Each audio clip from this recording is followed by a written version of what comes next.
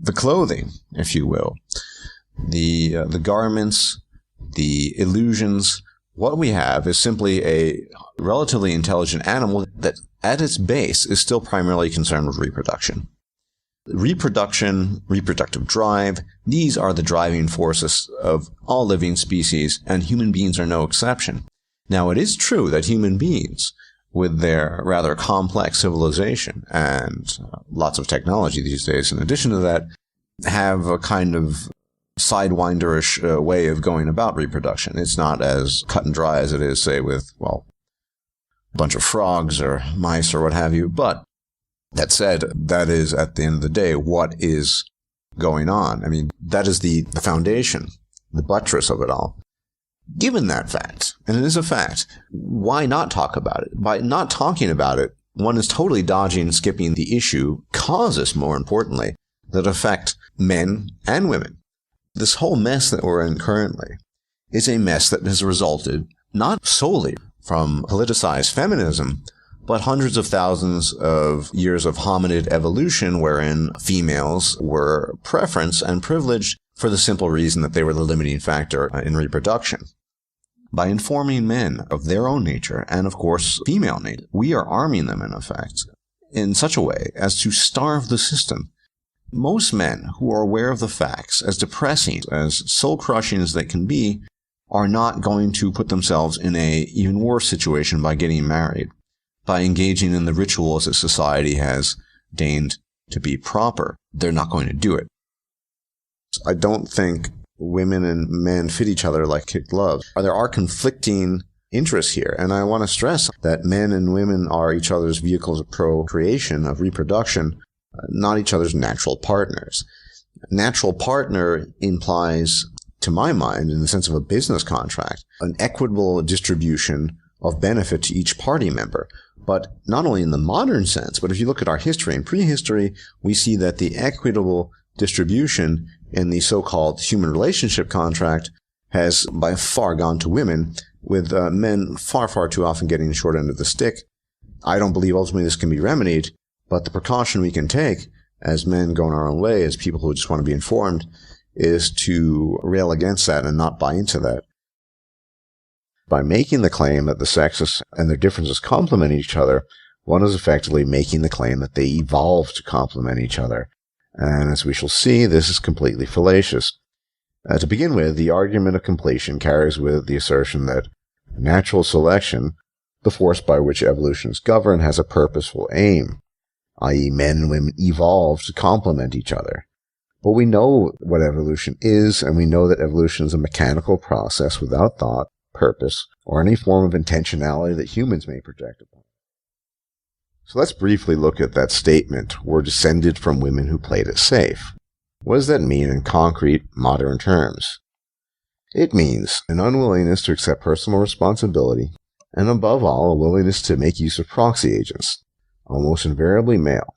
Proxy agents for violence, proxy agents for the absorption of violence, proxy agents for resource provision, proxy agents for everything.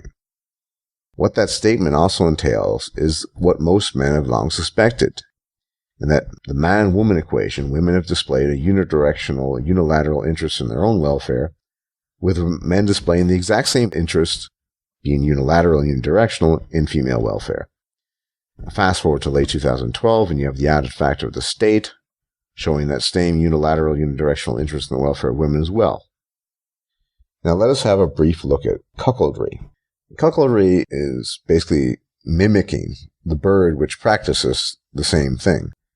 And cuckoldry in humans is simply when one man donates the sperm and another man raises the child that resulted from that sperm.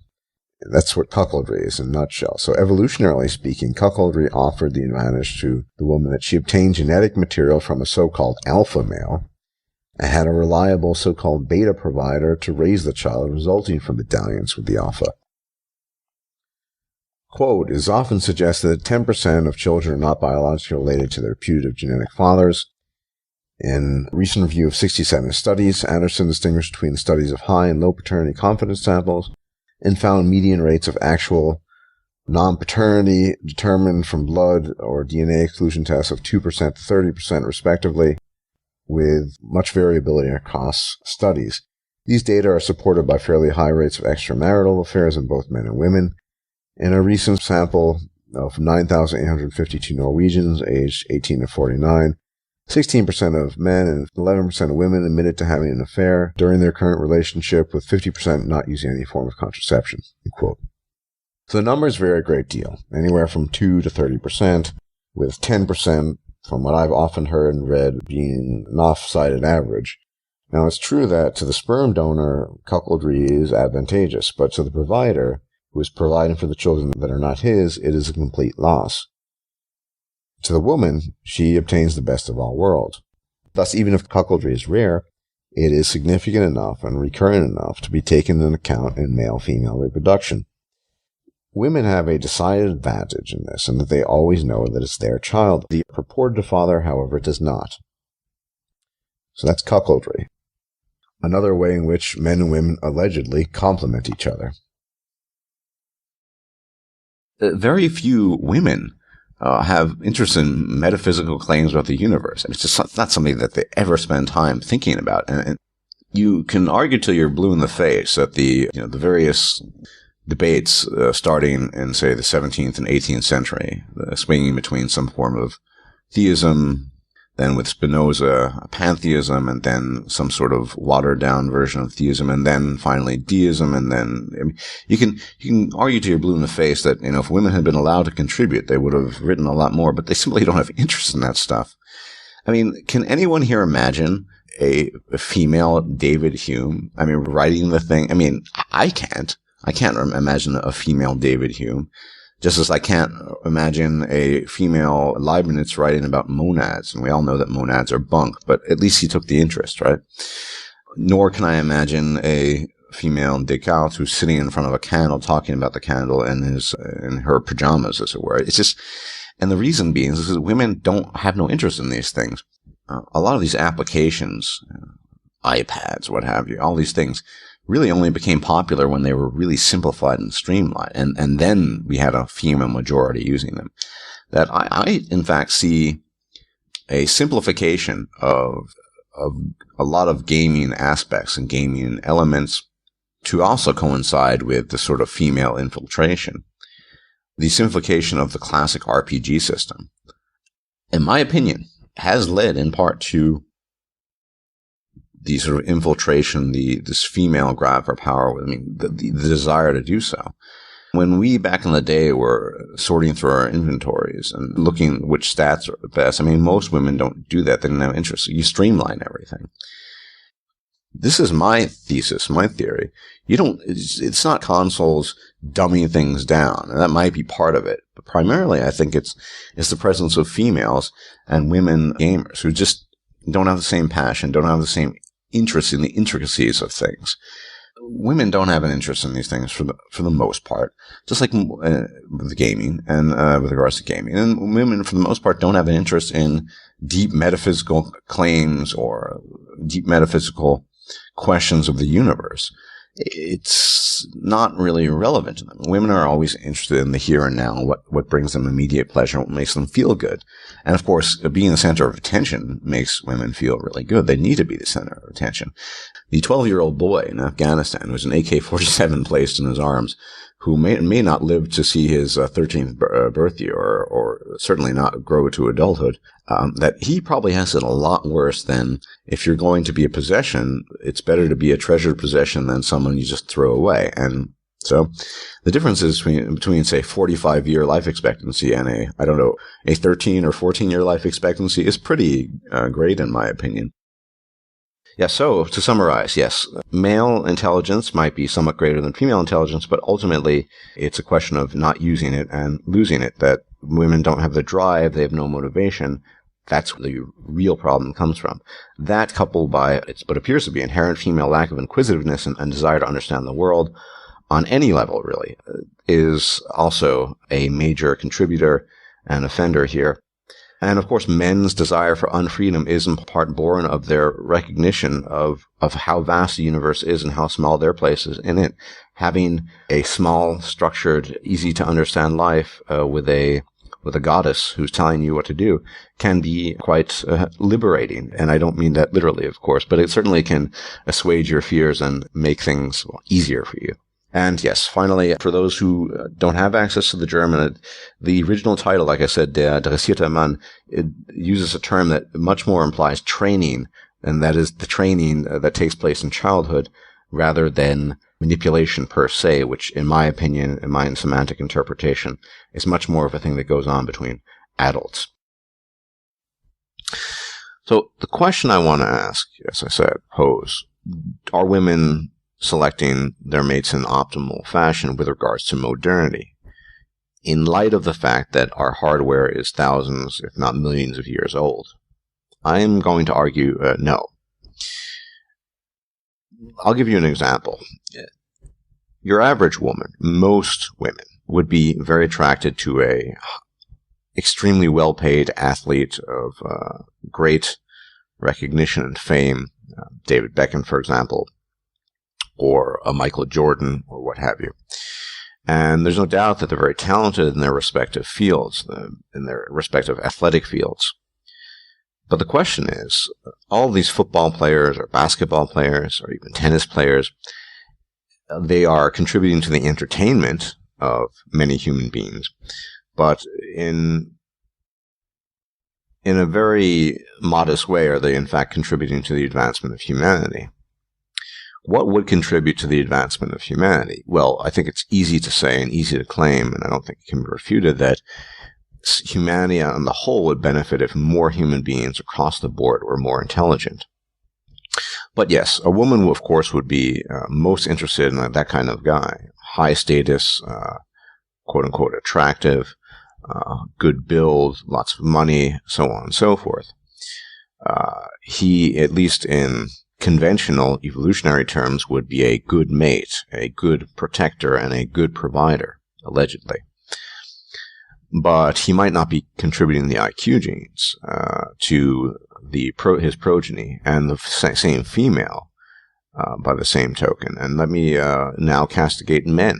Yes, I'm castigating myself as well for our mate selection preferences. We always seek fecundity in females. We like the hip-bust ratio, relatively slim women, large breasts, shapely curves, neotenous facial features, youthful, and so on and so forth. However, it's very rare that such women bear great degrees of intelligence. It's extremely rare, in fact. Where's the problem here? The problem is that if we want to advance as a species, we need to take into account these things. That despite all of our visceral instincts in our gut and in the reptilian hindbrain and so on and so forth, that those are not the kinds of people that will be most beneficial to advancing humanity. What kinds of people would be most beneficial? Well, I look at history, and it's very revealing. Let's look at Isaac Newton and Gottfried Wilhelm Leibniz, both of whom are credited with discovering calculus. I mean, they both, it's safe to say they sort of simultaneously discovered calculus and its applications. These were men of just tremendous, tremendous intellectual capacity. As far as their personal lives were concerned, Newton was notoriously scornful of women. He thought they were a needless distraction, and they got in the way of his work. And Leibniz was, well, we know he never really settled down. He was never married. He was a bachelor his entire life, and not much more is known in that regard about him. So these are the kinds of men who were just ruthlessly devoted to their intellectual pursuits and didn't really have very much time for the whole mating game. It seems men of that kind of caliber don't, on some level, lose their interest in women because their minds are able to comprehend reality on a far greater level, and they're able to get results from that. Even if we just talk about artistic mastery, look at some of the great masters of the Renaissance. And I'm not talking about the postmodern muck mire that we're in today, but guys like Michelangelo or Da Vinci. Michelangelo was almost certainly gay. Da Vinci it's highly likely that he was gay. Of course, they didn't have any interest in women, yet I would argue those two gentlemen are perhaps the greatest, most skillful artists, painters, sculptors that have ever lived. Again, not much interest in the mating game. In their case, they were gay. So you see sort of a recurrent pattern. It's not always true. You know, Einstein married and mated, and there does seem to be an overwhelming tendency in the greatest minds of history. So first, the kinds of men that would rightly advance humanity are not the kinds of men, A, that women want, and B, those self-same men don't really have that much interest in women to begin with, it seems. One issue I want to touch on is this issue of status vis-a-vis wealth. Now, it is true that wealth is, of course, important, but I'm going to argue that having lots of money, even if you've earned it in a legitimate fashion, is not a one-to-one match in terms of intelligence. It doesn't directly correlate with intelligence. I mean, as I said, some of the Leibniz was never particularly wealthy, and like I said, he's one of the greatest minds who ever lived, and so on and so forth. There's no direct correlation between high degrees of intelligence and massive quantities of wealth. Sometimes that's true. I mean, look at Bill Gates. He's obviously extremely bright and was able to capitalize on it. But for those of the intellectual persuasion, say in the abstract hard sciences view, theoretical physics, for example, it's unlikely that that's going to have a direct payoff, at least in the lifetime of one individual. Much more so, it's going to happen later down the line.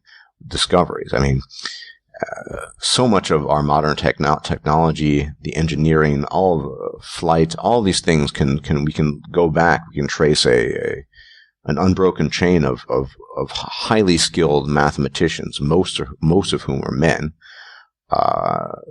who discovered formulas and streamlined them, and of course Newton, Leibniz, they're among them, and so.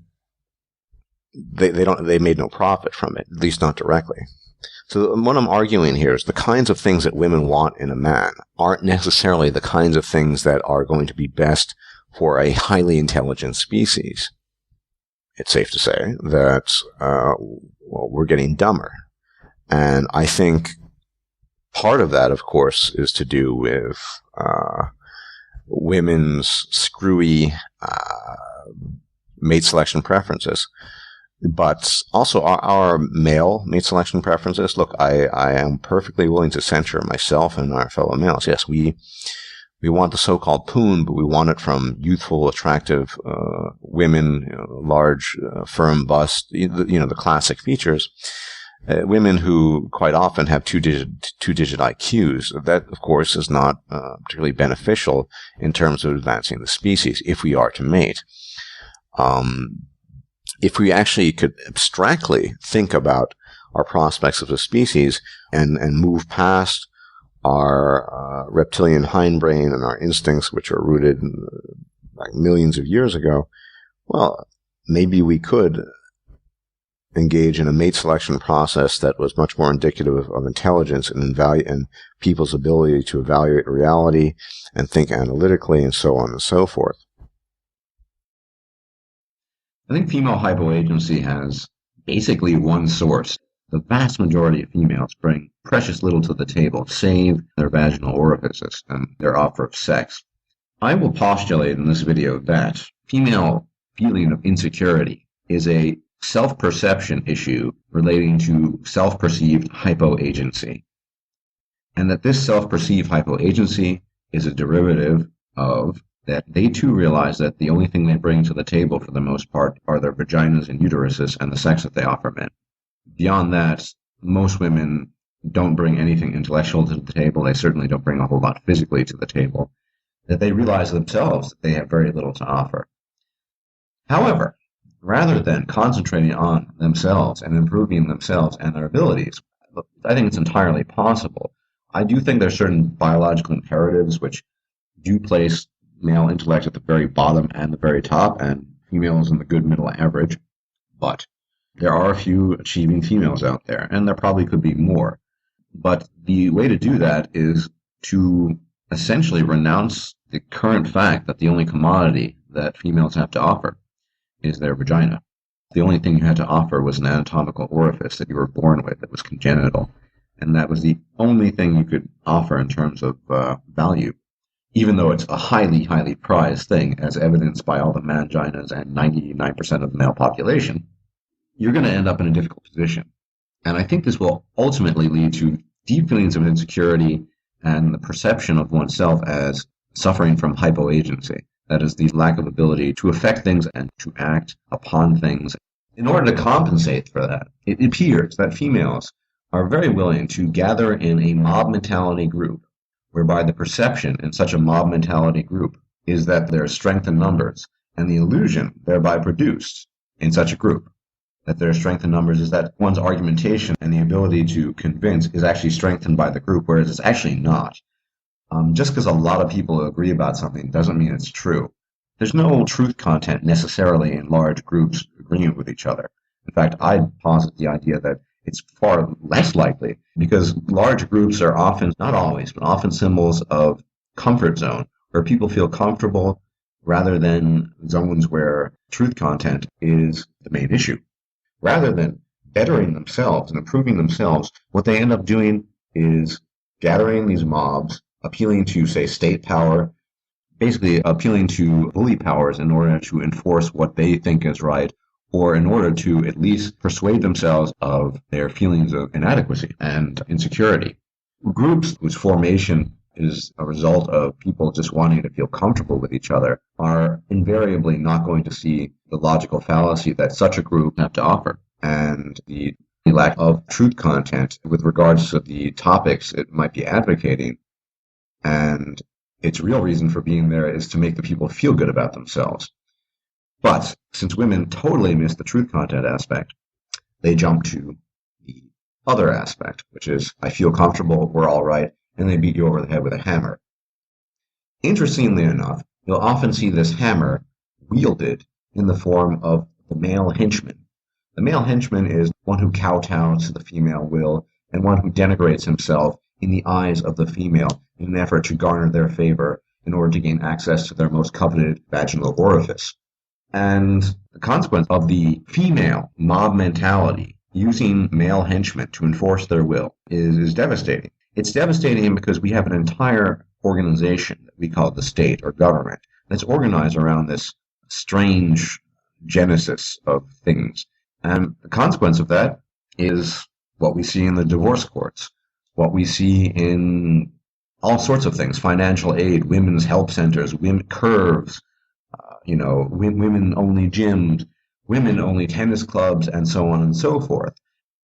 On the whole, men are much more inclined to accept truth, even if it's unpleasant, and to appreciate the truth over merely feeling comfortable. Women seem to inevitably be more about comfort. We don't want to admit it. Part of being a man is, of course, being alone. We exist for ourselves, and generally speaking, people don't give a shit about us unless we're doing something important. And the minute we stop doing something important, we're not important anymore. The world is afloat with well-meaning fairy tales of all manner and all sorts, and myths that are told and continue to be told in an effort to assuage our fears, to make us feel better about the reality we live in. And indeed, they can. Sometimes I come to the conclusion that delusion, mass delusion, and the illusions that lead to that delusion are a requirement for some people. For whatever reason, these people lack the capacity to accept the truth on its own terms. Women do not love men. They do not love men. There's no woman who's going to embrace you in open arms and take away your worries and pains and cares and wants and needs. This is an illusion. This is the illusion you've been fed since your childhood. And as much as you want it to be true, it's not, and it never will be true. And I know that pains many men to hear, and I know that's the message that men do not want to hear. And I know that's part of a lot of the hostility towards men going their own way. This is the harsh reality that men need to accept, and many men just aren't there yet. They don't want to accept it. Love is a sham. It always has been. It doesn't exist. So I would strongly urge you to start looking at reality as it is. There are many people, mostly adults, who believe in all sorts of things which are patently false because it makes them feel good, or they want to have hope. Unfortunately, hope is amorphous and lacks real content. As I've said in the past, hope is the denial of reality. It is the carrot dangled before the draft horse in a vain attempt to keep it prodding on. The question you need to ask yourself as a man is, what are you prodding on for? I realize how difficult this is. I think this is, at the end of the day, the crux and the core of the issue. It is extremely painful to the male being to realize, accept, and then finally internalize that there is no woman out there who will love you. Women do not know love. And given, as has been discussed recently, the mechanization and technological advancement of modern society, they don't even need men's resources anymore, although they don't mind stealing them. There is no female angelic figure out there who's going to save you from the pain of your loneliness, who's going to show you compassion, who's going to help you. It doesn't exist. Yeah, I know. It clearly is to many men a painful realization, and the internalization of that realization is more painful. But at some point in time, you need to move past that. If at one point in time in your life, the greatest sense of fulfillment was the companionship of a woman, you need to find a new sense of fulfillment that does not reside in the companionship of a woman. If you have seen past the illusion, if you've taken the red pill, you can't go back.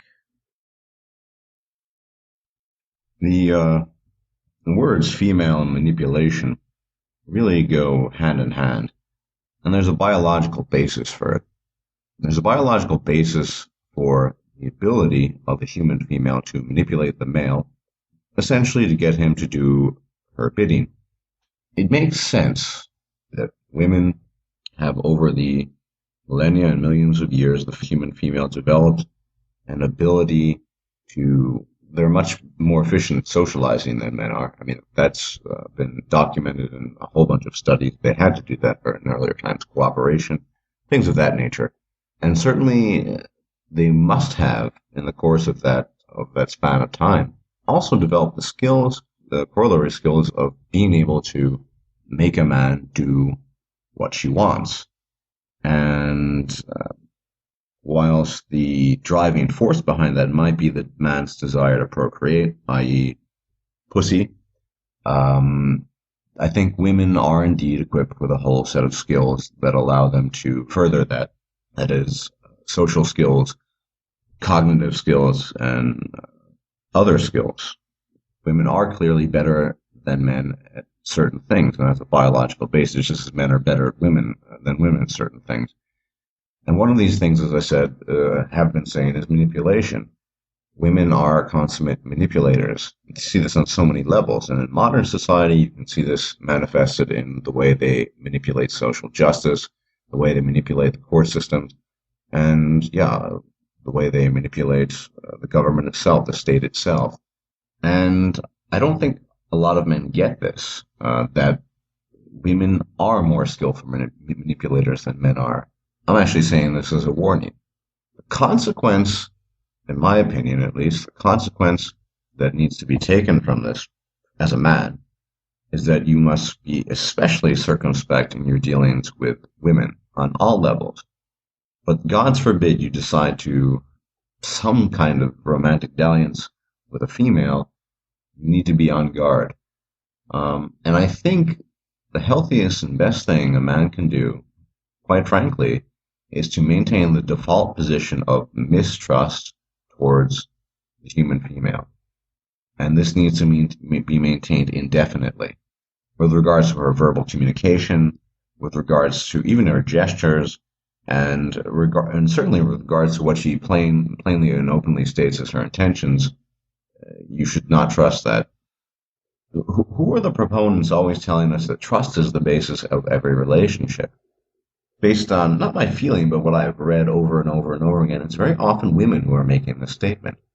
Tell men, you need to trust me, and the relationship cannot work without trust. It is essentially telling the man to drop his guard. Don't be as cautious. Don't be distrustful. You can trust me. Many men do that. I think it's not a good idea. It's not a good idea at all. I think it's downright dangerous in many ways. And of course, always, always remain aware that a woman will always put her own interests ahead of yours, and that she has no interest in you beyond that which you can do for her. If you actually feel content in that role, a thing of human doings, as many have said, as opposed to a human being, then remember that A, you will be manipulated, and B, those doings will be manipulated as well, and C, as soon as you can't do anymore, you will be done away with. And it certainly seems to be the case. Honor is the province of men. We are much more inclined to honor our debts, be they financially or the debts of friendship, the bonds of friendship. Women are creatures of duplicity. They are creatures that ride the wave. They are parasitic creatures. They have no sense of honor. They look at everything around them as a utility. Female creature is unaware of any concept of personhood, because everything is a utility to her. It's a utility to promote her interests, to move her ahead, to garner her advantages. We are essentially fighting a war. There's no question about that. These are all their crowning achievements. Their duplicity, their ability to manipulate their lives. They're better at it because they're psychologically more sophisticated. Good for them. They can take their psychological sophistication and, twiddle their thumbs with it. And we can take our superior intellect and get the hell out of Dodge. That's my take on it.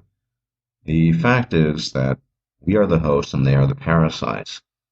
The parasite needs the hosts. And the fact is that women, as a collective, would simply die off, and the vast majority would not be able to continue with their lives without men to lie to manipulate in order to garner resources.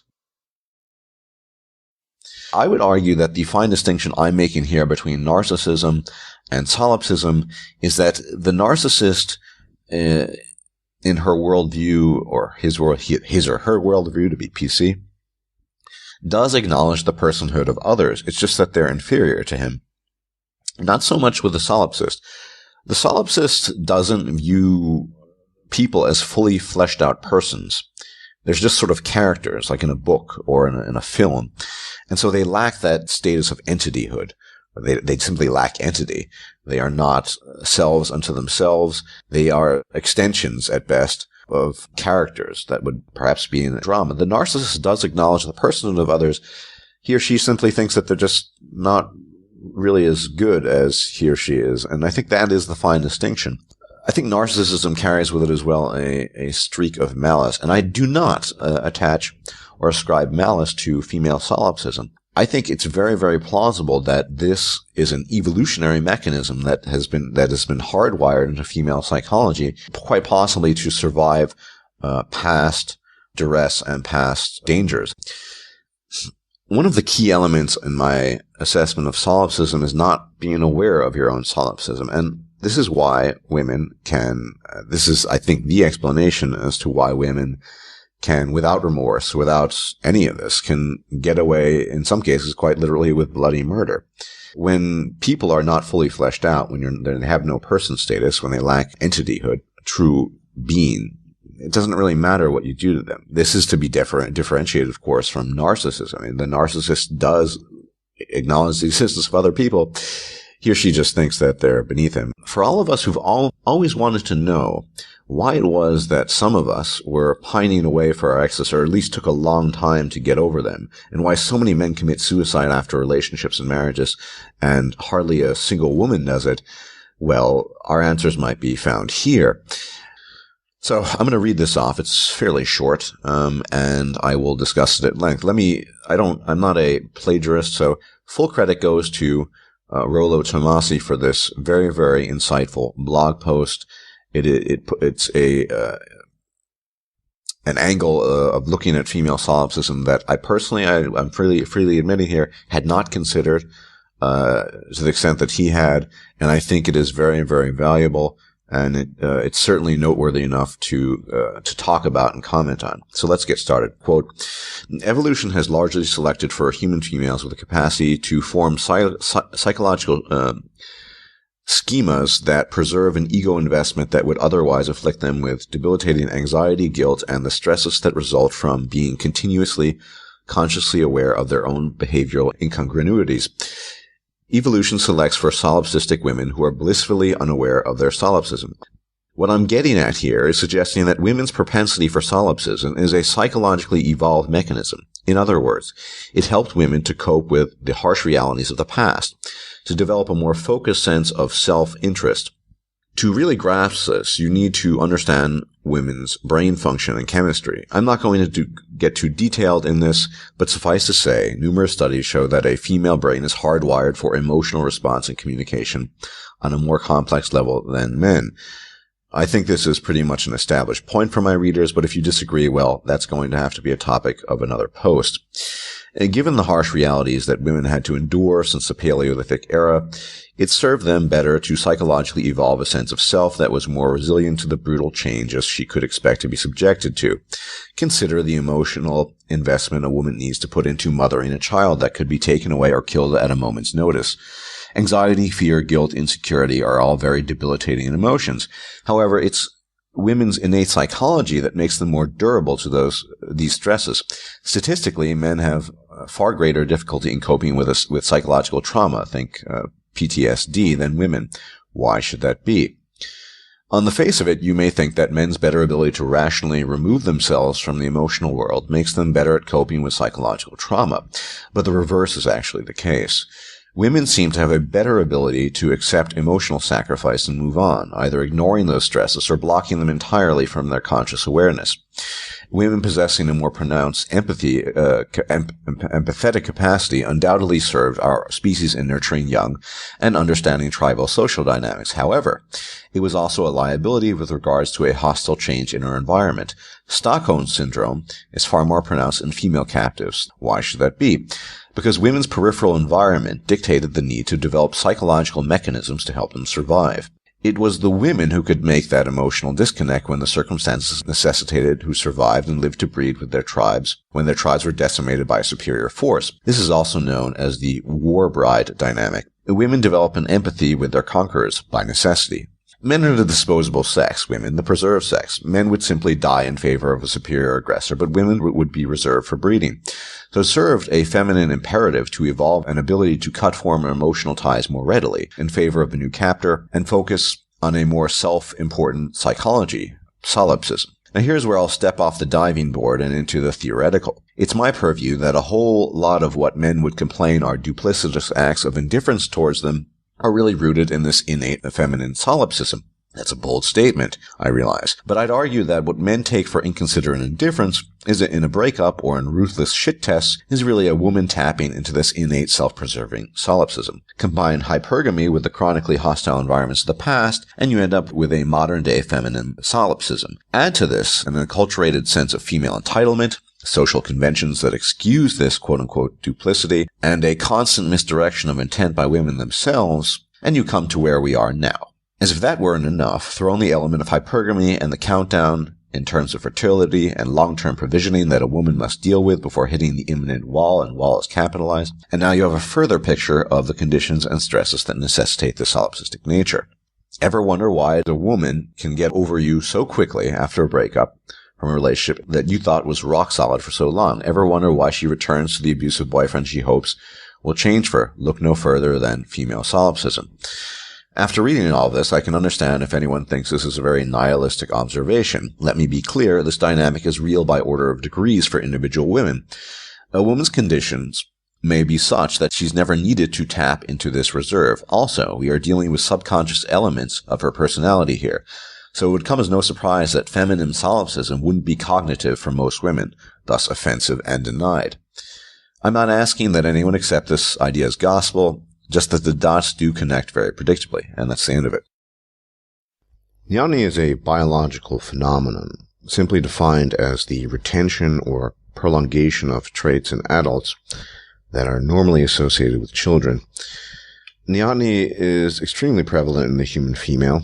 Over time and uncounted generations, evolution selected for neotenous features in the human female because, for whatever reason, Human males express their preference for neotenous females in offering their labor, provision, and resources to this group, as opposed to females with fewer neotenous features, and mating with them, thus providing increased chances of greater neoteny in female offspring, and raising highly neotenous features to be a standard that is now effectively the standard across the globe, irrespective of culture or country when it comes to the preferences of men in choosing mates. Since neoteny on its own is a purely biological phenomenon, it will likely have given birth to social phenomena related to it, inasmuch as a biological phenomenon is the precursor to a social and cultural phenomenon by dint of simple precedents. We are also aware of hypo-agency, a term I coined a while back to describe women's seeming unwillingness or inability to effect changes upon the world directly, often working through proxy agents, i.e. men. Hypo-agency is also clearly a derivative of selective pressures in the past, when the environment our ancestors lived in was radically different to the current one, and the average male's superior strength, as an example, put him in what was essentially a caretaker role to the female. And because we had lived in such a harsh environment that likely required such a setup for far longer than the current one of comfort extraordinaire, this phenomenon of hypoagency has become ingrained in the human psyche, both in the female, in her perception of herself, and male perception of women.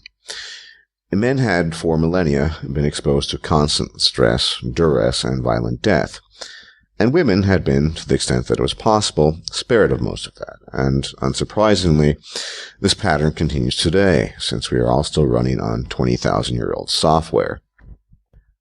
Children are not endowed with a sense of responsibility. This must be learnt and acquired.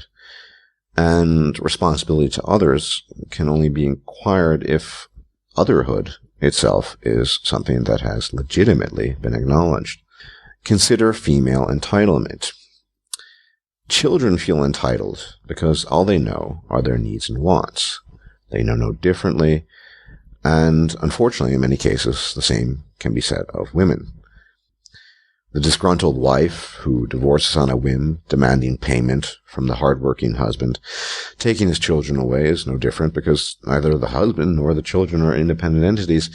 Indeed, how often do we hear women speak in almost symbiotic terms of the child growing in their wombs? The husband owes her the money because that is what she wants. The children are extensions of herself, and thus there is no question of custody. And neither is it different in the case of the female who maintains a quote-unquote serious relationship with one man who provides her with financial services and gifts, and simultaneously keeps a lover on the side to service her sexual needs. A person possessed of a solipsistic worldview does not need to justify or rationalize any of this, since everything outside the self is there to serve the self, as is the case with a child. Remorse, regret, guilt, these feelings are foreign, and wrongdoing can easily be broken down into the simplistic formula of, quote, does it make me feel good or does it not, end quote. By commitment, I believe at least, in gyno speak, women are referring to a term or concept whereby the man essentially shackles himself to the woman and does her bidding. I think commitment is essentially a euphemistic term for servility, and maybe I would go so far as to say slavery, a kind of domestic slavery. And the reason why I say that is because it's clear that when a woman speaks of commitment, she desires the man to subordinate himself, his desires, and to submit to her wishes and desires, and to submit himself to her, whereby she is the priority in every respect. That is really what commitment boils down to. But let's talk about the term commitment phobe. Now, it's very obvious that this is a shaming term. Why in gyno speech do they use this term? Well, first off, he has a phobia, so he's afraid. So there's the fear. It's a negative term. He's fearful, and he doesn't want to commit. He doesn't want to join in this wonderful bonding and what have you. Commitment phobe, it's claimed, The reason why they don't want to commit is so they can have sex with multiple partners. In very few cases, this is actually the case. Whether there are men going their own way or not, at least in an active manner, they don't want to commit for a very different reason, for several different reasons. But I think the actual interpretation of the term commitment phobe is probably closer to liberty lover or freedom lover, someone who prizes his own freedom and his autonomy over that of subordination and self-abasement and self-imposed slavery towards the will of another, towards the will of the vaginally endowed. The term is a shaming term and it's negative because that's how women, well, and mangines and others, but essentially women, score points and make men feel bad because men, in some cases, refuse to do their bidding and execute their will.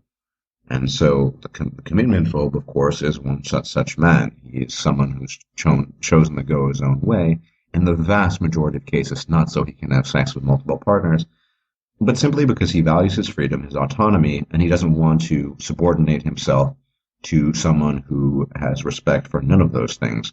Let's turn the tables here for a little bit, and let's consider the concept of a female commitment phobe. But we don't use that term for females, do we? You know, when a woman doesn't want to be in a relationship or wants to go on her own, tackle the world on her own, she is a strong, independent woman, someone to be admired. When a man does that, he's a loner, a loser, and a commitment phobe. So we see, of course, as usual, the double standard. And so it is the expectation put upon men to engage in so-called commitment, and self-abasement and slavery towards the woman. So ultimately, commitment is nothing else than slavery. It is a form of subordination and total subordination. Remember, because the man's wishes in a relationship really don't count. To the extent that the man can fulfill the woman's wishes, she might throw him a bone or what have you, just like a dog, essentially. That's how he's treated. And fuck the manginas who concede to it and acquiesce to it.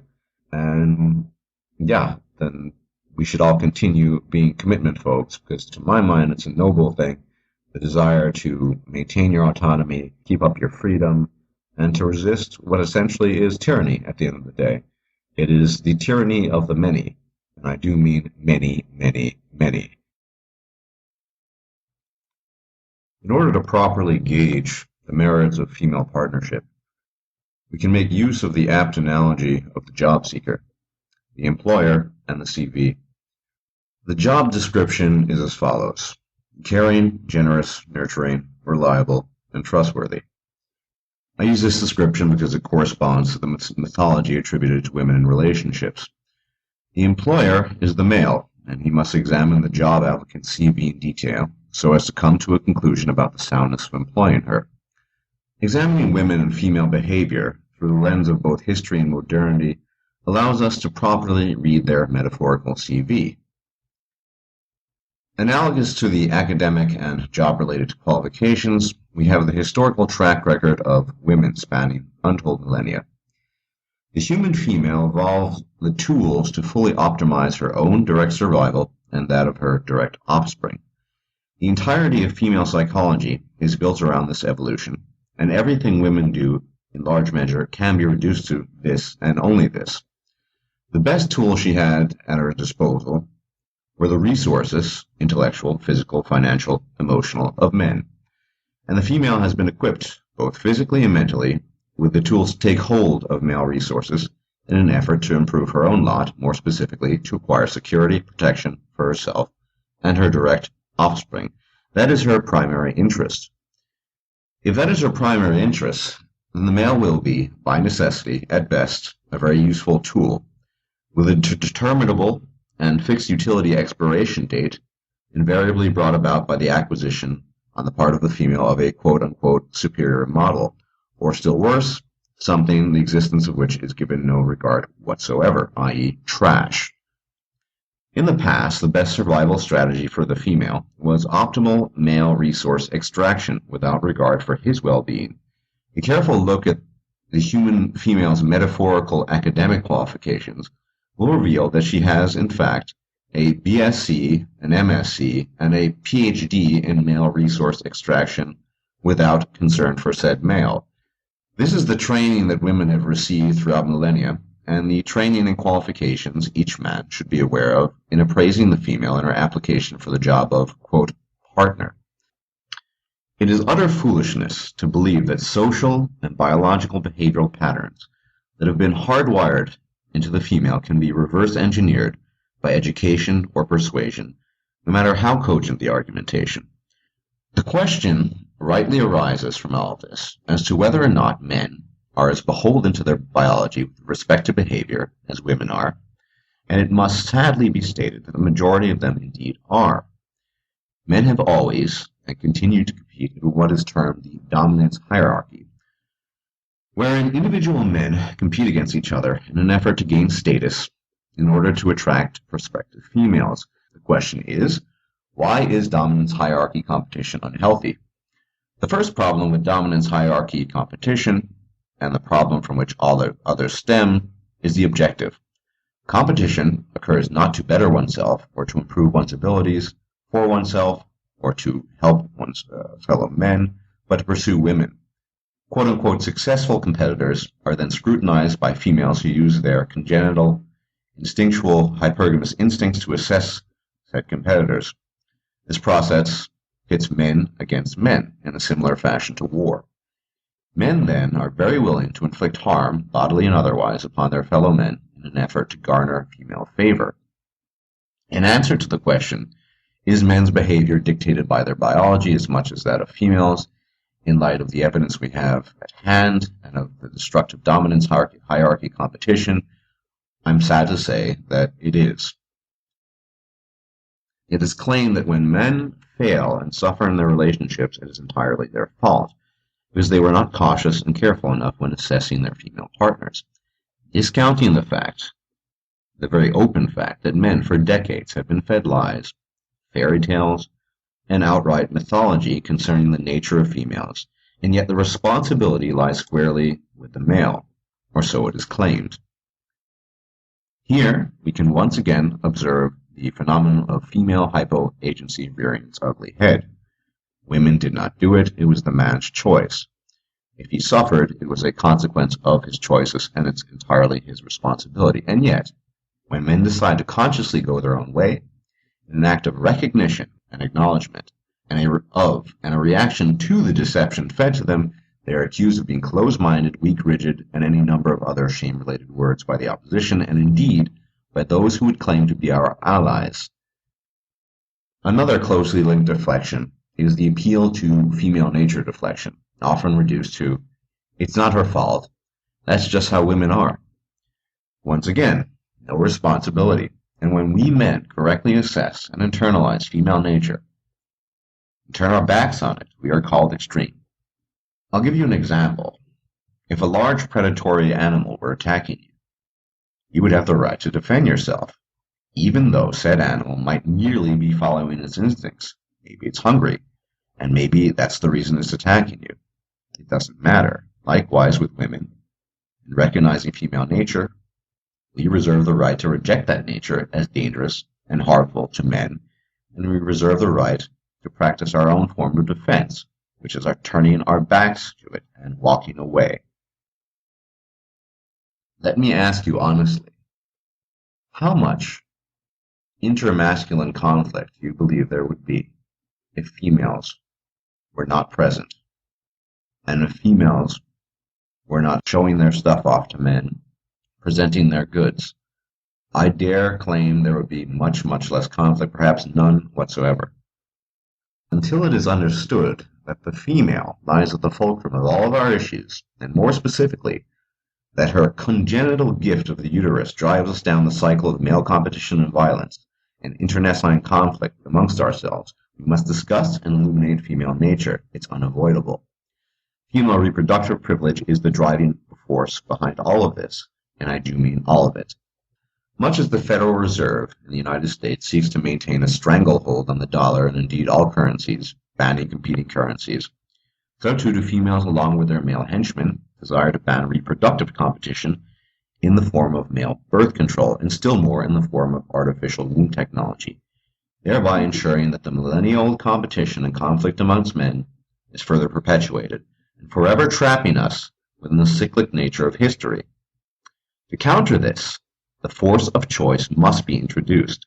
Men can and shall have the option in the future to either pair with a female and engage in natural procreation, ensuring the cycle of unhealthy male competition, or opting for the artificial womb, decoupling the female from her sole source of power and influence, and thereby forcing her to develop genuine qualities and helpful skills, and also liberating men from a cycle of violence committed for the sake of females and against each other since time immemorial.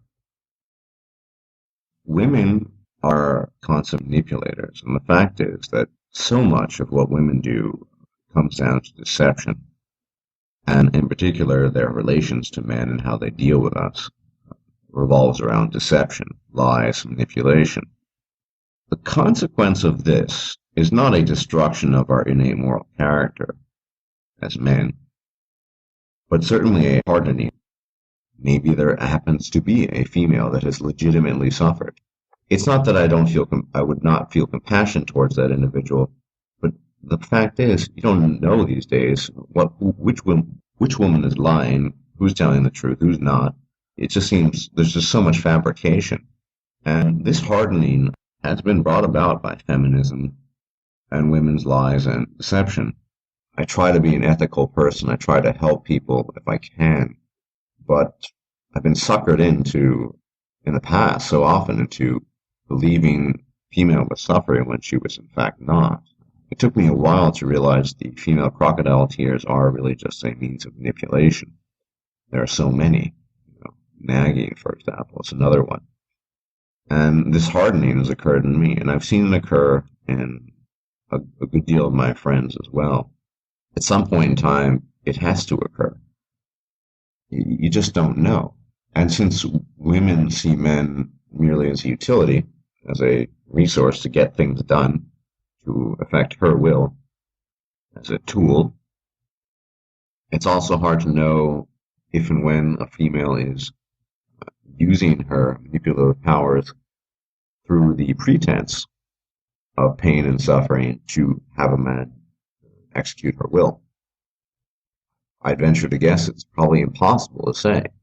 Suffice to say, what I've said before remains the default position, that of mistrust. Better to be safe than sorry. And once again, we come back to the position of this hardening, that we become, rightly so, reluctant to display kindness because we don't know what we're dealing with. We simply cannot identify legitimate cases of suffering, of pain, of women in genuine need. All too often, it's simply not the case, and sometimes that's very overt, just total BS. And sometimes it's not, but we have been put in this position, and it actually is the only tenable, only reasonable position to be in, given the circumstances, in my humble opinion. We cannot swallow the blue pill again, although the one character, the traitor, he wants to take the blue pill again and just forget everything. But that's not even a possibility, and there's no going back. So all the knowledge that we possess about what we're up against and our position in the world, not even society, in the world throughout the ages, essentially is cheap slave labor with no inherent value beyond what we can do for others. Be it be sent off to die in a war against other men that never done anything to us, or to simply live your life out as a worker drone, performing deeds for a faceless society that doesn't give a shit or a rat's ass about your well-being. We can't go back to not seeing that. And one of the consequences of that, once again, is this hardening, that we have withdrawn our support and our desire to support with the enemy out there. We don't even know what we're dealing with. A few women out there who are actually legitimately suffering. As more and more men in the world and in society, more and more men you encounter withdraw and have become morally hardened, as it were, and you lose their empathy and their sympathy and their support. You don't need to look to the men. Look to your fellow women. Look to the feminists. They've created this toxic atmosphere Feminism is a extension of that self-serving nature, and so everything is a tool to feminism to promote an agenda of making sure they keep their power and their level of comfort. If you suffer legitimately as a woman, make no mistake, feminists will take advantage of that. She's not going to offer you legitimate compassion. She will use you as a great example in an effort to produce more propaganda for the purpose of society-wide manipulation. So feminism, in many ways, is the epitome of that self-serving, manipulative female nature. You know, we saw this men who weren't willing to just throw their lives away for the sake of so-called women and children on a sinking ship. We're not going to do that anymore because we know you don't value it. And we know you don't give a shit about it. We're not going to fucking throw our lives away just because you think that's the right thing to do. Now, I've thought of a metaphor and analogy for NALT and for this whole ludicrous nonsense about you need to be more careful, you need to be more circumspect, and no doubt, I mean, in general in life, you need to be circumspect. But somehow that ultimately the blame lies on my shoulders, and indeed on all of my fellow men's shoulders. Well, the analogy I like to think of is when someone says NALT, and if the heterosexual man were to perceive a woman as a extremely nutritious and, I mean, I'm not saying this is necessarily true, but let's say this is our perception of what woman is based on our biological instinct. Nutritious fruit or berry with a credible amount of nutrients, vitamins, a great amino acid profile, and everything you could possibly want in a form of sustenance. And it is, to begin with, a rare berry, so it's very difficult to find. And this berry only grows underneath nettle plants. Now, for those of you who might not know what a nettle are, these plants with these sort of razor-sharp thorns and leaves. The analogy I'm trying to make is you have this field with these berries, and everywhere you want to look, it's covered in nettles, and inevitably, you're probably going to cut yourself. What's more, beyond the nettles, most of these berries are not only rare, but there is a species of berries that's nearly identical in appearance to it, and it's highly poisonous and toxic. In any given field, I'll be generous, 99% of those berries will be the imitation berry, the toxic one. And you might have 1% of the highly nutritious, highly sought-after berry that will provide all the nutrients for your sustenance, buried underneath a never-ending series of nettles. Well, that's pretty much what the odds are with regards to women, if I'm being generous. And so that is what the blame game deflection comes down to, is that instead of realizing that the field is covered in rather dangerous and abrasive nettles, and that this imitation species berry is everywhere you look, is it statistically probable that you're going to find the highly sought-after berry that will give you all the nutrients and sustain you? No, probably not. In fact, very, very unlikely if you just look at it statistically. And yet, we hear all the time, it is your fault. You need to be more selective. You need to be more careful, more circumspect. And it really is, particularly when talking to women, although you hear it unfortunately from men as well, a never-ending series of deflections. And NALT is simply just one of them. But they have several things in common. They're vacuous, that is, they lack real content, and they explain nothing. If you ask a woman, for example, let's take for granted that your so-called explanation, not all women are like that, is accurate. Why are some women like that then? And I say some to some extent to smooth things over to the extent where I can actually have a discussion, which is almost impossible anyway. The explanation I got a few times I mentioned is that because you, that is the man, is looking for that type of woman, so it is ultimately your fault. There is never, and I repeat never, an examination of why the women themselves are behaving this way. Are there societal forces at work? Are there biological forces at work? Are there sociological forces at work? All converging on one point to create what one could only describe as a monstrosity. Of course not. You're the guy, you're the man, it's your fault. And so I have to think and say that maybe it's not even worth talking to women about this. I'm not even talking about feminists, I'm just talking about your average woman who refuses to acknowledge her privilege, who doesn't want to have a rational discussion. Well, since when do women... This is a conclusion I have come to, that it simply does not matter what you say if you want to have a rational discussion and talk about details about anything. Now, let's reverse this just briefly. If we're talking about a woman, I highly doubt that she will be told either by her girlfriends or even by men that it's her fault. No, then you go to the so-called generalization, the generalizations which aren't very testable in actual reality, but never mind that. Men are pigs, men are this, men are violent. He didn't respect you enough. How often have you heard that? He didn't respect you enough because he didn't want to buy you XYZ jewelry or take you out to a fancy dinner.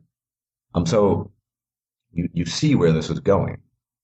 Women are not interested in explanation. They're also not particularly interested in how things work for the most part. So this is, I think, an extension of that. They don't want to understand why things are the way they are. And so they employ these deflections. These are my final thoughts on NALT. Let's look at NALT logically. NALT standing for not all women are like that. If you look at it in terms of formal logic, if NALT, not all women are like that, therefore some women must be like that, because not all women that are like that implies some women are like that. The frequency of which this excuse is offered, then you quickly arrive at many women are like that. There's a direct correspondence to that. So the fact that not all women are like that, as they like to claim, implies the further fact that some women are like that, and the frequency with which this excuse is given, this deflection, gives further implication of many women indeed are like that. Are there exceptions? Well, there are always needles in the pan-dimensional haystack, as it were. The final point being that NALT has no explicative power. It doesn't explain anything. It doesn't tell you anything. It doesn't, in particular, answer why, at the very, very least, and I'm being beyond generous, some women are indeed like that. It is a deflection because it doesn't explain anything. That is the problem with NALT. You have a woman who basically just tells you women marry for money and for resources, and it's their right, and it's the proper thing to do. With a plethora of women underneath signing comments and rebuffing the men who say, oh, that's disgusting behavior, and so on and so forth. The point of marriage is to give women money. That's why you get married, right? It's not to make the man happy, give him a sense of satisfaction from having a family, a sense of accomplishment, any self-respect. It's to give women money. It's very clear. It's obvious. In fact, the woman says it. Sadly, there are men, apparently, who have money, who believe that women actually are interested in who they are as opposed to what they can do for them. I want to talk a little bit about Briffault's law, something I think that every man should know about, extremely, extremely important. All men should know about it. It's probably, when dealing with women, the single most important thing you can know as a man. Briffault's law states, the female, not the male, determines all the conditions of the animal family. Where the female can derive no benefit from association with the male, no such association takes place. Corollary 1. Past benefit provided by the male does not provide for continued or future association. Corollary 2. Any agreement where the male provides a current benefit in return for a promise of future association is null and void as soon as the male has provided the benefit. See Corollary 1. 3. A promise of future benefit has limited influence on current/future association, with the influence inversely proportionate to the length of time until the benefit will be given, and directly proportionate to the degree to which the female trusts the male. And then in brackets, which is not bloody likely. We as men have a concept of commitment of debt. If someone, even if I don't like the person, if someone does something for me, I do feel in some sense obligated to discharge, at the very least, discharge that debt. The female feels no such compunction. That means that even if a male has provided for her well-being for 10 years, and for whatever reasons, perhaps he falls ill, or he has an injury, or it doesn't matter what the reasons are, although certainly being ill and injured is a good reason, would be a logical reason, she will not continue her association with him. Why? Because he's no longer providing the benefit. But rest assured, and do not doubt, that a woman will only associate with a male based on the benefit she potentially sees in him. Loyalty, honor, gratitude, and duty are male values that we men project on women, but which very few to no women actually possess. And make no mistake, you have never been and never will be part of what is hers. What are hers will be first herself, then her biological children, then her parents, then her siblings, and then the rest of her blood relatives. The biological imperative has always been to extend her bloodline. It stops there, and it always will. This is true everywhere in the world. Get over it. This can be saddening, and indeed it is, to me at least. But these are the facts, unfortunately. That is how the female operates. Relationship, according to Brifo's law, and you don't even need that to see that, is simply a business transaction. Most of the time, the man is paying for sex and perhaps access to reproduction in exchange for his financial resources, money, things he can buy, and level of comfort provided to the woman. She might simply enjoy the attention, this is very common, lavished upon her by Bob. She might enjoy his servitude, his willingness to essentially get down on the knees and take it up the ass, metaphorically speaking. So there are a lot of ways to interpret benefit. Benefit need not necessarily be just money. That should be clear. And it's often, I mention this, and I want to stress this, because so many men are willing to overlook that. She's not into my money, so she's not a superficial or person or what have you. At the end of the day, she will be looking for some kind of benefit. In some ways, the financial transaction benefit is the most transparent and the easiest to deal with. What I would suggest, what I think might be wise, is if a man chooses to enter into a relationship, or, well, let's just say relationship, marriage is, we know what marriage is about, then the man should, prior to entering the relationship, be aware of what the benefit is to the female. Once again, if it's cut and dry, if it's just an issue of finances, let's say the man has money, then it's pretty clear what the female is looking for. And consequently, as long as he can provide for her financially, he'll have most likely continued access to her vagina or whatever else he might seek from her. In some cases, one benefit seen in one man outweighs the other, or it could be a combination of benefits. Remember, women are always looking for one leg up. They're looking for a way to improve their situations. And so they will, if they see a man who can provide a better benefit, rest assured you will be chucked out the door, out the window. There's no doubt about that. This cannot be stressed enough, and I apologize if it's repetitive. Remember, you have no humanity, no personhood in the eyes of a woman. You are merely a tool. You are merely a utility. That is your only purpose, is to serve her interests. And she is willing to give you sex in return, perhaps some feigned motherly sense of comfort at best. But all those quote-unquote gifts, or rather the services rendered for the contract, will cease to be once she finds someone else who can provide a better benefit. Maybe she'll even cuckold. Maybe she'll have children with that guy, and you take care of them because you're the good father. Potentially, if you're not a father, but you see my point. Quote, half of all women would lie to their husbands or partners to keep their relationship going if they became pregnant by another man, a survey said today. Figures showed 1 woman in 2 would not tell her man that the baby she was carrying was not his if she wanted him to stay. They also said 4 out of 10, 42%, would lie about contraception in order to get pregnant in spite of the wishes of their partner. The new survey of women's attitudes to truth, relationships, and behavior said the overwhelming majority, 96%, admit to lying. So, right there, 42% of the survey samples taken, those Mancunian women would lie to their partners about contraception to trick him in order to get pregnant, in order to keep him, for example, in spite of the wishes of their partner. Women have no restraint about lying, deceiving. They'll do it. They don't care about the consequences. They don't care what happens to the man. They're thinking only about their own wishes. One of my subscribers sent me an article depicting a situation in Nova Scotia and Canada whereby the gentleman poked holes in the condom he was using whilst having intercourse with his girlfriend, and she became pregnant. This man as well, in this particular individual case, he was only thinking about his own wishes, and yet he's being charged with sexual assault and thrown in jail for 1.5 years. In the UK, in the United States, and in Canada apparently as well, it's that kind of behavior on the part of women is not considered criminal.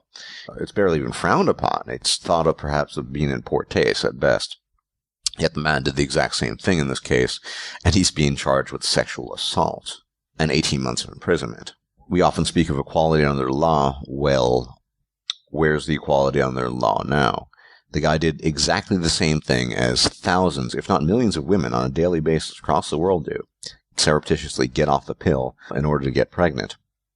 However you swing it, if you want equality under the law, either this man did commit sexual assault, in which case 42% of those Mancunian women that were surveyed have or are willing to commit sexual assault as well as women who have in fact committed sexual assault in this way by lying, secretly getting off the pill in a deceitful act of betrayal. Or it's not. I mean, it's simply something frowned upon. This guy should not be charged with any criminal activity, either or. In a world which actually would strive for equality under the law and justice, either way, it would be just one outcome. You wouldn't have, well, women can get off the pill and trick their men into getting pregnant and then entrap them, but this guy, he's a man, so we're going to get him. We're going to charge him with sexual assault, and we're going to throw him in prison for 18 months. There are so many women out there who are willing to deceive their partners and get pregnant against partners' wishes. I cannot tell you the number of stories that I hear from subscribers, from people I game with, from men across the world, across the globe, in Japan, right? Where the woman seduces him or gets him drunk or however you want to imagine it, every possibility. And then a couple of weeks or months later, gets a phone call, well, I'm pregnant and I have your kid. I mean, this is horrific behavior. I mean, I think ultimately it should be considered criminal behavior, so this man should be punished. However, all the other women should be punished as well. You don't do this. Of course, in the article, it's claimed that women, of course, bear greater consequences for a pregnancy. Well, maybe for the first 9 months. But after that, she's going to be getting all the man's money for at least 18 years. So, well, I don't know if they take that aspect of the equation into account, but there's nothing criminal about a woman telling a man that she's taking contraception of some sort, the pill, and in fact, when she's not, and he trusts her, ejaculates in her, she becomes pregnant, and he has a baby all of a sudden on his hands that he didn't even want to begin with. I mean, that is just a horrific act of deception. You know? And this is why things like the male pill or real male contraception, not just the Jimmy, not just the condom, are really critical. I mean, in the future, if we live to see it, these kinds of innovations, because that will give men true influence and true power. I mean, no woman will be able to trick a man ever again. And I think men will be far more responsible in that regard, because when that happens, if it happens, men will be able to take the decision, I want a child now or not, and there will have to be consent on his part, because he cannot be forced in that case unless the woman sabotages his own birth control. But it's always his responsibility, even though women these days have 100% means of controlling whether or not they get pregnant. I mean, they have at least a dozen means of birth control. The chip they implant in their arm, they have diaphragms, they have the conventional anti-baby pill. The list goes on, and all a man has is getting his tubes cut or, well, the condom. The tubes cut, okay, but I mean, that's a serious operation. It's not nearly as easy as just popping a pill, despite what women claim. Once again, not really a fan of news stories, but kind of interesting story just cropped up.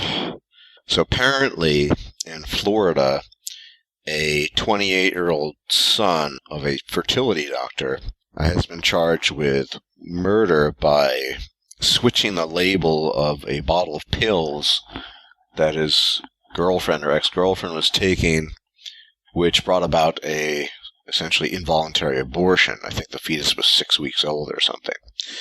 And the interesting thing is that he's being charged, he's put up on federal charges of murder. For the record, I technically support abortion, technically speaking, but I also support the right of the man to opt out. Let's just look at the dynamic here. Ultimately, it seems to be a question of opinion and a question of context as to whether or not a woman considers the fetus in her womb a life or not. If she desires to have the fetus and to bear it forth as a fully fledged human being, then it's a life. If she doesn't, it's just a fetus. I'm not going to get into the debate whether or not it actually is a life at 6 weeks or not. I think it's very relevant here. And I'm certainly not going to defend the rather horrific and monstrous machinations of the boyfriend who slipped her with the essentially abortion pill. But this is a slippery slope. It's kind of just an arbitrary designation depending on the context of whether a life is life or not. You know, if you hit a car with a pregnant woman and say the fetus dies, you can get charged for murder, accident or not, depending on the state, as far as I know, or that might be federal as well. This is a big problem. But what's the solution to solve the problem here? It's pretty simple, actually. The solution to solve the problem is to allow men to opt out. Now, what the guy did, it goes without saying, was horrific, but he adamantly did not want to have the child. Now, I don't know if he was concerned about being put up for child support or what have you, but the simple fact is that the problem itself would be solved without even needing to define what's a life and what's not a life and under what circumstances, if men simply had the option to opt out, to sign a piece of paper and say, I will have nothing to do with this child, it has no, barring my genetic relationship, to no relationship to him whatsoever, that's it, and he's gone. And the woman takes the child on her own as her responsibility. And that's it. Simple solution. Whether the fetus is life or not, it's not really relevant. What really is relevant is the father has no agency. He has no choice. He has no freedom of association. His freedom of association with the child is determined by the mother. If he doesn't want to associate, it doesn't matter, because she tells him whether or not he can associate. If he does, it doesn't matter, because she tells him he cannot associate with the child. Very simple solution, ladies and gentlemen.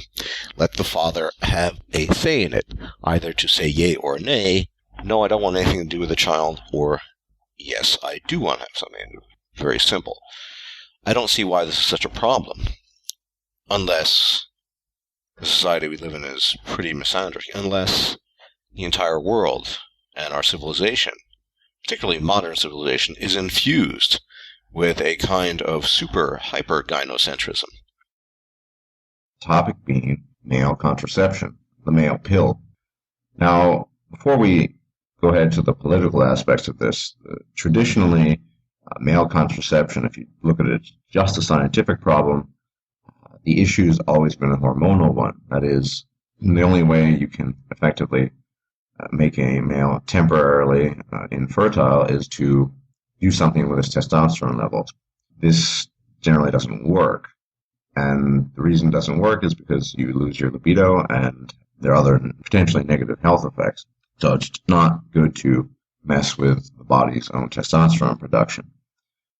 This doctor, through many decades of rigorous research into the field, the area of male reproduction, male contraception, eventually came across something what appears to be cottonseed, properties of cottonseed, that increase libido and at the same time render a male temporarily infertile.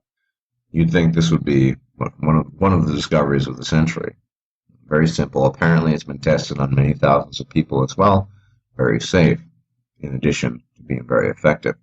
It's only temporary. According to him, after about 3 months, your fertility would return. Not available, but we have a male pill, a male contraceptive. Those are the medical and scientific aspects of it.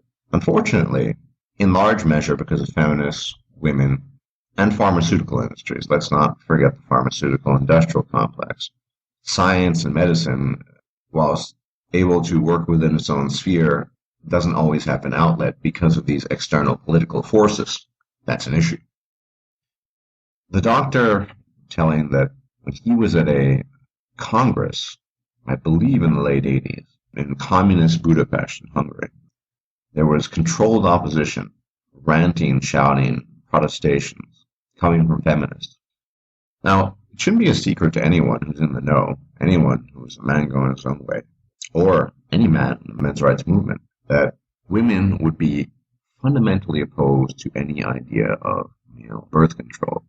Most men, particularly men who are still chasing after a vagina, would love the option to be able to just ejaculate and not worry about the pregnancy issue. No consequences, I suppose. The issue here, very importantly, is the simple fact that women want control. The simple fact is that the true power of a female has always been, again, remains to be, until that changes, is her reproduction, her ability to produce children, her uterus. But what if you were to empower men with the ability to make decisions about their own reproduction, reproductive rights, about their own ability to dispense sperm or not, about their own desire to inseminate or not? What happens to the vortex of female power in that context? I would say it dwindles, and rather rapidly, if not vanishes. By giving men the ability to control their own reproduction, essentially, you would effectively decouple women from their rather lofty positions of power. Because all of those positions of power, whatever their derivatives might be, the ultimate derivative, the ultimate source of that power is their uterus, their ability to reproduce, their access to their own means of birth control, and all the consequences that follow from that. What are some of those consequences? Some of them are, for example, the ability to trick a man into getting her pregnant, the ability to, on the other opposite end of the spectrum, to claim that she wants to get pregnant when the man is trying to found a family, let's say, and in fact not get pregnant. There are many, many aspects of this, but it all comes from this one unique ability to bear children. So much opposition to that. We really see so clearly what women want and what they don't want. They don't want men to have any autonomy and control over their lives. They want men to remain and continue to be dependent on women and women's sole means of controlling reproduction. That's what they want. Why wouldn't they give men access as well to the so-called pill? Well, if they did, men would have a lot more control. Mind you, not all control would be lost, because men would still chase after female orifices like they always used to. But some of the most critical things, in particular regarding alimony and being thrown in jail for child support, I mean, that would be, you would have a lot more control over stuff like that. There would no longer be unwanted pregnancies. Oh, I didn't know I got pregnant. Things along those lines. Why don't we have access to a pill? It's not because they haven't come up with something along those lines. It's because the women don't want us to have access to a pill. Now, every man in such a situation would decide for himself whether he wants to take the thing. But the point is, according to the doctor, it seems pretty safe, doesn't have any negative health effects, no effects on the liver and so on and so forth. So what's the problem? It's political in nature. In particular, women don't want men to take the pill, even though the pill is out there. Proof is in the pudding, folks. After some reflection, I've come to realize that, biological origins of human sexual behavior notwithstanding, there exists enough evidence to suggest that it can be understood as easily in economic terms as it can be using any other means of analysis, and indeed, approaching the male-female relationship from the context of supply and demand allows for a possible new insight, at least in a highly theoretical, if not improbable sense, on what could come into being to fundamentally alter a behavioral dynamic that has been relatively static for untold millennia. In the same sense, Briffault's law can be seen as not only descriptive, but also carrying economic force and weight, that Briffault's law and the extensions I will add to it are in fact reflective of what one might refer to as laws of supply and demand, and that the reproductive game is just that as well. But first, it would behoove us to recall what Briffault's law actually is, as well as the corollaries to the law suggested by Stickman. I have mentioned in the past that Briffault's law, namely that the female, not the male, determines all the conditions of the animal family, where the female can derive no benefit from association with the male, no such association takes place, is simply put none other than a description of a very basic biological business contract. After all contracts are drawn up in order to attain some benefit to the parties involved. Usually both parties are aware of the conditions in the contract and both seek benefit in equal measure. The corollaries produced by stickmen, in fact, are further stipulations in the contract accessible to only the female party. 1. Past benefit provided by the male does not provide for continued or future association. 2. Any agreement where the male provides a current benefit in return for a promise of future association is null and void as soon as the male has provided the benefit. See Corollary 1. And 3. A promise of future benefit has limited influence on current future association, with the influence inversely proportionate to the length of time until the benefit will be given and directly proportionate to the degree to which the female trusts the male. The corollaries are stipulations based on female input, and she will likely act upon them more often than not. And moreover, and more importantly, these stipulations are based on perception of value attributed to the female, and perception in general will be an important factor to consider in this video. Now, a common counter-argument is that it is not just women, but men who seek to gain benefits from entering into a relationship. That no one, male or female, enters into a relationship with the idea of being disadvantaged. So goes the argument. And unsurprisingly, you'll get no argument from me on this one. The distinction between male and female benefit seeking is not to be found in generalized statements and counter-arguments such as the aforementioned, but rather in the nitty-gritty details of the contract itself, and more importantly in the laws of supply and demand, which have equal jurisprudence over the human animal as they do over more conventional market products and services. What then are the laws of supply and demand? Law number 1. If demand increases and supply remains unchanged, a shortage occurs, leading to a higher equilibrium price. Law 2. If demand decreases and supply remains unchanged, a surplus occurs, leading to a lower equilibrium price. Law number 3. If demand remains unchanged and supply increases, a surplus occurs, leading to a lower equilibrium price. And 4. If demand remains unchanged and supply decreases, a shortage occurs, leading to a higher equilibrium price.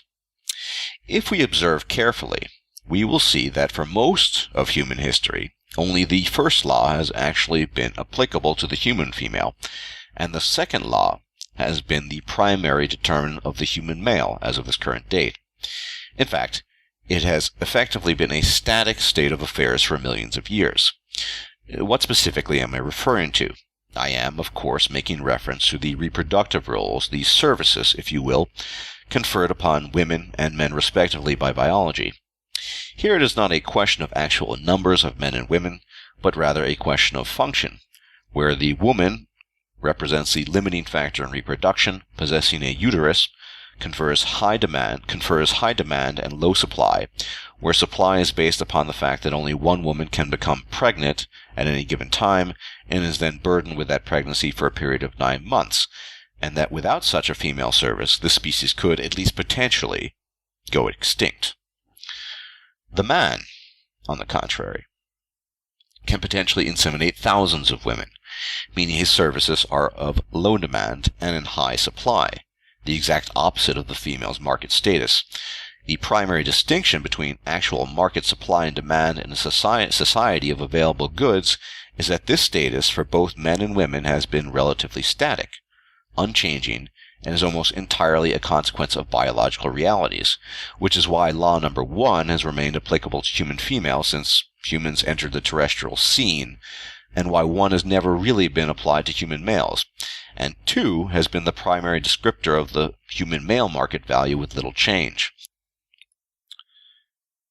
That is to say that more or less, perceptually, the female, by way of her uterus, has been in high demand with little change to supply, and the male likewise has been in low demand with little change to his supply.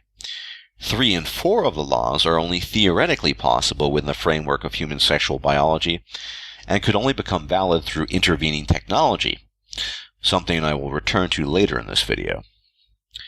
If my observations are correct, and human biological goods can be mapped onto a loose form of supply and demand law, then we also have a powerful explicator for the general trends of male and female behavior in the reproductive arena, and a possible basis for breaking the static nature of that behavior if means were to be found to directly change the flow of reproductive market goods. Of course, I am talking about what amounts to a perpetual female monopoly being the only bearer of children. This monopoly has created a distortion in supply and demand brought about through perception. This occurs when something as simple as childbearing is perceived to be of greater value than the physical and intellectual labors of men, no matter how much more demanding they might be. Perception is king, after all. Having clarified this, we can observe that human sexual behavior, and by extension most derivative behaviors, arising from biologically conferred sexual roles, will be reflective of the relative supply and demand of that person's services as a market good, as well as a function of the perception of his or her value, which is to say, perception of value will often dictate behavioral norms, as well as differentiated treatment based on perceived sexual marketplace value, whether positive or negative. Let's look at several examples then.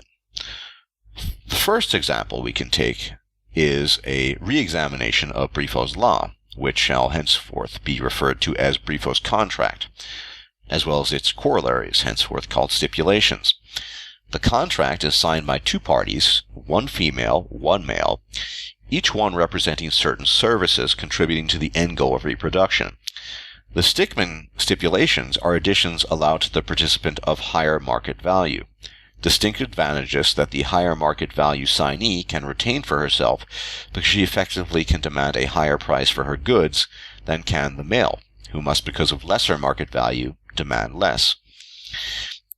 Under this interpretation, it is not so much that the male is unaware of the female stipulations, but rather his accession to them is a consequence of acknowledgement of her higher marketplace value. Thus he will necessarily need to make concessions, should he wish to make any profit upon entering Briffault's contract. Concessions the female will never have to make because of perceived higher value. And this is why the counter-argument that men seek benefit from relationships too is a poor one, because it is malformed, and it does not acknowledge the superior negotiating position of the female based on her perceived greater value. In the same token, the primary description of Briffault's contract allows us to understand why the female determines the conditions of the animal family, as well as being in a position to add stipulations the male is not entitled to. Think of it as a larger, influential company or corporation entering into business relations with a smaller, less influential one. Who has the upper hand? That should be quite clear by now. And this is possibly why we see men not acting in accordance with the Stickman stipulations that women do act in accordance with, why they put up with more, why they usually do not terminate the contract upon cessation of benefit perceived or otherwise. They have never been in a position to do so, this being a reflection of their market value, their services, and a function of their status within the laws of supply and demand. Or, as Gore Writes What once said, a uterus might be worth $1 million, an ejaculation maybe 10 cents. But here we come upon the most important question of perception. The value of anything can ultimately be reduced to human perception. The value of not only the paper money you hold is based upon human perception, but also that of a hard asset such as gold or silver.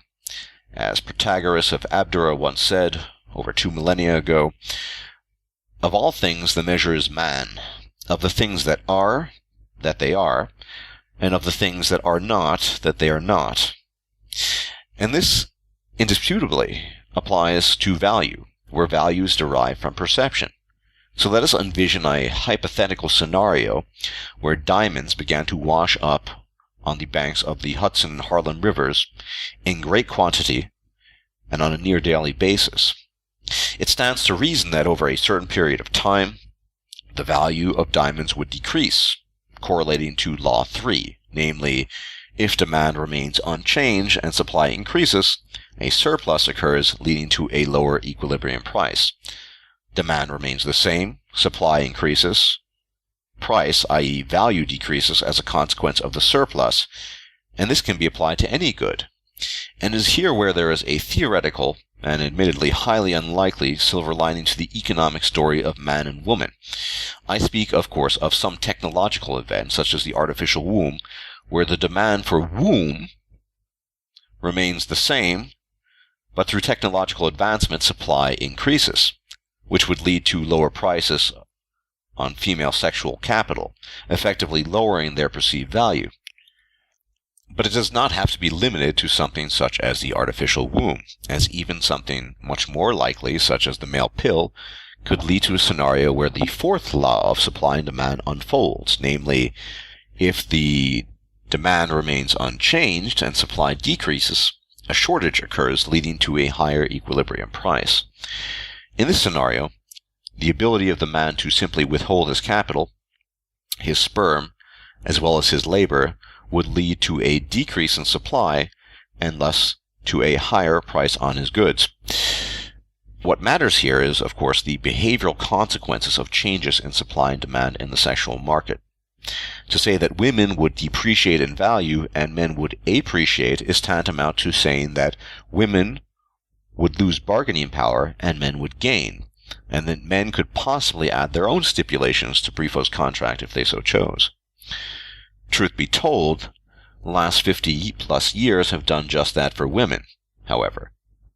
Because with the advent of the pill, sperm banks, and the faceless man, aka the state, women have created their own version of the fourth law, where the pill, sperm banks, and abortion have created a decrease in reproductive supply, dictated on female terms, with male demand for female services remaining the same. Thus we can see the rise of politicized feminism, its acceptance by the common female, as well as typical male acquiescence to it as an acknowledgement of greater perceived value, as if to say that the state and reproductive technologies rendered the human female a precious metal, whereas formerly she was only semi-precious, leading to advanced forms of hypergamy and other destructive behaviors. But for men, it might not even require the development of such technology. All one might need, at least in theory, is for women to price themselves out of the labor market, which is happening slowly, even as I write this. Imagine if a job working on a North Atlantic oil rig paid a measly $20,000 USD a year, with all the expected dangers attached to such work. Imagine if there had been a time when salaries for such work were much, much higher. The analogy is clear. Women represent that dangerous work on the oil rig for a very low salary, where cost-benefit analysis leads to the conclusion that such labor ought better not be pursued, and that is effectively what MGTOW is, in its current state, a trend and development based on economic analysis of the sexual labor market. Women have effectively become the 20K oil rig job, and MGTOW are ahead of their peers in recognizing this. Or as Barbarossa likes to say, the juice just isn't worth the squeeze. So in theory, much of this could change, in theory, given certain immersion technologies or simply an accurate evaluation of the sexual labor market. But we still have a long way to go. What I am attempting to do here is to provide a theoretical framework within which things actually could change, not through unlikely changes in laws, but through a combination of the organic and the artificial. If my thesis is correct, and human sexual market services adhere to the laws of supply and demand with the attendant consequences, then this simply becomes a question of time. When will the requisite technologies be introduced for men? When will the labor market be properly surveyed by men on the whole? Unfortunately, I cannot make a prediction either way, but I hope to have at least adduced some evidence to suggest that if perception is power, then the means of changing perception are at least theoretically attainable. Remember that biology it forms the basis of virtually all of our behavior, and that behavior can be constrained, shaped in a very limited way and suppressed, of course, if appropriate political or cultural factors are put into place. Well, most women are, well, basically prostitutes. That's what it says. Women have no issues. They don't like being called out on them, of course, but no issues, semi-euphemistic or otherwise, acting as prostitutes do, be they wholesale wife prostitutes, or mistresses, or in some cases, actual prostitutes, the ones I respect the most, mind you. But once again, I'll read it again. In China today, the search for a partner is often not inspired by love. Where is the search for a partner inspired by love? That's my own commentary and remark. But driven by a stark financial calculus. Quote, "I'd rather cry in the backseat of a BMW than smile on the back of a bike," end quote, is the common attitude of a certain segment of young girls who are looking for wealthy partners. On the country's most popular online dating sites, women cannot search for potential mates by common interests or hobbies, but they can select whether they require their prospective partner to have a house, a car, as well as a minimal salary level that they would find acceptable. Okay, let's be very clear here. I think that would be honest and much more welcome in the Western dating online circles. Since when do women assess partners primarily on the basis of common interests or hobbies? It's laughable. And yet, of course, in the West, we live with this piece of theater where, lists of common interests and the books and things you like reading. And no, what is it about? It's about cold, hard cash. It's always been about that. In the days prior to a system of currency, it was about being able to bring home the elk meat and put together a shelter. That's what it's always been about. It's never been about anything else. Let's stop kidding ourselves. Well, of course, we here on this channel and elsewhere in the MGTOW community, we're not kidding ourselves, but I think the rest of the world is. Remember the Matrix? You can't bring it up often enough. I would argue that the online dating scene in China is far more unplugged than, in some sense, than the Western one. I'd offer as an aside that instead of having the stupid list of hobbies and what have you, the men might as well just be able to, attach PDF files of their pay stubs so women can look at them appropriately and make an assessment, as well as various other assets, all in convenient PDF files. Men are slaves to the dominance hierarchy. Just as women are slaves to their hypergamy, their biologically based hypergamy, men are slaves to their biologically based dominance hierarchy. That is not going to change as much as people might want it to change. That is the status quo. And when men who are both slaves to the dominance hierarchy and addicted to pussy, to be frank, gain access to wealth, they will spend that wealth on women. It's inevitable. These are human beings just obeying their animal instincts as 99% of the population does or would do if circumstances were identical. And if most men had a lot of money, most men would be acquiring various concubines, prostitutes, however you want to call them. And many women would be, of course, queuing up to become one of those concubines. So it's really nothing special. Here's a woman who I suppose excelled at prostitution, made a huge profit, and got off scot-free after betraying, of course, the men she was liaised with. Shouldn't surprise you.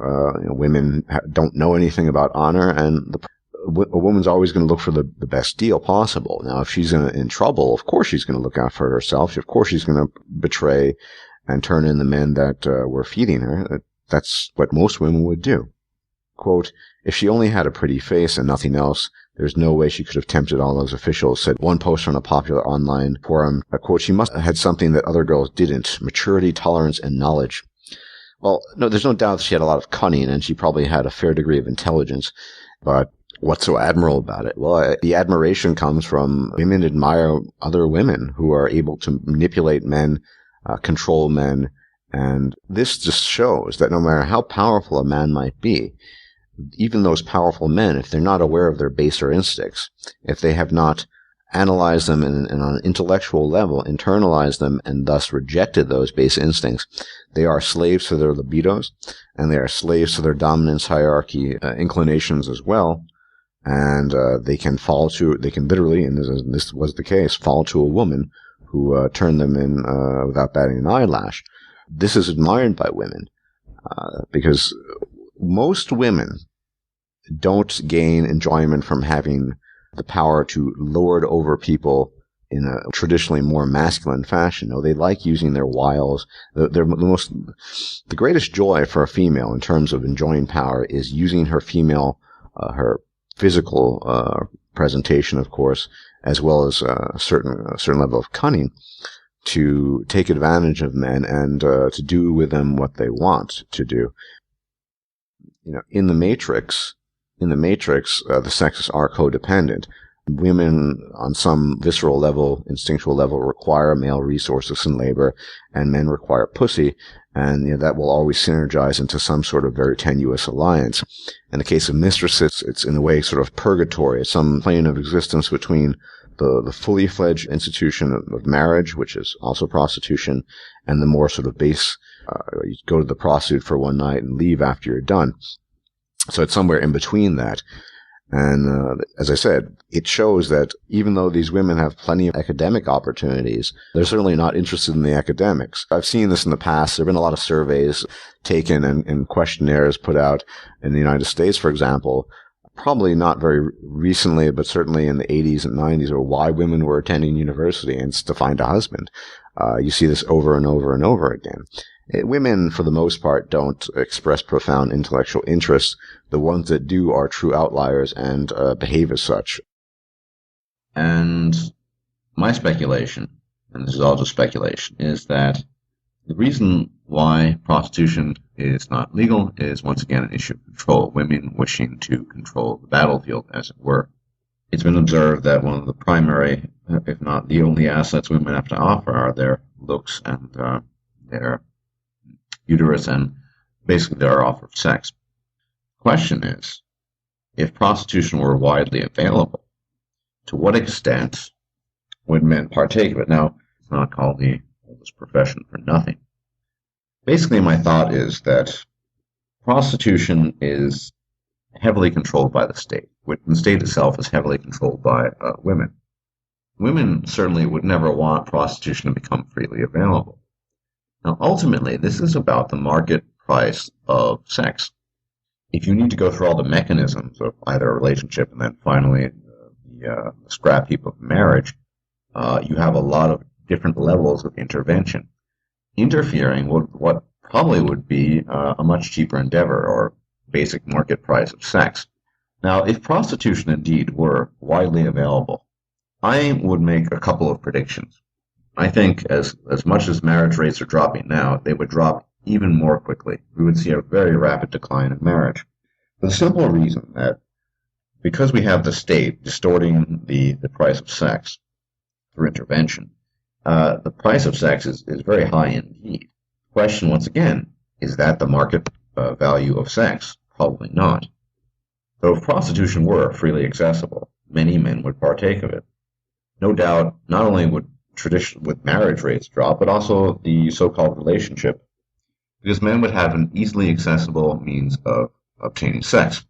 The price would actually literally be determined by the market. You would have competition between women offering lower prices in exchange for their services, their bodies, their offer of sex. Very attractive women might be much more expensive than less attractive women, and so there would be a determining factor in the pricing mechanism, based on natural inclinations on the part of men and reactions of women. Relationships would turn out to be, essentially a waste of time in large measure, for the simple reason that after prostitution has been introduced for a long time, to obtain sex very, very cheaply and still have reasonable quality with a reasonably attractive woman. Compare that with the stress, distress, and financial costs of even a normal relationship. Whining and dining, putting up with her moods, all of these things, all in an effort to get in her trousers or under her skirt, the portal as I call it. That would still be the primary goal then for the relationship. The man's negotiating power at the table of the relationship would be much, much greater, because a man, beyond of course emotional attachment, could simply to say, you know what, this isn't working for me anymore, and Marla down the street has a special, and she does X, Y, Z. Women would not be. Women in a relationship would be forced to compete with that, which, in a positive fashion, might very well affect her behavior.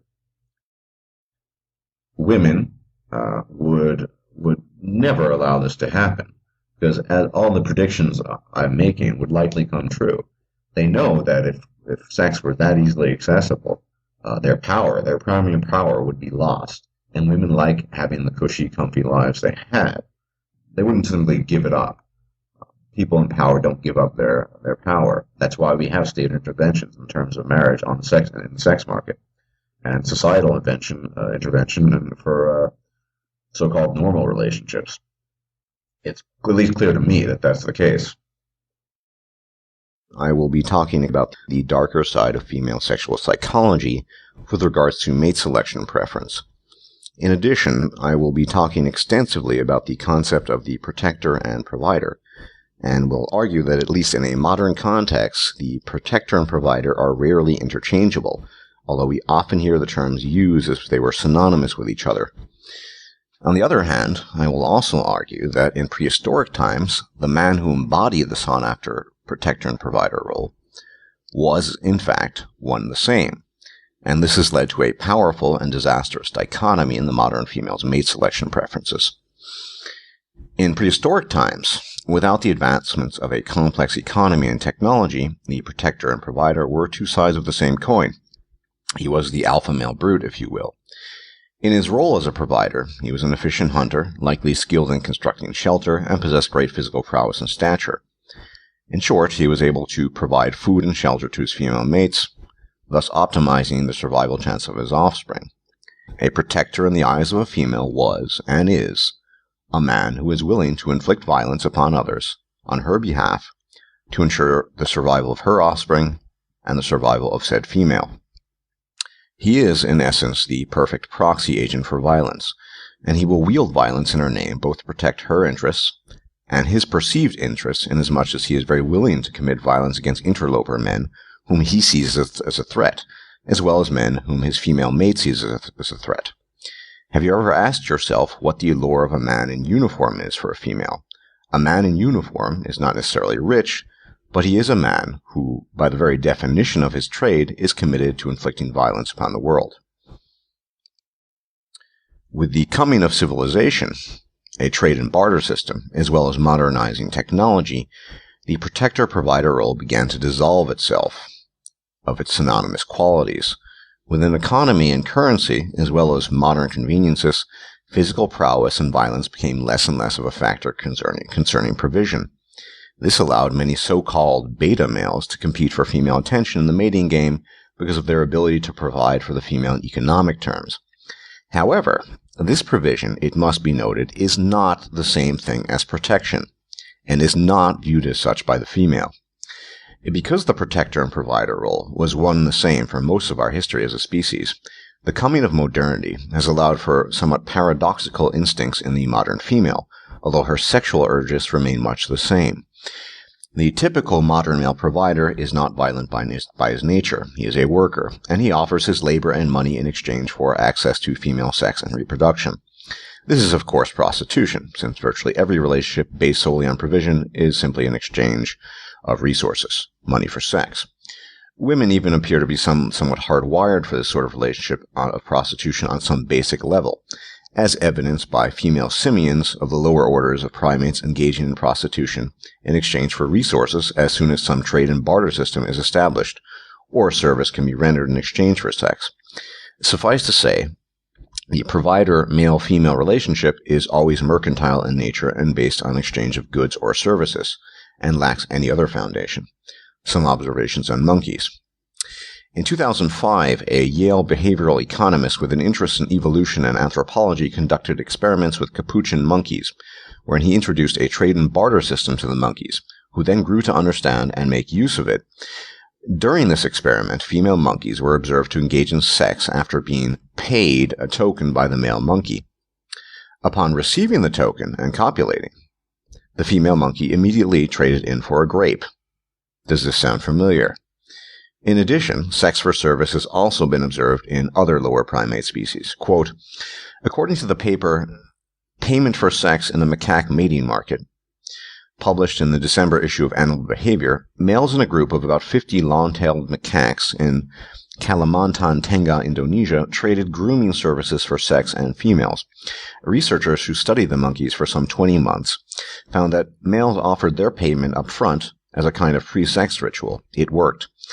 After the females were groomed by the male partners, female sexual activity more than doubled, from an average of 1.5 times an hour to 3.5 times. The study also showed that the number of minutes that males spent grooming hinged on the number of females available at the time. The better a male's odds of getting lucky, the less nitpicking time the females received.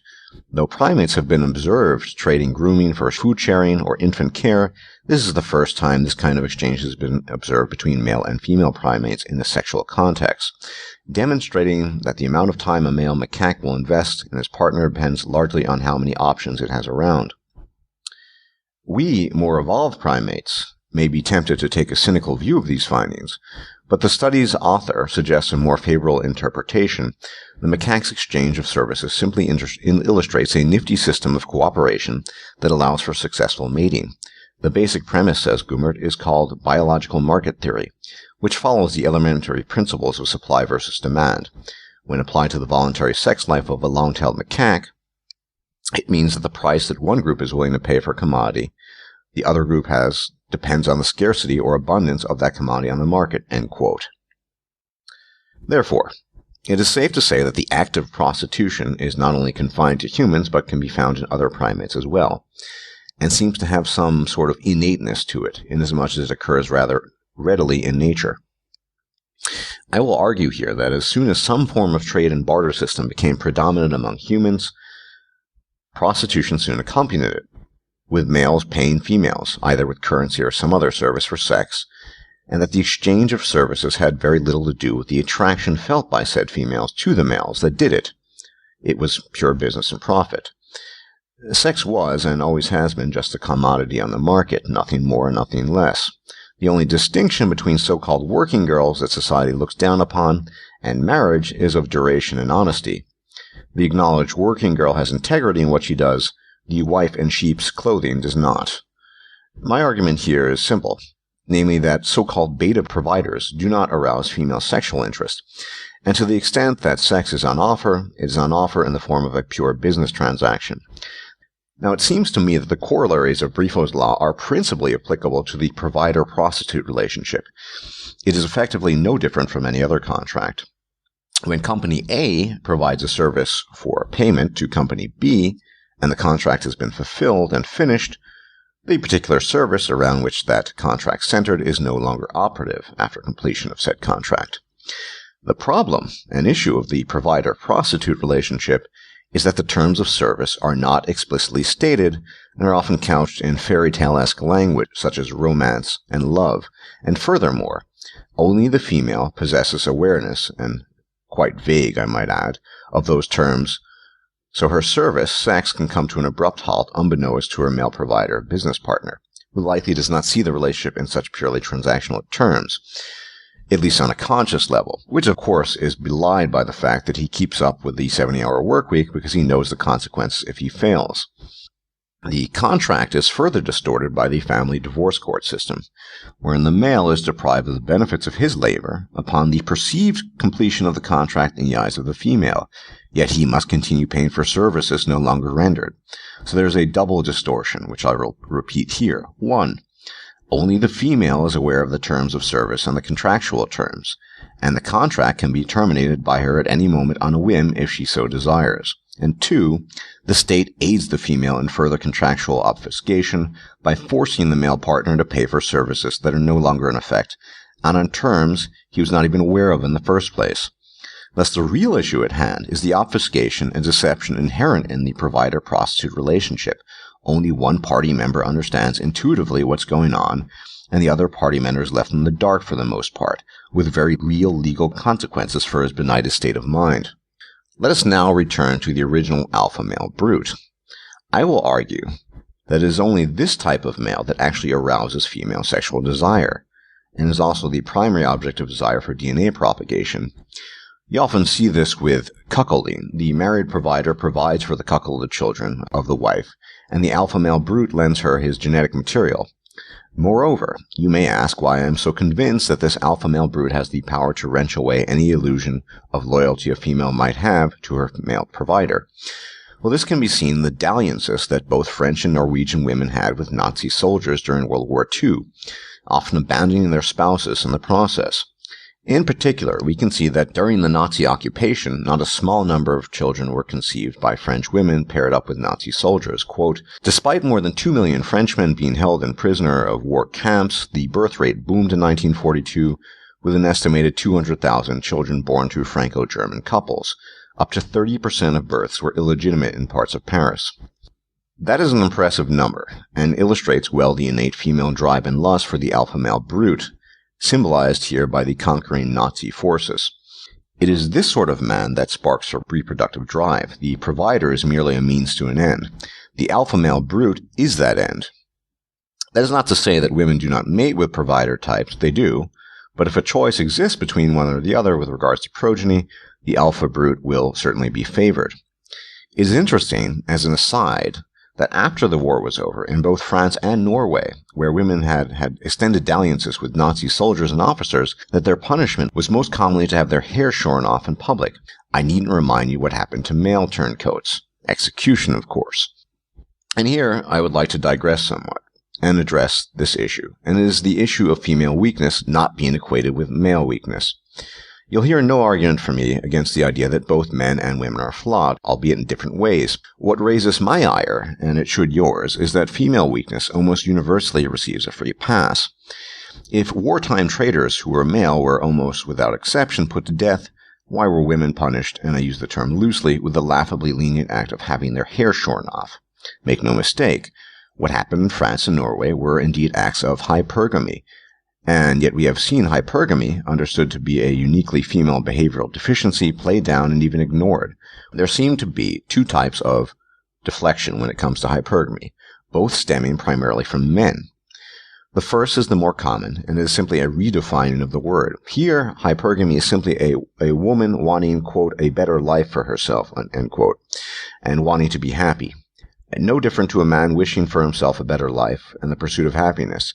It becomes so watered down when treated this way that it ceases to exist for all practical purposes. But let us discuss the apex fallacy. It is most commonly made with regards to men, allegedly being on top of society. Quote, if you take such statements by women, such as men run the world, that is true for them because only men they can see are the ones who run the world, meaning that women will only see that which is above them. The common belief that divorce rates are driven by men discarding older wives for a younger model simply doesn't fit with the data. This is reinforced when you consider that the AARP found that 66% of the divorces in middle age were initiated by women. This fits with the historical trends of women of all ages initiating divorce. Even in middle age, women are still the ones driving divorce rates. The myth of the unloyal husband dumping his hapless wife upon once he feels it is to his advantage to do so is generally just that, a myth. This won't stop women from pointing over and over again to the rare cases they know of in the media or in person where this has occurred, but in the scheme of things, this is clearly an outlier. Across age ranges, divorce is being driven by women, and the likelihood of a couple divorcing in any given year tracks very strongly with whether the wife feels it would be to her advantage not to keep her promise, end quote. So much for the absurd idea that men are hypergamous, or that hypergamy is simply wanting a better life for yourself, to be equated with any other path leading to such a better life. As far as hypergamy being the same as laughable patriarchy theory, the numbers do not lie. We can track female hypergamy via divorce correlated with age group. The same cannot be said for patriarchy theory, which has no data whatsoever, just the chimeras of the fanciful. So, let us take all this into account now. The natural and uniquely female attribute of hypergamy, her preference for domineering brutish men in her mate selection, and the modern state, which in a way is the ultimate alpha male brute, using coercive force to extract wealth from men, primarily providers, fulfilling virtually every wish of the female. All these circumstances render the possibility of a functional, let alone healthy relationship or marriage a nigh impossibility. There is the natural preference of the female to choose the alpha male brute, at the same time relying on a provider male for raising the offspring. Nevertheless, when the ultimate provider comes along, the state, coupled with the qualities of an alpha male brute, no single man, either provider or brute, can compete. This is the dilemma of the modern man, who is doubly afflicted by the burdens nature set upon him, but also by those burdens of the state, itself ultimately derivative of nature, being essentially socialized natural urges and tendencies in the form of a superstructure.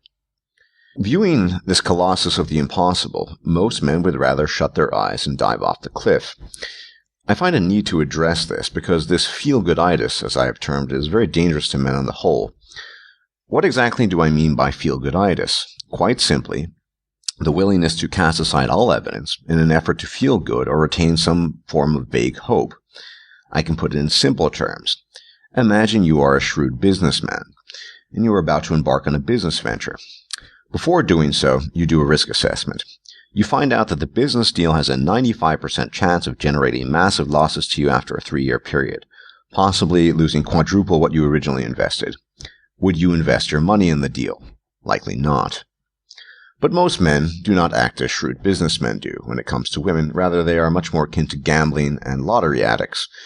Imagine if a certain lottery game offered a 1 in 50 million chance of winning. Those are bad odds. And the thing that the typical man does not understand is that each time he plays, his chances stay at 1 in 50 million, because he does not grasp that that repetition and frequency do not increase his odds.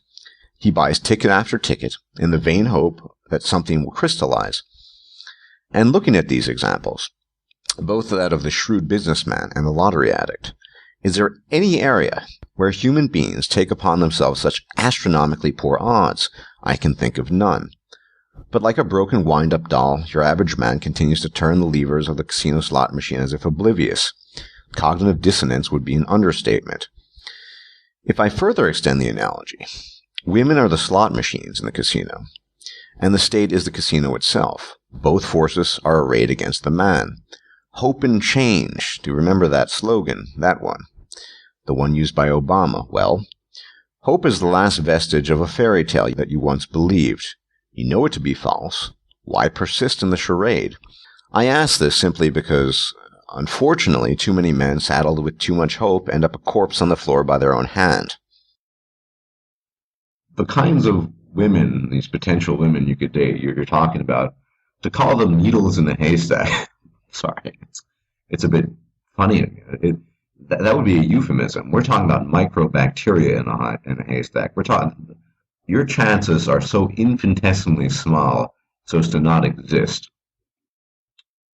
And that's part of the problem. The other problem is Brifo's law, which I always like to stress. At the end of the day, men are simply utilities, tools, appliances for a woman. This has been the state of affairs since time immemorial, since thousands, if not millions of years in our hominid ancestors.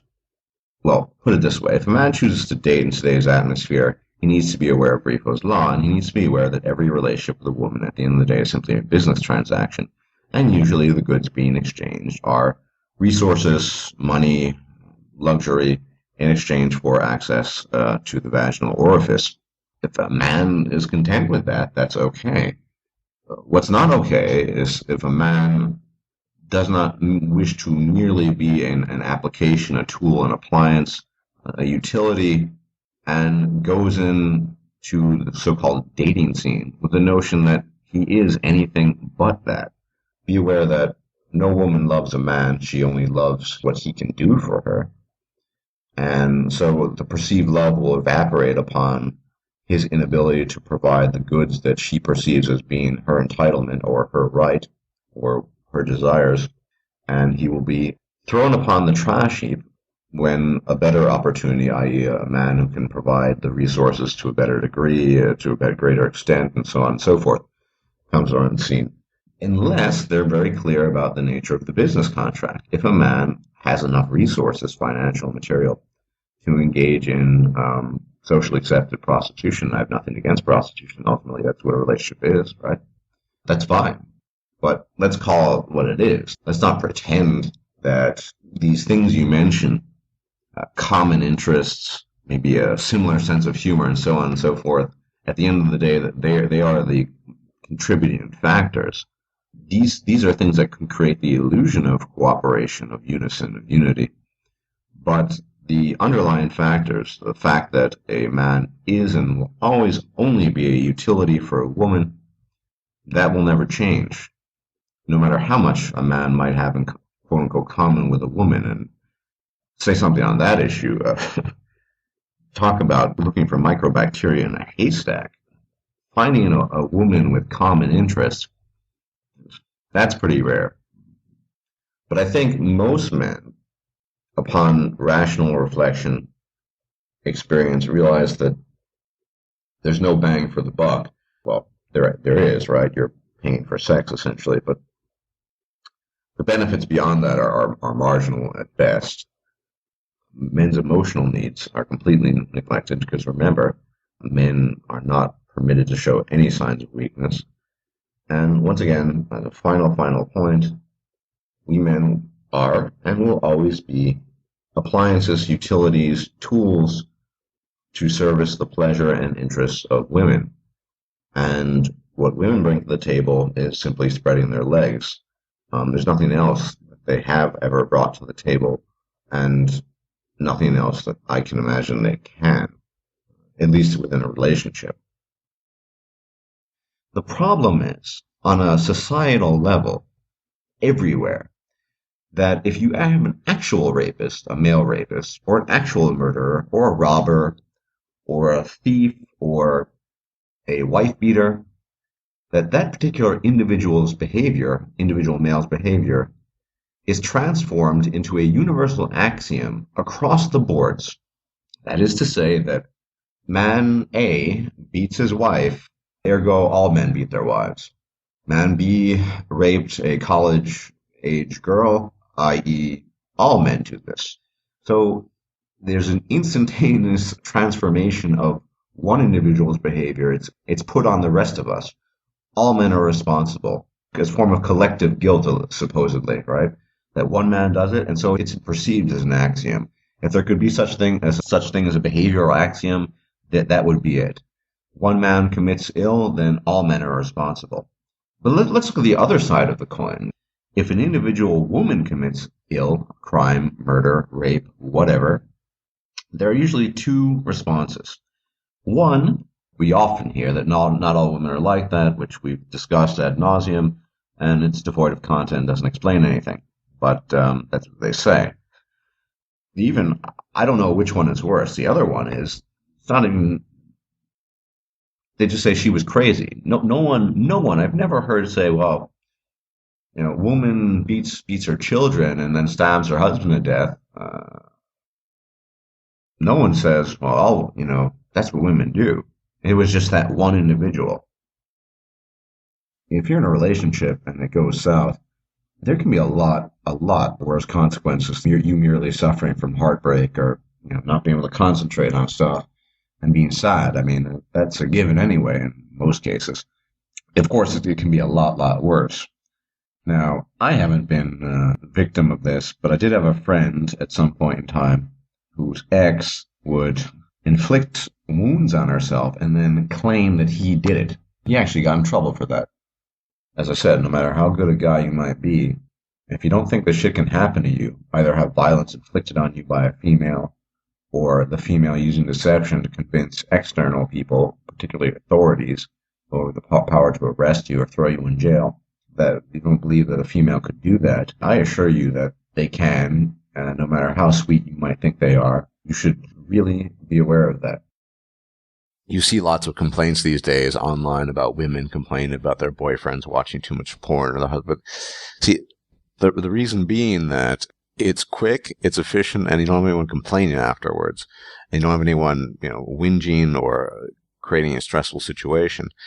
And to be honest, let's just think about the evolving mind, right? Yeah, I mean, the sex drive that we all have is the most primitive thing out there. But, I mean, how many times have you just felt the urge, you're feeling randy or whatever, and you just would prefer not to. You'd prefer just to, I don't know, read a book or play tennis or play a computer game or take a walk or do whatever. There's just so many other things you prefer to do, and yet this addictive call is sort of urging you in the back of your mind to sort of do something about it. And of course, that's natural. But what I'm talking about here is a sort of evolved mind moving past that. Let's be honest, man, what really is the charm of something that most of the time is not really that great, that is time consuming in acquiring it, mean, that's just my perspective on it. It's not that I've lost interest in sex. It's just been more that the urge is just kind of more of an annoyance more than anything else, and something I just like to get out of the way.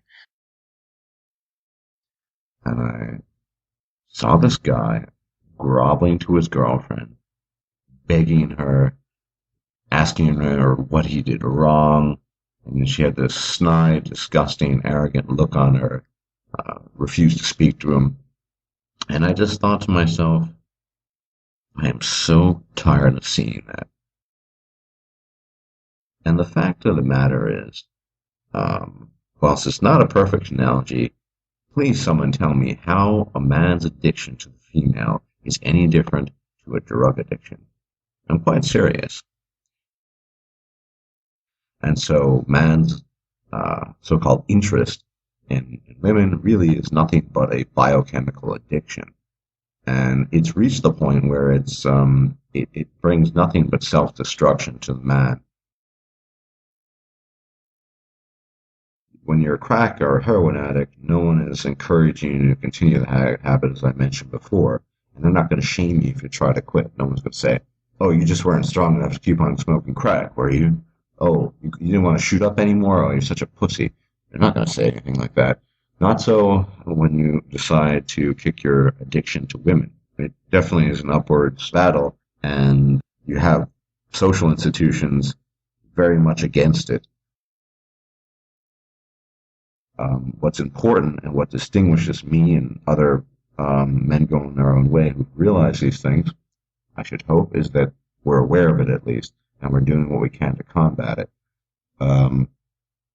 I refuse to ever put myself in a position where I'm groveling at a woman's feet. They possess something that the vast majority of men idolize, and hence they use it as a weapon to full effect, be it in the social institutions of the government or on an interpersonal level through withholding sex. You withhold sex from a man, you punish him. You offer it to him, you manipulate him. That is the purpose of a woman's interest in men, essentially. It's to get him to do what she wants and to kowtow to her wishes. Should he not do that, he will be punished, either through depriving him of sex, possibly cheating, who knows, all sorts of different methods women will employ to punish a man. Homophobia, or rather, I prefer hostility towards homosexual men, is female in origin. It's gynocentric. One needs to think about the symbolism of the homosexual man. A man who is completely immune to any sort of temptation in this regard. He has effectively no desire whatsoever. So the woman who is jiggling her jugs and swaying her ass, this has no effect on him. He's completely immune to it.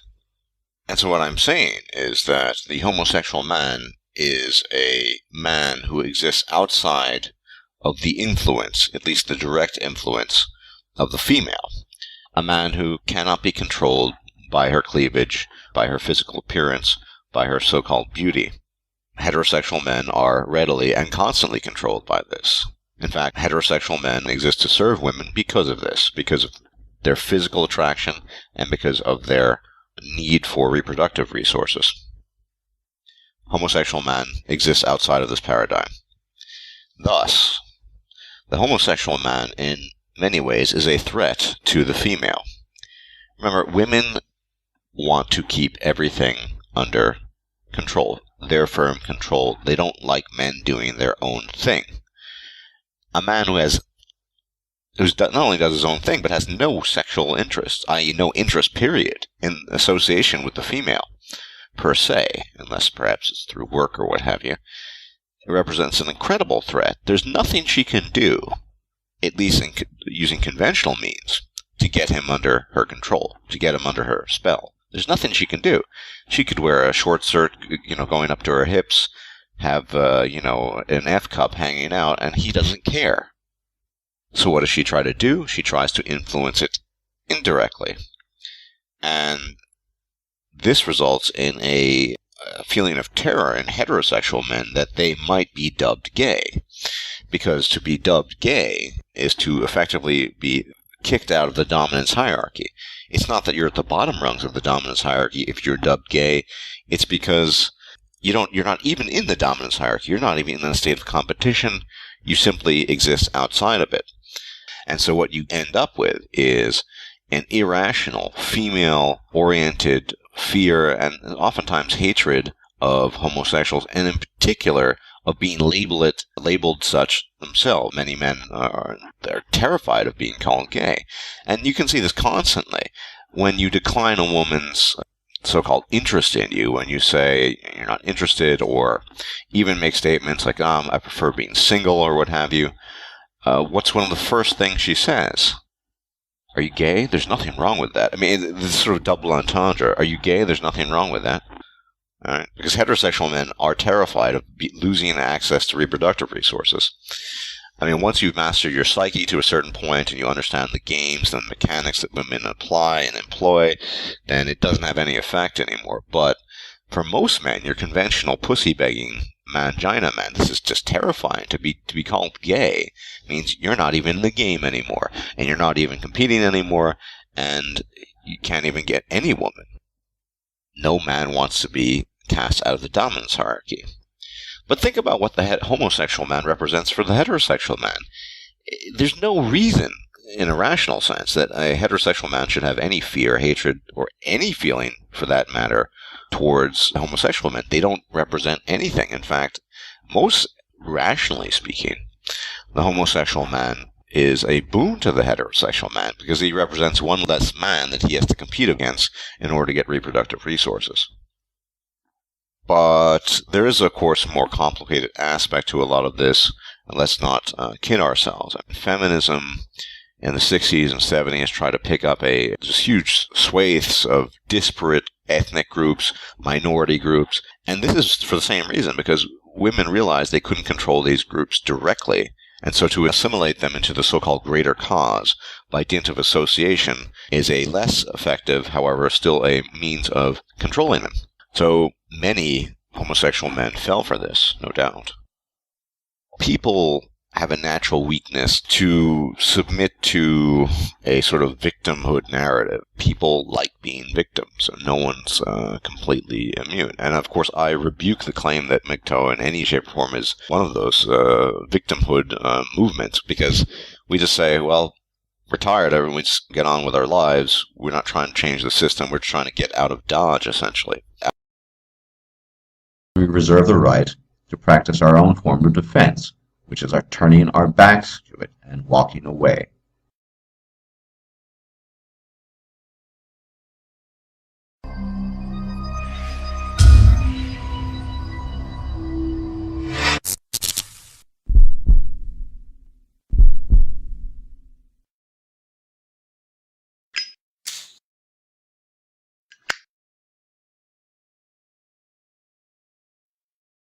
In this video, I'll be talking about male friendship, its importance, and the relationship of male friendship to the female. We men value each other for our personhood. And I think in general, excluding, a professional setting where you need to have a skill set, most males value you, the fellow man, as a person, and attribute value and worth to you as a person, as opposed to what you can do for that guy. Male brotherly love, as it were. And it's an important thing to have in life. And women are an incredibly destructive force on that brotherhood, on that friendship. And there are many ways they do it. Y'all know the story in relationships or marriage or what have you, that of the jealous wife. Females, because of their megalomania, essentially, and females are megalomaniacs at the end of the day. There's no doubt about it. Not everyone, but the vast majority of them. The female demands absolute and total attention directed towards her, to the exclusion of everything else. If a man values his friendship with another man, she finds that a complete threat. Right? Why is it a complete threat? Well, I think there are a couple of reasons why. For one, male friendship tends to be much more certainly it's 1,000 times more grounded and solidified than in case of long-term genuine friendship. than any relationship a man could possibly have with a woman. And also, I believe that male friendship is more genuine based on my observations than the vast majority of female friendships. Remember, the female only knows to associate with people, including other women, for whatever reason, like based on the desire to exploit the person or for all sorts of reasons. I mean, the idea of being able to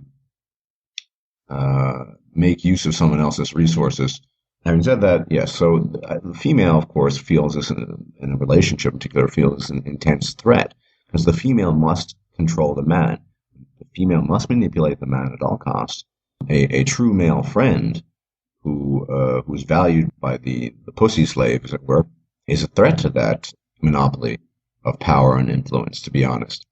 Because of our addiction to women, we will, I have seen it happen, forfeit long-term important male friendships for the sake of pussy. And unfortunately, most men cave in my experience.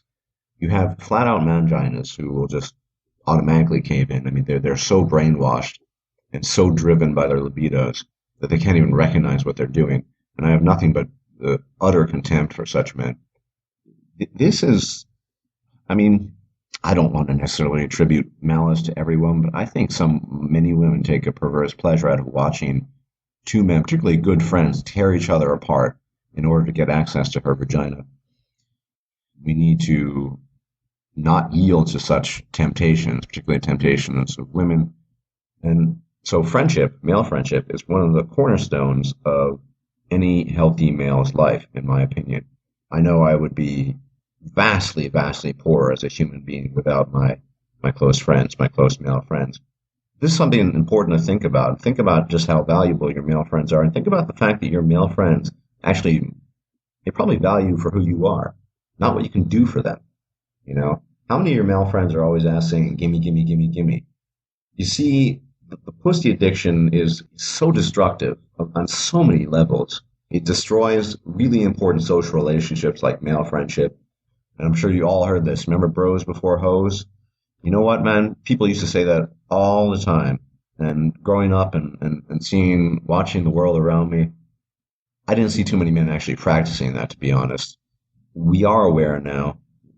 We're very aware of the issues. We know that the odds are stacked against us. And we need to work in unison. We need to work in brotherhood. So I'm saying here, and I'd ask everyone else who's watching this in your life to live up to that statement, bros before hoes, because it is your bros who are going to actually look after you in deep trouble. They're the ones who actually give a shit about your personhood, and the hoes don't give a fucking rat's ass about you, and they never will. And that's something you always need to bear in mind, just like you need to bear in mind that you should never trust them. So my motto is bros before hoes for life. I think as a man going your own way, you do need to think about your motivation. You might need to take a step backwards in the sense that there might be some regression. So initially, if you're on board with going your own way and you realize that a lot of the things you used to do, maybe you're really fastidious about taking care of yourself and, who knows, cycling, exercising, doing any of these sorts of things, maybe you begin caring less about your job. Now, there could be all sorts of reasons why you care less about your job, but just as an example, because you realize the reason why you were quote-unquote cared was because you thought you could one-up another man in the dominance hierarchy competition. Or do something to improve your lot in any event, in the eyes of women. Because as a man, you're going your own way, you sort of put that behind you, one would hope. Or you're trying to. Well, I mean, it is a never-ending process. We all suffer from the addiction. You need to look for new motivation. Now, there is a lot to be said in just the joy of engaging in activities for their own sake. But whatever activities you might enshrine for yourself, you might want to put it under the microscope and think, well, why am I doing this? Because it is important to deconstruct motivation and why you're doing things. If you can't do that as a man going your own way, you might still be subconsciously, tacitly, towards yourself tacitly, following principles and guidelines that you were following just for the sake of attracting women to gain a leg up in the dominance hierarchy ladder. It's something that we all need to consider, and something that is very, very difficult to suppress. Unfortunately, it seems that many traditionalists embrace male disposability on a subconscious level. They're not even aware of it. For example, this is manifested in traditionalists' lack of opposition to war. War is a deprivation of individual autonomy and certainly life, but because men view themselves as so disposable, they're willing to throw themselves into the gnashing teeth of the war machine and die if need be in an effort to achieve that status, all in an effort to gain access to female reproductive resources. But the very existence of men going their own way, that you can reject that disposability by mastering yourself and being aware of that. I think this is very, very important, but it's an uphill battle. You always have to be aware of it. Essentially, you can never let your guard down. Male disposability is as much an issue of self-perception and one that needs to be overcome and conquered by oneself, by men, as it is an issue involving society and the way women view us. Male disposability is based on a reciprocal relationship. It is based on the way men view themselves in an effort to gain access to female reproductive resources, but also in the way women view men. And so this cycle feeds itself. The cycle cannot be broken without abstaining from the cycle itself. That is to say, the cycle is self-perpetuating. A relationship, by its very nature, must result in male disposability and the female, because she is the vessel of reproduction, having the trump card. It's unavoidable. And I'd like to see arguments to the contrary. All of society, one of the reasons, it's not just left-wing politics, all of society is geared towards women's health is because they are the vessels of reproduction. That is why they were protected. That is why it's women and children first. The only way this cycle can be broken is abstinence from these kinds of relationship structures. To endorse such a structure is, tacitly or otherwise, to endorse male disposability. You cannot have so-called perfect equality or even a semblance of equality as long as women remain the vessels of reproduction. But I would suggest that men be very, very aware of their own perception of themselves as disposable utilities, because many, many men are willing to put themselves in that position. Remember, as I said in recent videos, you are the only one who can take care of yourself. No one else will. Certainly women won't, and the vast majority of men are not looking out for your back either, because, like I said, they're willing to club you to death in an effort to get a step up on the dominance hierarchy ladder so they can gain female approval. Male disposability is a deep, deep, deep-seated issue of male self-perception, and it's one that requires personal self-mastery and constant vigilance, and ultimately total rejection. Well, seemingly vast number of MRAs and men, but also women who purport to be for men's rights, really can only look at the issue of men's rights from the viewpoint of the so-called relationship, that men's rights is exclusively about fatherhood, or men's rights is exclusively about the family. And what we see missing here is the distinct mention of men themselves. This is a problem, at least a problem I see. We cannot understand men's rights exclusively within the context of the female-male relationship. It is a starting point. It is perhaps the starting point, because much of male identity is constructed around that dynamic. But it's very important that we move past that with time. Most people, for reasons of evolution, social development, regard weakness in self as a female trait. So we have an entire set of behavioral patterns and expressions of behavior that are really limited to one sphere of humanity and not the other. Men's rights should ultimately be about male individuality, men asserting their rights to be themselves, with no such expectations put on them along the lines of family, procreation, any of these things. It really is very revealing. Even though so many of us have explained the dynamic of the relationship and male nature and human nature and female nature, that we still have men who persistently and doggedly adhere to male identity solely within the context of the relationship procreation, i.e. the provider workhorse, it's pretty disappointing, to be perfectly honest. If men at this current age and current state of affairs are not in a position to rethink themselves and rethink their identities beyond provider workhorse, I'm in a relationship with a female. If male identity can't exist without that, as it stands now, we're in some serious trouble. So many of us don't want that anymore. I certainly don't. I value my freedom, my personal freedom, and all the shaming language in the world won't change my opinion about that. And ultimately, MGTOW is about the now. It's about right now. It's about the present. We're not concerned. We're not responsible for making babies and running families. Moreover, we're not concerned with the future of the human race. It is true. Up until now, all we've had is the dominance hierarchy competition model, the provider workhorse model. That's all we've had. That doesn't mean we can't move past that. And it also doesn't mean that we shouldn't. We most certainly should, we can, and many of us already are doing so.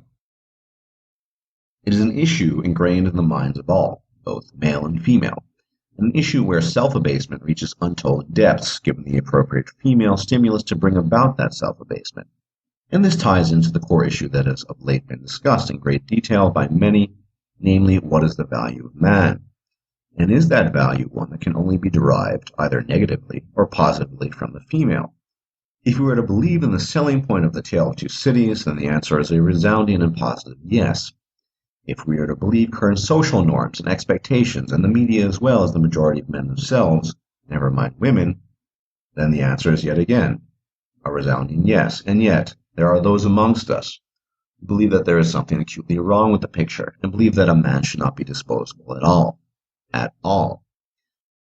There also seems to be some variation of this argument, or of this trend, mostly from traditionalists, and those who ascribe to men the sole identity of father and propagator of DNA, and that men should, given modernity, be somewhat less disposable, but that is indeed their proper role nonetheless.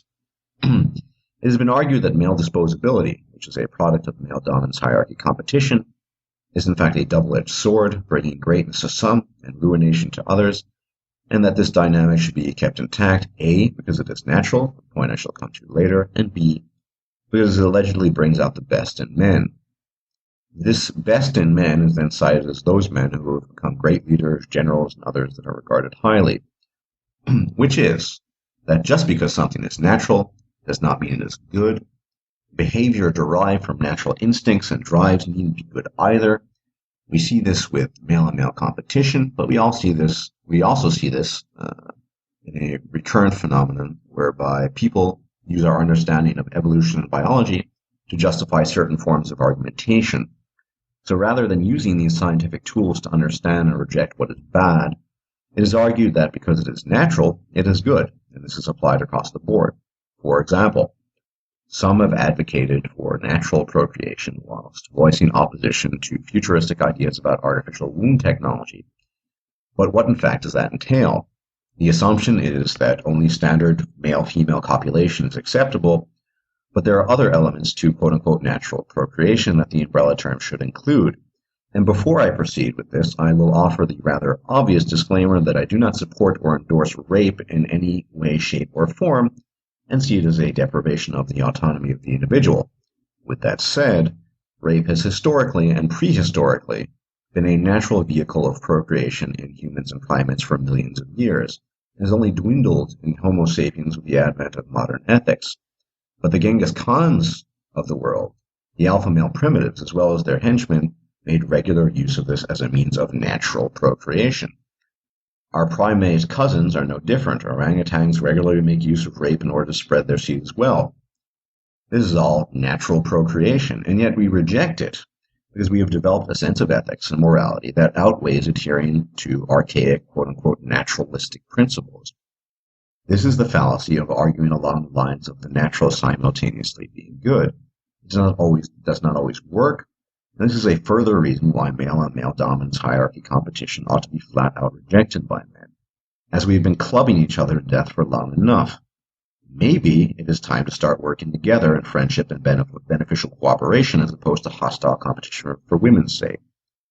Aren't we far enough along the timeline that we can overcome our baser instincts? That's the question. Biological determinism need not equal fatalism. You really need to stress that. Biological determinism need not equal fatalism. Men can look to the Teslas and Newtons of the world and history for a different model of behavior that will yield far greater results for themselves as well as humanity.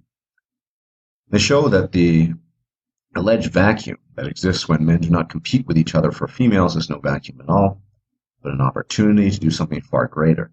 At the same time, a male's personal wealth and resources can be retained for himself without wasting them on a group of people who see him only in those terms, namely as a utility.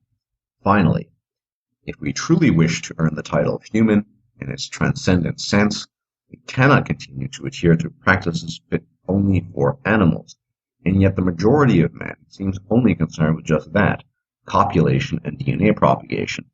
And all the complexities of modern human society notwithstanding, these men seem to me, and I'm sorry to say it, little different than the dog chasing the bitch in heat. We must move beyond that, but we can only do that if we recognize that natural does not always mean good, and that just because we have always done something in a certain way does not mean it is the best way, or even a good way. The path ahead might well be unknown, but at the very least it is open to completely new ideas and strategies, whereas the path behind us is completely known, and more akin to instinctual slavery than anything else. We most definitely need a new path. I think it's really important that men keep in mind what their individual stress tolerance levels are towards work. As I said before, different men have a different emotional capacity with regards to their kryptonite resistance with women.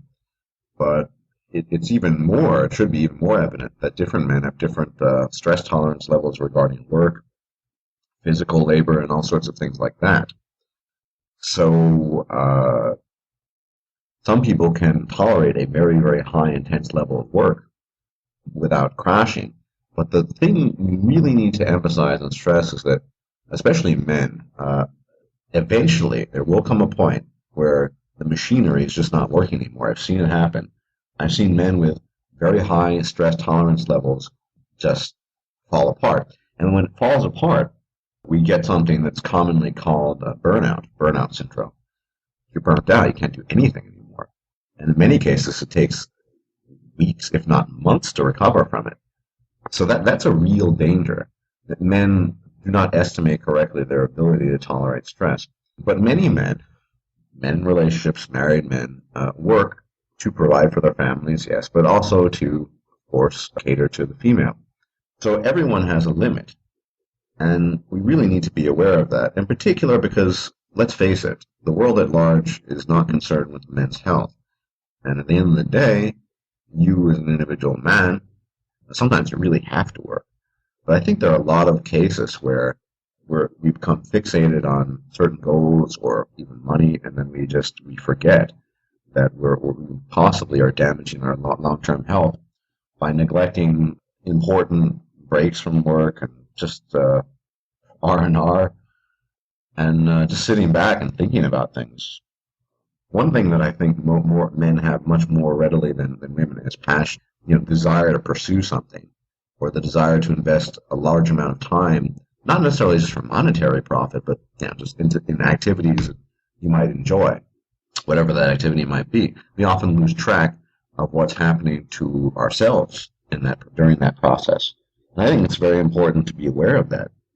In today's day and age, you cannot afford to run yourself into the ground. And I think the older you are, the more aware you might become. But for men who haven't gotten it yet, there basically is an inherent bias in say, the health industry towards the well-being of women. We all have different stress tolerance levels. I think your health is something that probably is the most important thing. Remember, to yourself, you're not a utility. You're a valuable human being, so you need to take care of yourself. This is an important lesson I've learned. Suicide is the second most common way for a man between the ages of 15 and 34 for it to die. It is outstripped only just by road deaths.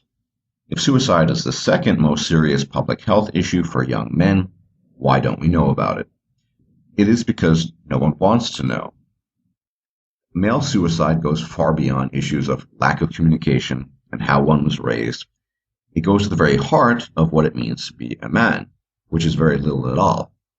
The little value that a man does have is still occasionally seen in the protector/resource provider role that characterizes the female relationship, which is why it is so easy to understand why so many men still cling to that paradigm with clenched and vice-like grips.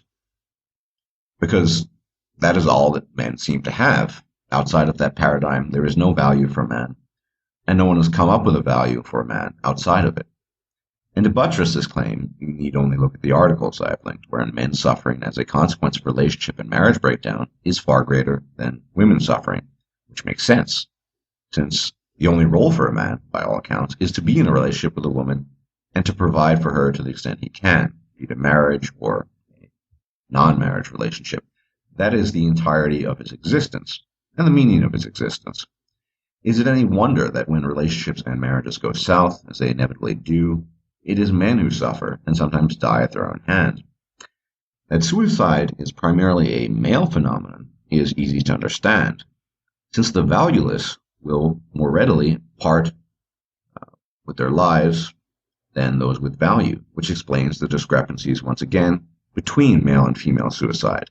And whilst there are many side issues, such as economic turmoil, success model pressure, issues of child rearing, all of these are merely a derivative of innate male disposability, lack of value, essentially, at the end of the day. If a man is not but an asset, whose value is squarely tagged to his ability to be a resource to society as a whole, or to women as individuals, if a man is considered a pawn on the battlefield, whose life can be forfeit at the whim of a government and those commanding him, if a man's self-perception lies solely in his value to his female partner and what he can do for her, then he has essentially little to no value. The world sees no value in him, and he himself, by dint of his own perception of disposability and possible inutility, be it real or imagined, also sees no value in himself. A being that sees no value in himself, that is regarded as valueless by his environment, quite frankly, has very little reason to live, and is thus far more susceptible to taking his life than would, say, a creature of inherent value, whose welfare is placed above the welfare of all others, namely the female. And we see this in the discrepancy in suicide numbers. There seems to be only a small minority of men even interested in discovering male value beyond the conventional notion of useful tool, since even within the MRM it is claimed the greatest value a man can have is to be a father and have a family, all the while conceding that for many this may never come to pass and may be an impossibility, yet simultaneously offering no solutions to such men other than they should pine away in despair for something that they will never obtain. If family and fatherhood are the quintessence of male identity, what identity does the childless man have? And I believe this is the starting place of men going their own way, at least as I see it. We are starting from scratch, and as such, there will be no easy answers. We're peeling back the layers of what once was and looking for answers to what is, because we recognize that what once was cannot be, at this current juncture in time, that only the fool willingly succumbs to an illusion he knows is such, namely an illusion. We are at the nascent stages of finding value in ourselves, and it might well be that we as individuals are the only ones to see value in ourselves as individuals. And if that is the case, so be it. I would like to think that the rejection of one's role as a tool and a resource will inevitably lead to a sense of value of oneself, however indefinable that value might be. If the entire weight of civilization, womankind, indeed our fellow men, cannot move us from an intransigent position of regarding ourselves as something more than servants to all else but ourselves, if we remain steadfast in words and deeds that the model we grew up with and has been with us since the dawn of time is not to our benefit, then we are taking the first real steps to combating male suicide. Because inasmuch as perceived value is an external derivative, we see the effect this has on men. If, however, perceived value becomes an internal derivative, we are likely to see the opposite effect. There are no easy answers, no silver bullet to slay the werewolf, no magic pill. After all the red pill did was open Neo's eyes. The rest was up to him. And given all of this, I think we are indeed making progress, day by day, bit by bit. Further progress can only be made by continuing to ask the most difficult questions, and indeed remaining aware that not all of those questions will have answers, easy answers, or any answers at all.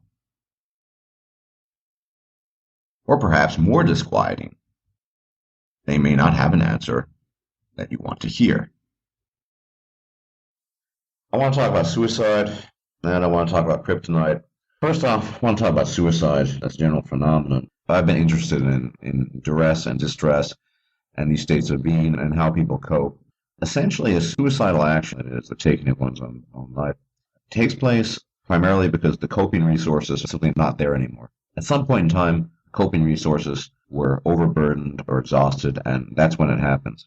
I don't judge people for doing it, and it used to be illegal. It's kind of weird, suicide being illegal. For example, in British society, if you got caught in the attempt, you'd be thrown in jail. I don't have anything against people who do it or try to do it, and I understand to some extent where they're coming from.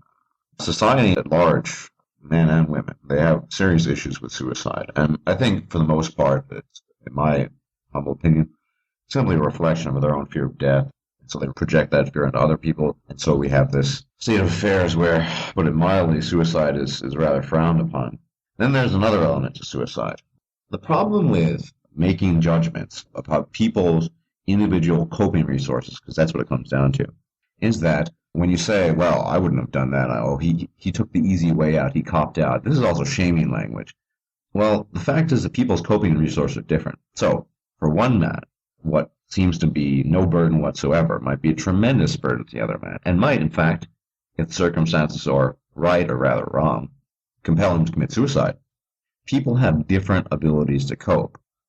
But suffice to say, the level of despair, sense of hopelessness and loneliness must indeed be so great that it really defies the comprehension of anyone who's not tried to attempt it themselves or anyone else.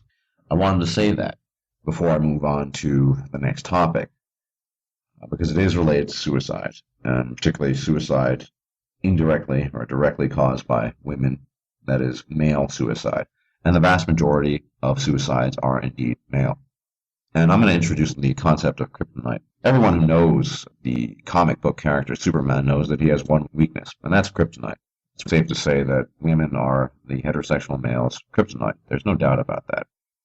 But getting back to the concept of different levels of coping resources and different levels of resistance, the ability to tackle things or to fold if the pressure is too great, so too do different men have a different level of kryptonite resistance. We all suffer from kryptonite weakness regarding women, but some men simply have a greater degree of kryptonite resistance. So to make the analogy, comic book wise, let's say we're all Supermen in this case. Maybe one version of Superman can withstand 2 hours of exposure to kryptonite, another cannot withstand 2 days. Eventually they all will succumb, but the resistance is simply differentiated. The men who have successfully, unfortunately, committed suicide, even though I respect their choice, I certainly don't respect the circumstances that brought that choice about, primarily through, women and their machinations and maliciousness. I suspect that those men had an incredibly, incredibly weak resistance to kryptonite. That their resistance to kryptonite was not that they were weak individuals, but in this particular case, their particular weakness to kryptonite might have been greater than many other individuals. But my fear is that the more society on a whole denigrates men and takes away any semblance of personhood they ever had, not that they really had much, and any sense of self-respect and worth, and men continue to work within the system to gain worth, gain self-respect, my concern there is that even the men with great resistance towards kryptonite, that resistance will weaken over time, and they might end up as men with a very weak resistance to kryptonite. As things progress, as feminism gets worse, as essentially becoming a man being a man becoming a crime in itself, to be punishable through all means of legislation. These things happen. I suspect there will be greater increases in a weakening of kryptonite resistance amongst men.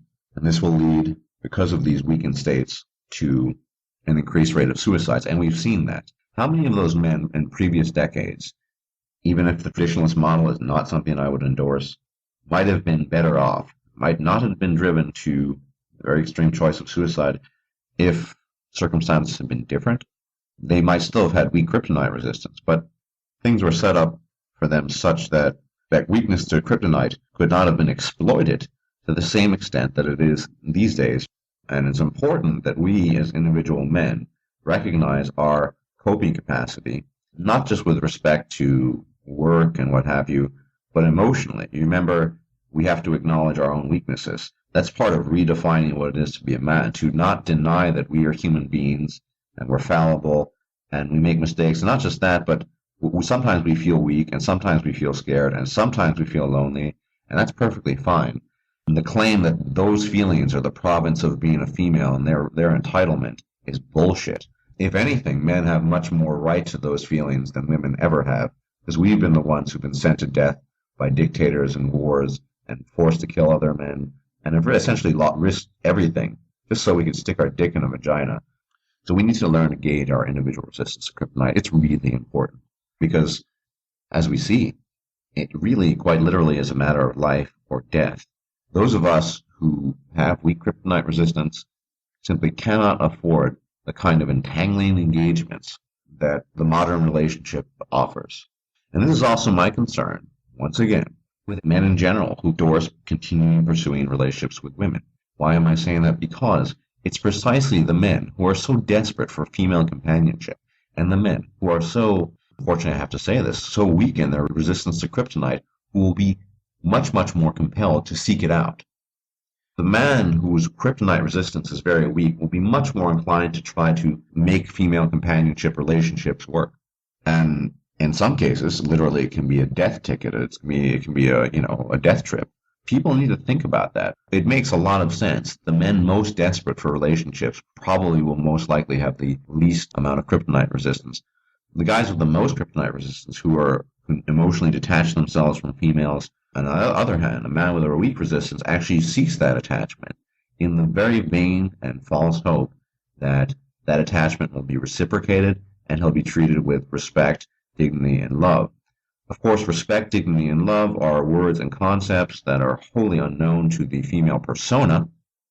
We need to stop with the fairy tales. It's just not worth it anymore. We need to stop feeding men lies.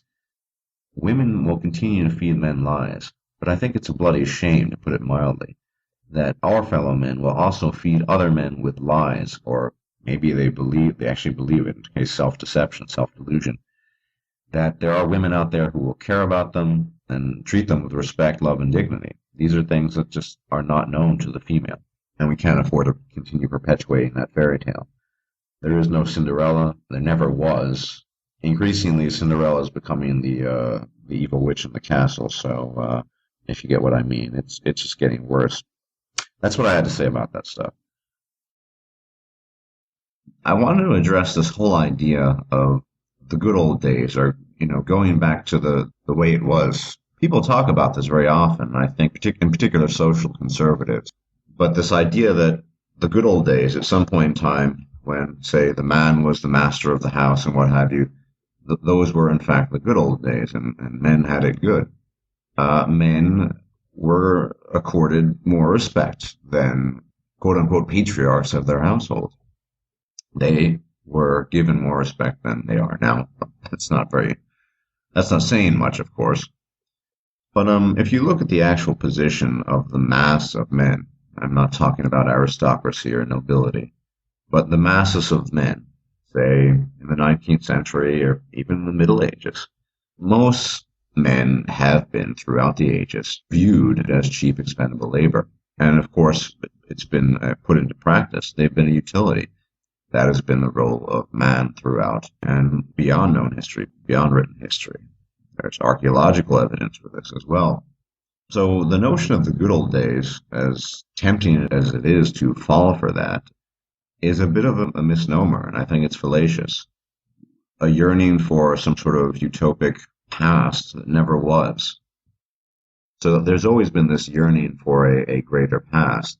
The Garden of Eden, of course, is of course a metaphor for the good old days as well. And it's very tempting to fall for the idea of the good old days for men. If the days were indeed so good when the man was the quote-unquote master of his household, when he was allegedly accorded respect, why was he sent down the mine shaft to die? Why did many men die en masse? Men, as I said, have always been cheap labor. They've been sent off to die in wars for tyrants in the past, monarchs. And no doubt in the past, there was much trumpeting of propagandistic, patriotic bullshit that accompanied the sending of the men to their deaths, as it is the case these days with regards to unjust wars and the nonsense of that matter. Only in the 20th and 21st centuries, it was mostly states. States composed of several modern monarchs who do the same thing. But make no mistake, we can see the same thing happening today. I don't talk about it much, but I am a libertarian, and I think war should only be waged if absolutely necessary, and none of the wars we're engaged in are necessary. We are killing people over there that had nothing to do with anything, that it wasn't relevant, and we're sending our own countrymen to die for, well, essentially the military-industrial complex, and that's pretty fucked up. But the worst thing about it is we send them to death on the false notion that they're doing something magnificent and just, and they're acting as quote-unquote patriots for their country, when in fact they are cheap, expendable labor. And this has been the lot of most men throughout the ages. Yes, some men have risen above this, and some men were born into positions that were far above the lot of a grunt, of a worker drone. But to yearn for a past that never was is a bit dangerous. But even if we were to grant this past some level of credence and say, well, yeah, we did have it better. Back in the days, a man was the head of his household and a woman granted him respect and what have you. There's a much more salient point that needs to be made. And that point is simply that even if it had been the case, there's no going back. There's no going back to the old ways. It's done. Society, whether we like it or not, and I don't mean just Western society. Look at South Korea, as I talked about recently. Look at the herbivore men. I mean, Japanese social structure and infrastructure is falling apart, and it's alarming to people over there. All over the world, in most industrialized modern countries, there is no going back. There have been changes brought about and wrought that simply are irrevocable. The fact is that society has been changed so much, to such a large extent, by feminism and by its byproducts, and through, yes, social media and manipulative forces that seep into the psyches of both men and women, but of course women are the ones who carry the disease to a far greater extent, and the manifestations of the malady are simply far greater in womankind, and they are the ones who propagate it and spread it. And that is why society has sunk so far. There is no going back. So I don't see the role of men to safeguard society against the destruction that has been wrought by female kind, by feminists, and by their assorted male servants who think they're either doing something good or just in it for themselves. Cui bono? Whose benefit? That's my take on that. I just don't think the good old days were that good, to be quite honest. One thing is clear, we are heading for an implosion. It's unsustainable, and we see it in Japan, and we see it, we see it in Korea to a more limited extent in the manifestations of their reactions to a stifling social contract that is forced upon them their entire lives. And yes, regarding the social contract, there seems to be some implication that there is some sort of obligation of men assuming society or womankind or whoever were to give us a bit more support and be a bit more kinder and more helpful, that is our social contract, to pay into the state to make sure society keeps on running. I don't see it that way. Let society collapse. This is pretty radical. But the fact is that if we acquiesce to a feigned kindness or to a feigned handout or to any sort of illusion, remember, mistrust is the default position, simply so people can keep on having their cake and eat it too, that's a bad path. We don't want to go down that path. We want to move beyond that. We are not here, in my opinion, my humble opinion, to keep the cogs going. We're not here to, I mean, essentially the analogy I would make is you have a tired, overworked, and worn out working horse. We are that working horse. And people who would suggest we either return to the old ways or that we be given some incentive so that we might return to some worker drone model, think of it this way. The carrot that's dangled in front of the draft horse in a vain attempt to keep the draft horse prodding on, even though the draft horse is overworked, tired, and probably doesn't have a whole lot more energy.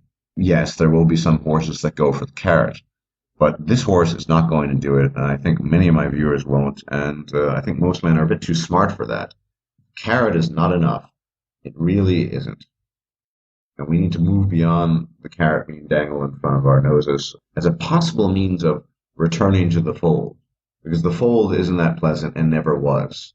Cheap, expendable labor, that is what we have always been, and that is what we continue to be, only even less so. We don't even have this modicum of respect accorded to us. Whether or not that balanced it all out, well, it probably didn't. In fact, I'm almost certain it didn't, but that aside. On a final note, yes, I do think eventually there will be splinter communities of men in the world who will form communities and will pool our talents together, and we will thrive and prosper. Inevitably, the female parasite will be attracted to that and try to get in. But I think men by that point in time, whenever that happens, will be cognizant enough and aware of these things that they will be on guard. Let's face it, the addiction to the vaginal orifice and the female will not go away anytime soon. The only thing we have are our wits and our knowledge of female nature. So these communities could very well exist. I think it's very likely, but it's going to take a while. But even so, if you want to look at the YouTube community, men going their own way, MRAs, well, look at Japan, the herbivore men. Of a sort, that forms a pocket bubble community within a larger community. So you have that. You do have these communities. They do exist. People who reject certain tenets, who don't want to bow down to expectations that are wholly unjust. Yeah, that is happening, and it will happen. And when it does happen in a much more sort of concrete manner, where you actually have real communities of men befriending each other and pooling their talents and resources together, by the time that happens, that might coincide with the implosion I spoke of, with the bus driving off the cliff. And the only thing I can say to feminists and women and men who collaborate is that the following. When you look upon the blighted landscape that you've created and the desolation that you have wrought, do not look to the horizon, do not look to men, do not look to those who have detached themselves. Look to yourselves. That's where you'll find the answers. Look to your actions. By their deeds you shall know them, and by your own deeds you shall know yourself. Well, let's look at some aspects of old school traditionalism, sex for contracts, basically, women giving their sex and reproductive resources for male labor. Now, a couple hundred years ago, or even 100 years ago, or even, I'd argue, 50 or 60 years ago, 70 years ago, a lot of the labor that men perform was physically strenuous labor, the kind of labor that not necessarily only a man could perform, but only a man could perform optimally. And so a lot of that made sense, that a woman would offer her body, her sex, her vagina, and all the other assets of her body, reproduction, uterus, to a man in an effort to gain comfort and security whilst the man performed hard, strenuous labor. Now, it's not to say that today such jobs don't exist. After all, they do. You never see women working in oil rigs, at least not to my knowledge. And you don't see women working in coal or diamond mines, not to my knowledge. And the term garbage woman is an oxymoron. And why is it an oxymoron? Because we never see women who are garbage people, garbage persons. It's a dirty job, at least they don't want to do it. Female plumbers, very rare as well, and so on and so forth. So there's a whole range of labor jobs on the market that are still pretty labor intensive and not sort of pencil pushing, button pushing. Having said that, technology has really changed the landscape, and that mechanization has really just transformed society. But that said, it's easy to observe that a great deal of jobs, many jobs, do not require strenuous physical labor and can be performed by both men and women. Now, let me differentiate between requiring and wanting. So if I say certain jobs does not require male labor, it doesn't mean that women want to do it. So let's just have that preface everything I'm saying now with that statement. So a lot of jobs don't require male labor. To learn how to work a computer, to learn different coding languages for computers, to be a fashion designer. There's a really almost endless list of jobs that don't require strenuous physical labor that can be performed, not necessarily want to, but can be performed by both men and women. So a lot of the traditionalist model was built on a system that is simply no longer intact because of mechanization and technological transformation on a global scale. It's, in that sense, irretrievable, if only for that reason. And so men no longer have a monopoly in that sense on the labor market, if only because, like I said, there is that option to do other kinds. Not every job is like working in a mine. Not every job is like working in an oil rig. Possibly one of the most strenuous, dangerous jobs out there is working in an oil rig. It pays really well, too, for those reasons. So a lot of the older model of traditionalism was built on, male labor performing certain tasks that almost exclusively men could perform, whereas women would have been much less effective at it, if not completely ineffective. So mechanization, which of course has been brought about by men's innovations and their own ingenuity and invention, has changed everything. It's made people's lives, specifically women's lives, much, much easier. So there's that aspect of traditionalism which, even if it is the only civilizational model, is unlikely to return because of that. The idea that once socialism or socialized systems of government fall apart, we would be forced back into a labor provision for sex resource kind of system is unlikely, because that system, as I said, is predicated to a large extent on a kind of labor market that has been transformed to the nth degree by technology. So what we really would need, if we really want to bring back that delectable system, is something that just destroys everything, maybe a nuclear fallout. Yeah, we would go back to, hunting and gathering if our species survived, and, of course, we'd have the traditionalist system.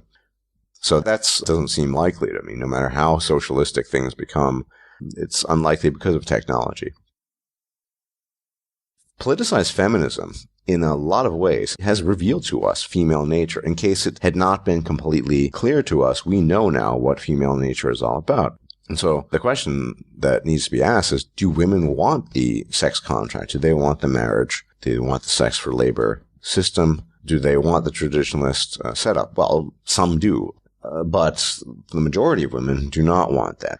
Now, whether or not it's good or bad is kind of irrelevant here. We just know that that's not what women want. They have demonstrated to us repeatedly over the past decades that that's not what they want. We see this now happening in Asia. Women all over the world don't want that setup. The only times they do want it is when they don't know anything else, when they live in small, I would say rural areas that are technologically poor, say, compared to large cities and what have you. Yeah, you still have that setup going there, because you need, say, the farmer's wife needs his labor. That's simply not true of a woman with a university degree in something vaguely relevant. Of course, she has the state on our side with affirmative action and quotas and what have you. So what do women want? Well, they don't want that, quite obviously. What I'm saying should be taken into account along with my opposition to the notion that they might want to steal men's money. A lot of them do, but they don't want to work or live within the confines of that contract. Otherwise, there wouldn't be no-fault divorce. Otherwise, women would just shut up and put out because the man was bringing home the bacon. And, well, that's just not the case anymore. Another reason why it's highly unlikely that this system is going to come back. That, in course, conjunction and combination with a great deal of technology we have these days, a lot of that just doesn't work. So, yeah, sure, it leads to a more barbaric state, I guess, a state of affairs for civilization and society, because women will choose to breed with men who, probably aren't the most optimal gene carriers in the sense of contributing to civilization and society, if you think that's important. One thing that's always concerned me with a traditionalist mindset or setup is that traditionalism at its heart, along with conservatism, is really about hierarchy and conformity, in my opinion. Now, despite what some people might claim, that it's about being an individual and individuality, it's not. After all, being conservative, being a traditionalist means adhering to time-honored traditions, that which has been functional in the past and is sought to be preserved in the present. There's nothing defiant about that. It's, if anything, it's more conformist than just about any system I can think of. Now, what my issue is there, in a traditionalist system, a conservative system, where you choose not to conform to what the majority demands, the sex for labor contract, and you don't want to participate in that, you can be punished. You can be punished financially and perhaps in other ways as well, ostracized and what have you. As I said, I don't know if there is a better system, but at the very least, in the current system we have here, the current system, at the very least, I'm saying, but please hear me out here. It's a terrible system. Everything's falling apart. It's a mess. But at least we know what women are like. At least they've laid their cards out on the table in an open manner. There are no illusions anymore to women. We know about female nature. We know that it's exploitative. We know it's incredibly manipulative. And we know that they're in it for themselves and don't give a rat's ass about their men. We know this. We also know that, of course, in a sexual resources contract, what happens to the man who falls ill? Well, he can't fulfill his end of the bargain. And we know that women, traditionalist women, only care about what their men can bring home in terms of bacon. So we know that women don't care about men as human beings. And feminism has shown us the light in that sense. I'm not saying this is a great thing, but at least we know what we're dealing with. And so traditionalism in that sense, and all of this is all these notions of men making sacrifices for women, women being more valuable than men. Regardless of whatever system we might have, be it a Marxist system, a socialistic system, a traditionalist conservative system, or whatever, men will always be undervalued in the sense of their actual lives, not in the sense of what they can do. Of course, that is highly valued. But men are human doings and women are human beings. And we who strive for the likely unattainable status of humanity, we men, would not be content in a system like that, or really in any system. The only humanity that a man can give himself is, well, the humanity he himself chooses to give himself, since on a societal scale, it's not acknowledged and simply doesn't exist. So it solves nothing. I guess the only good thing about that kind of setup is, yeah, it allows men to breed and pass on their genes. If that's the greatest goal a man can have, well, so be it. But remember, some of the greatest thinkers were not men who were engaged in relationships at all. Newton, Leibniz, women we know are creatures that, apart from their direct progeny, tend to only think of themselves. That's how they've evolved.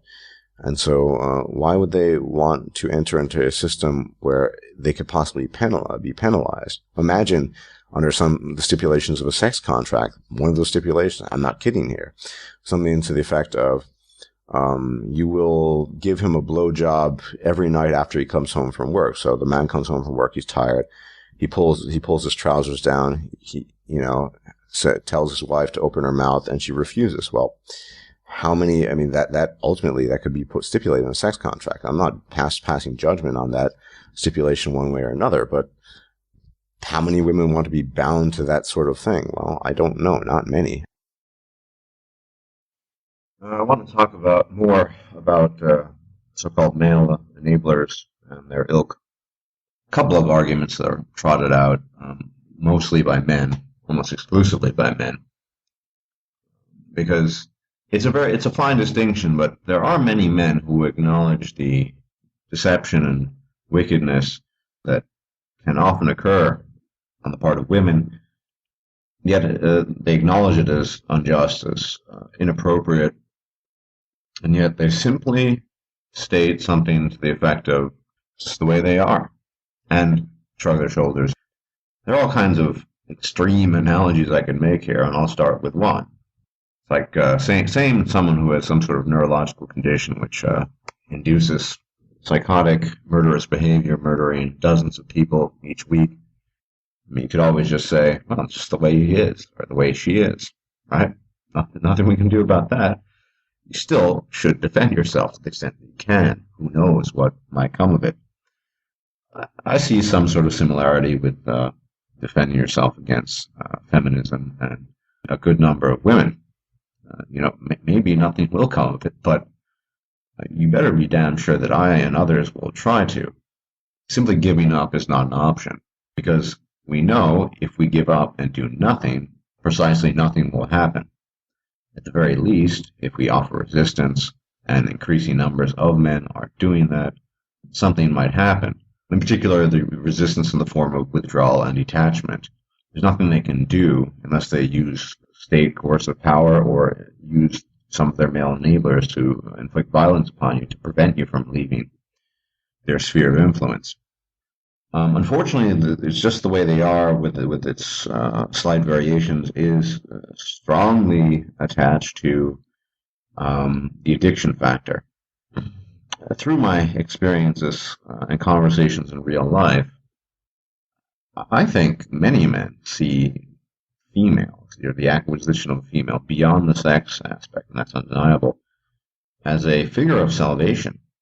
And so, despite all the information out there, despite all the warnings, despite the experiences, the quest for the Holy Grail, as it were, the quest is continued, and it never ends. I guess it really depends on what your definition of salvation is. Harbinger, a character in the Mass Effect universe, famously said that we are your salvation through destruction. This notion of the addiction really goes well beyond the sex act. It is a perception men have. Once again, that females are angelic, are infallible, and no doubt this is to some extent hardwired in our biology, but reinforced, obviously, very intensely by the society we live in.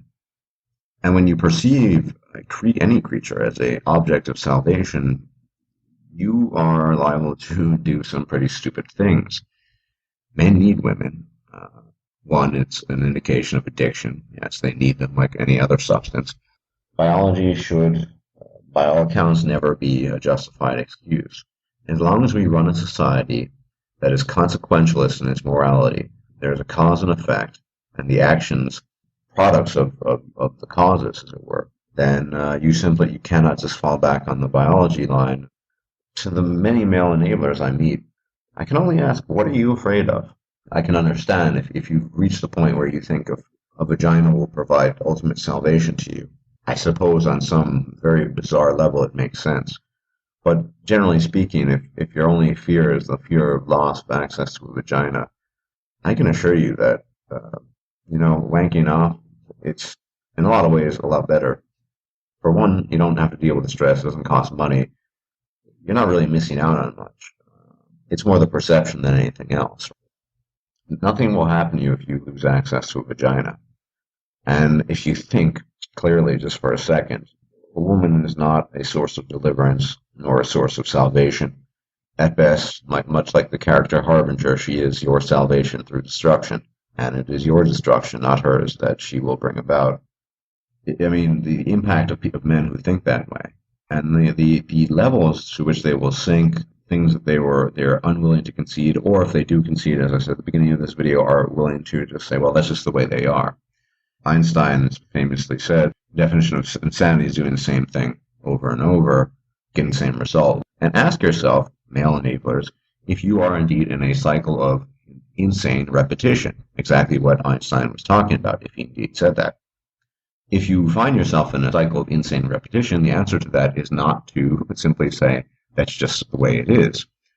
That would be okay if we were hamsters in a cage and we lacked the cranial matter to do anything beyond run in a wheel and chew on carrots.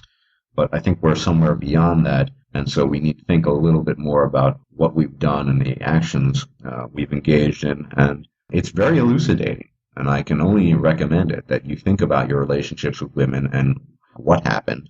Do not reflexively look for blame in yourself. Yes, we all make mistakes, but I think the mistakes that you made will be quite different to the ones you initially believed that you.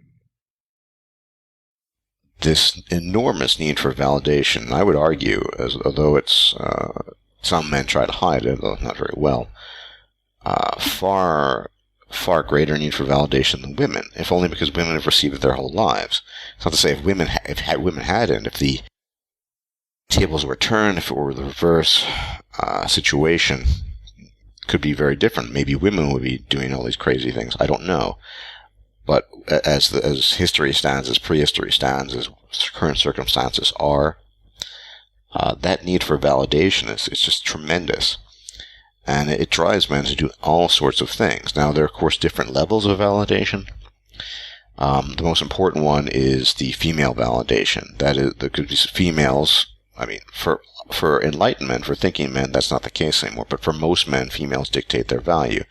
A man only has value in as much as a female accords him value.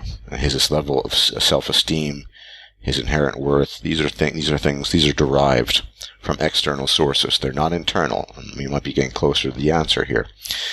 Maybe. They come from women. And, of course, society at large. Men think, whether correctly or incorrectly, that they will benefit from denigrating other men. Just as a man will throw another man under a bus, in certain contexts will kill him for the sake of a woman by verbally denigrating another man. Why do men not get behind the issues with regards to false rape accusations? They want to believe that other men are rapists. Why? Because it elevates their own position. It elevates their own status. We don't help our fellow men primarily, because in a general sense, we don't have that spirit of camaraderie, that spirit of brotherhood that, say, women virtually all have with each other, because we do compete against each other for women, and we do compete against each other for status, so we can acquire the golden uterus. There are no real men. There are no fake men. There are no lesser men, no greater men. We're just men. Yes, some of us achieve greater things, the Einsteins of the world. Some are infamous, the Pol Pots of the world. Some are extremely mixed bag, the Obamas of the world, and so on and so forth. But at the end of the day, we're all men. This concept of real men, it's just a myth. It's bullshit. Because any man, at any given moment, could have his status removed and be dropped right back down to the bottom of the pecking order. Yeah, I'm coming back from work, and to get to work, commute, get in the train. Train's always crowded, that time, or early evening, like 6-ish or whatever.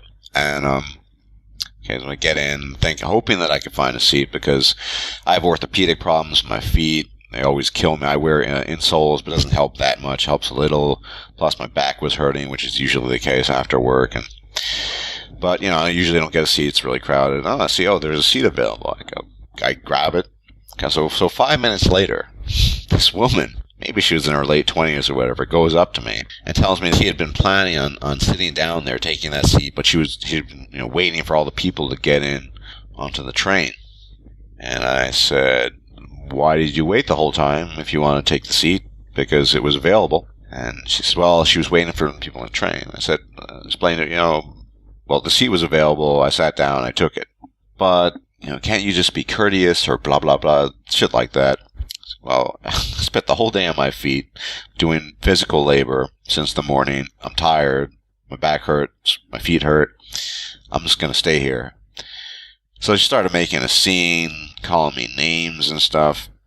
And then the White Knight Cavalry arrives. I mean, it sounds like something out of a fiction, but it actually did happen. 3 guys, giving me these discerning, disapproving looks. One guy says, well, you don't need to make a scene. Why don't you just give the woman your seat? And I said, why should I? The seat was available. I took it. Then they started saying, well, other people chime in, so they're going to call the train security on me or whatever. And everyone was giving me disapproving looks. Okay, fine, take the seat. Why? Because I don't want to create a scene. I didn't want to get involved with security or the police. It just goes to show, here I am, a middle-aged guy who does physical labor job, which is probably not the most strenuous physical labor. It's still physical labor. I'm tired. I'm coming home from work. So I'll see if I can sit, because my feet are hurting, always in pain after work. But this woman comes along and just says, well, I was intending on taking it. Who does that? Who goes through a train and he said, well, sorry, it goes up to a stranger. I was thinking about taking that seat, but I was letting the people on. And, of course, the White Knight Cavalry arrived, and everyone giving these disapproving. And this woman was probably at best in her late 20s, maybe early 30s. If she were a grandmother or grandfather, obviously, for elderly, yeah. I wouldn't even do that. I wouldn't even need to be asked. I probably would just say, ma'am, sir, here's my seat if they're elderly. But, that's courtesy, common courtesy. But that was my first, call it a Rosa Parks moment. When I say gynocentrism is the world model, that is the truth. That is the world model. And every man, your blue pillar is a potential thug in service to a woman. Subconsciously, usually, they're doing it for access to sex. They're probably never going to get sex from a woman, but that's what they do. I can't even let a middle-aged guy whose back hurts and feet fucking hurt from lifting crates all day sit down in a seat that he took. Throw someone out of the seat or tear someone out of the seat to get there. This is the blue pill world. It's the world where, a woman can literally eject you from your seat through coercive violence, essentially, because that's what she wants to do, if she chooses to do so. And, I felt pretty helpless in that train because there's nothing I could do. I offered resistance, but up to a certain point. I don't want to get beaten the crap out of by 3 much larger men, or, worse, security or the police become involved, and what might happen then, even though I'd done nothing wrong. It's just some issues that I don't want to have to deal with, especially after a long, relatively hard day at work. So, it's freaking everywhere. It's everywhere. Consumerism really has only been around for a couple of decades. And to the observant person, you could probably link it up very easily with the rise of politicized feminism. Politicized feminism, as I constantly stress, as opposed to inherent feminism and inherent female nature, which arose a couple of decades ago and has been on the march ever since, and becoming ever stronger. We also see a rise of consumerism. That is to say, the more politicized feminist structures have come into being in our governments and in society at large, the more this is manifested in the economy, bolstered, of course, by inherent female nature, by inherent feminism.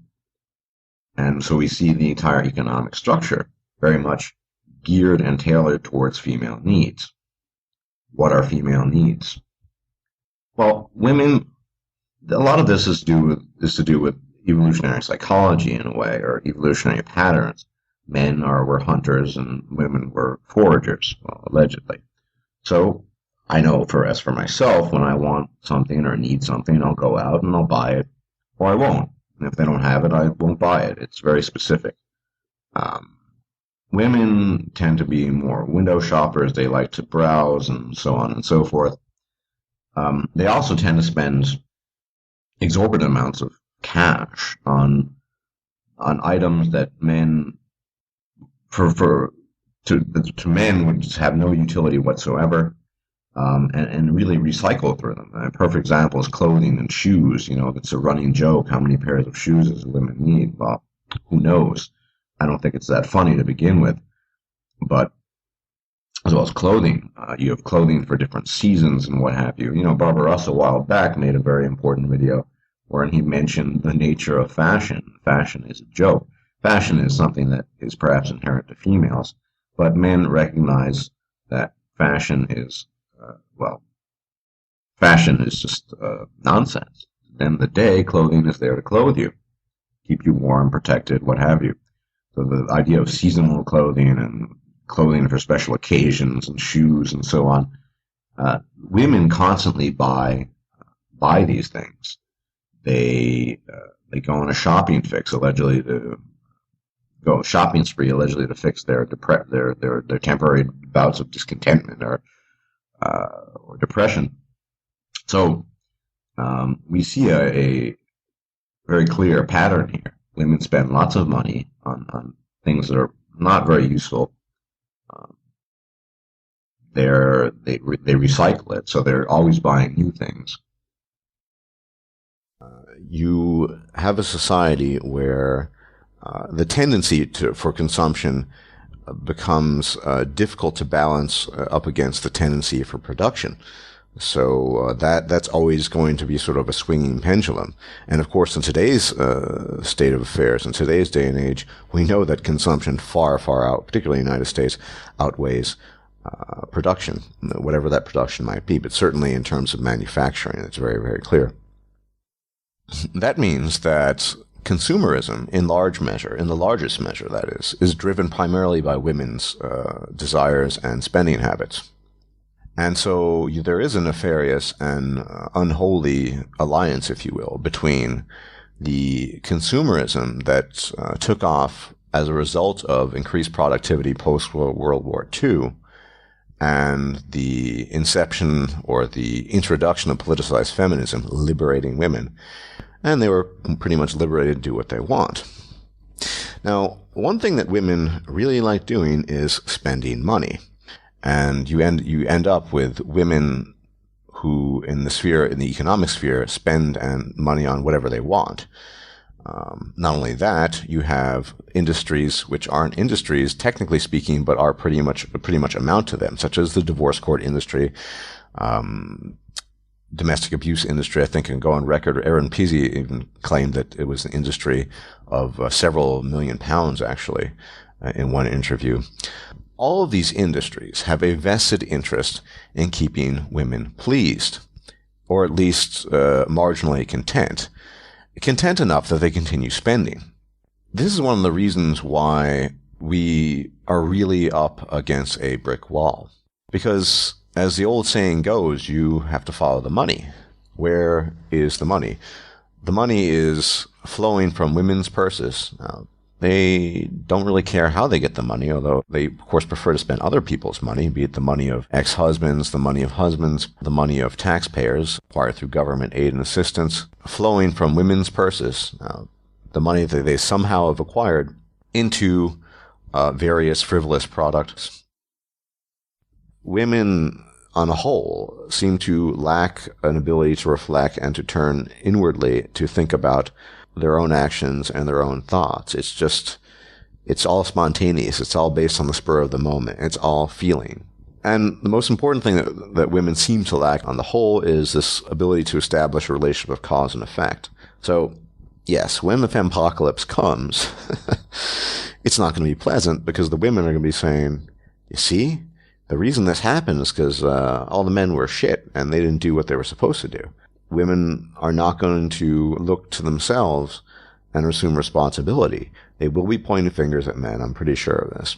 And contrast to what many people think, I don't think traditionalism is going to arise from this. I don't know what's going to arise from all of it, but there'll be too much finger pointing for traditionalism to take a strong foothold in place of the blasted landscape that the fempocalypse has brought about. And it is a very sad state of affairs to coexist with virtually, most of half the human race completely non-cognizant of their own doings, of their own actions, of the consequences of those actions.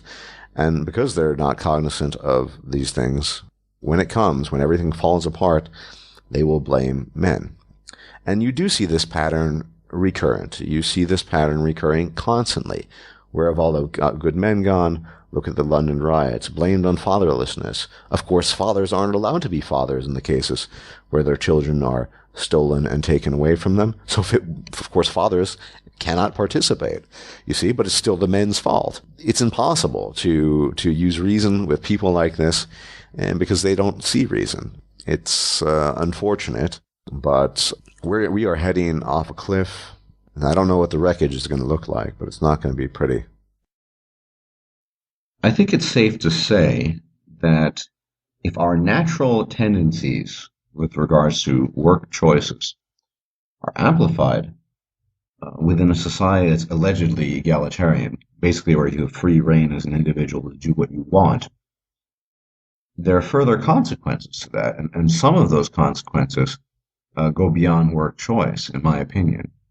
If all natural tendencies are amplified, then the natural proclivity that, say, men have to favor and to pedestalize female sex, to allow women to cut corners, to basically bestow favor upon them and treat them as quote-unquote special, will be even more amplified.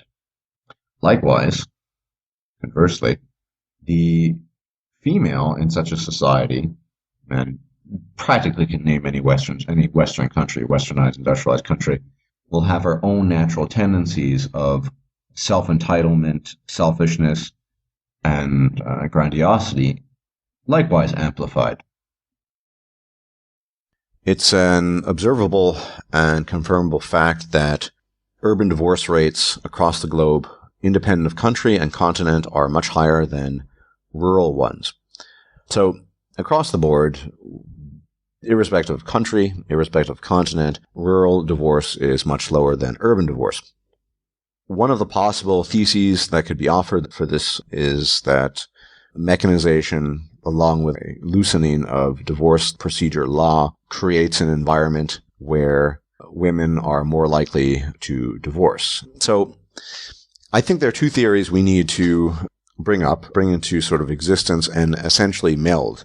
Mechanization is quite an abstract word. The aspect of mechanization, however, that I want to focus on in this video is the internet. Because I believe the mechanizing force of the internet has had a key role in the increased divorce rates as a whole, but specifically in urban areas, because urban areas tend to be more mechanized. And one of the consequences in modernity of the last 10 to 15 years, of course, is high degree of access to the internet. The other element that I'm going to adduce here is an old element, and one we've talked about very, very often, namely female hypergamy. In one of the articles that I posted a link to, they talk, one plausible explanation for the higher divorce rate is that there are more coupling opportunities, more opportunities to meet other people in urban environments. And that's true. It goes without saying. It's kind of a no-brainer. But what does that really mean? It means in concrete terms that an urban environment, by definition, is going to have a higher concentration of people, a larger population than a rural one. You're also going to have much more infrastructure, so the ability to meet people is going to be easier. But what is the driving force behind all of this? The driving force, as usual, is female hypergamy. The human female is driven by an instinctive and essentially unconscious desire to constantly increase her own personal status, primarily by means of acquiring a higher status male partner. They have virtually no control over it. Most women aren't even aware of it, but this is an observable scientific fact. Even the most PC-minded biologist is not going to deny that. I would argue, along with mechanization, you often see a relaxing of certain laws, or at least the restrictions.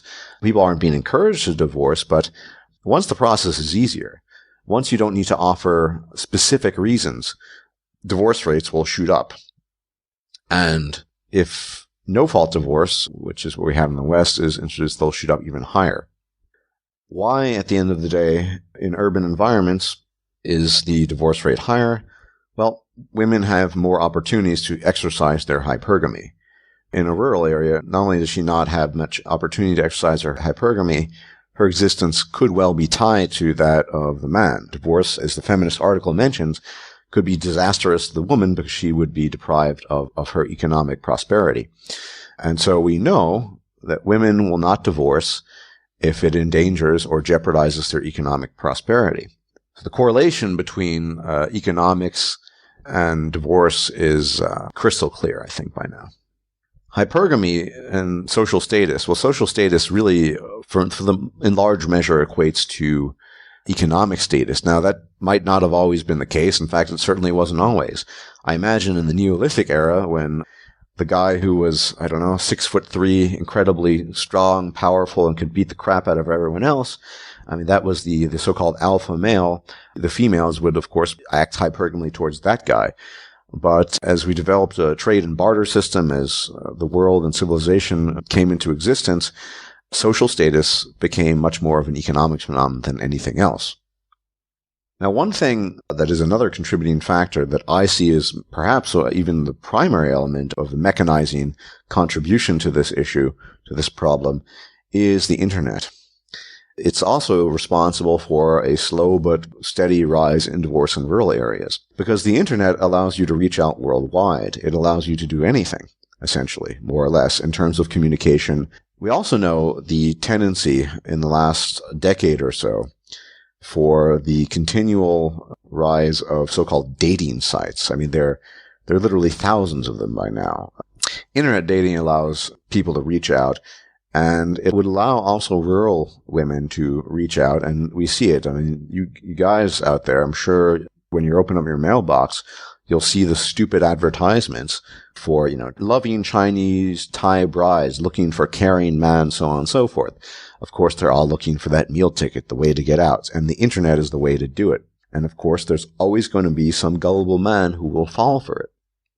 So, the internet, in my assessment, could well be one of the primary factors in mechanization that is driving up the divorce rates in every country at an ever-increasing rate. The rural areas, of course, have less internet access, although there are plenty of rural women these days looking to get out of there, looking for their meal ticket. And, of course, their means to do that is the internet. After all, they have no other means of doing it. Maybe in earlier times they sent photos with postcards or what have you, but now you just make a profile. But, as I said, yes, in part, the higher concentration of people in urban areas explains higher divorce rates there, obviously, but it doesn't explain the mechanics of what's actually going on. When people speak of coupling more opportunities, they're mostly speaking of female hypergamy. Women initiate divorce much more frequently than men. They're much more easily dissatisfied than men, and this, of course, would lead them to seek opportunities elsewhere. So it's important to be aware, and I don't know how aware you are of this, but the female hypergamous instinct is insatiable. It's always there. This is why past societies did their best to hold it in check. Of course, there were much fewer opportunities in past civilization for females to exercise that hypergamy. To the extent that there were opportunities, well, those societies did their best to hold it in check. With the onslaught of modern feminism and mechanization across the globe, as well as the relaxing of laws in formerly traditional countries, divorce is just shooting through the roof.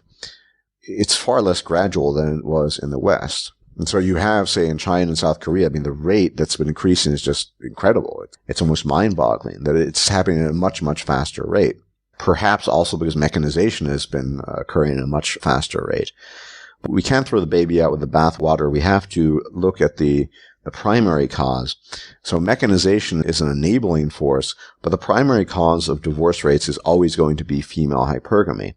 I say this really with a sense of almost absolute certainty, because female dissatisfaction in marriage is usually a manifestation of hypergamy. We know that women on the whole don't take responsibility for themselves, for their own contentment, and the responsibility rests on the shoulders of the man.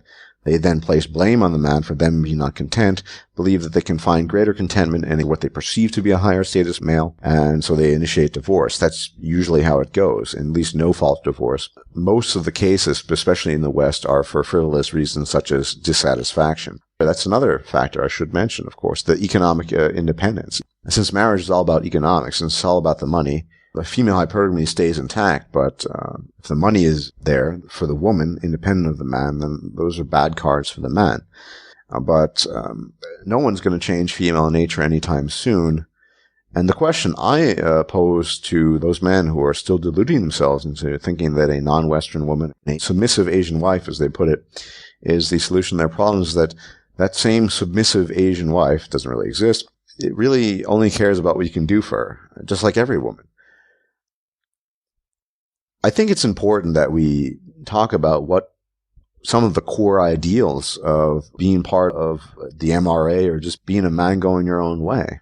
In my assessment, one of the most important aspects of being a man going your own way is the fact that you recognize that you have value as a person beyond whatever labor you might provide for a female. And because the female only sees the relationship between man and woman as an economic transaction, usually where she doles out sex for compensation, and the man is utility to satisfy her needs, we renounce that. And to those men who still believe they can find submissive wives, I think you should bear in mind that those submissive wives do not value your personhood any more than the non-submissive ones do. Their hypergamy might be held in check, but that's like saying, a rabid pit bull isn't going to bite you because you have a heavy leather muzzle on its jaws. I mean, of course it's not going to bite you. It can't bite you. It's the same analogy. It would bite you if it could, but it can't because of certain circumstances. The intention is still there. So it might be that you don't put much stock in intentionality, but I know I certainly do, and I know a lot of other men do. By now, we should have gathered enough information to confirm what I believe is an accurate assessment that marriage is only for idiots. To those who have not sought out the information, sought to be enlightened, if you will, well, may the gods have mercy on their souls. They are in extreme danger. There's no doubt about that. Finally, having talked about hypergamy, this is, of course, a pipe dream, but I think part of learning about human sexuality, if they're going to call it sex education, is not only to learn about the specific mechanics of sticking your dick in a pussy or putting a rubber on your dick before you stick your dick in a pussy. I mean, that's all well and good. It doesn't seem to work very often. But also learning the mechanics of male-female interaction, learning about female hypergamy. Now, that's not going to happen in a feminized atmosphere because that might speak ill of women, and we don't want to do that since women are purely angelic creatures. But in an ideal situation, part of sex education would be learning about female hypergamy. Imagine from young boyhood you had learned all. You would have been much more circumspect in the decisions you had made and the liaisons that you decided to enter into with your women. I know I would have. But of course we don't learn this. We learn the grand delusion. We learn that women are nice, kind, caring, none of which is true. And the illusion and delusion persists. However, if we had the education, things could have turned out differently. We might have had, in many ways, easier lives, and our situation on the whole might have been better. Some of us might have been a lot wealthier. But empowering young men, specifically boys, with this kind of information, telling them what's really up, I think is one of the most important services it can render unto the coming generation of young men and boys, so they actually learn what's going on. Now, if they decide, despite all of this information, to enter into silliness like marriage or serious relationships which lead to marriage, then the burden rests on their shoulders and they need to deal with the consequences. But I'm almost certain that if many men, could learn at a young age through education, and let's rest assured, education no longer occurs just in school. In fact, it occurs less and less in school. YouTube, the internet, the realities of female hypergamy, female solipsism, and the nefarious commingling of those biological factors with state entitlements and social welfare that benefits and prioritizes women's needs over men's, we could go a long way. The concept of marriage. Let's look at marriage with respect to the United States. The United States, despite all claims to the contrary, still remains very conservative in some respects. And I don't mean that in a purely political sense, but more in a traditional sense. Marriage is considered a sacrosanct and hallowed institution. It has the backing of society, and it corresponds to societal norms for a variety of reasons. It's been around for a while, and in the United States in that regard is still quite conservative. So marriage is sort of necessity endorsed. It's seen as a good thing. Whether it's a good thing or not remains to be seen. Governments love marriage. Why do governments love marriage? Because married people, in particular married men, pay much higher taxes, which of course is a big revenue generator for the government. Quite frankly, married people, married men, pay a lot more taxes, which means the government gets more money from them, which means the government can spend more money, which means, of course, the government's going to endorse marriage in conjunction with the sacrosanct status of marriage in Anglo-American society. It's no doubt that there is going to be a societal-wide normative consensus that marriage is a good thing. And that's the starting point of all this, I believe, and that's why I think there is an inherent bias. By contrast, because marriage is held to be sacrosanct and sacred and a good thing, the unmarried, particularly unmarried men, are held in opposite regard. They are not considered to belonging to the sacrosanct. The government doesn't like single men because they pay less taxes. They generally do earn less, and of course that's less revenue for the government. They also don't feed into the divorce court industry, and so on and so forth. So already we have a rather skewed approach to these things. The approach that all these studies will take will be one from what I would consider positive bias, that cultural, societal norms would dictate that marriage is a good thing, and let's find out why it's so good. Not, is marriage a good thing, the neutral position. This is simply not the position that's been taken. And in the same token, the position of the single persons, particularly the single man, will not be held in high esteem. It's already been put in a negative light. Men do not deal with bereavement very well.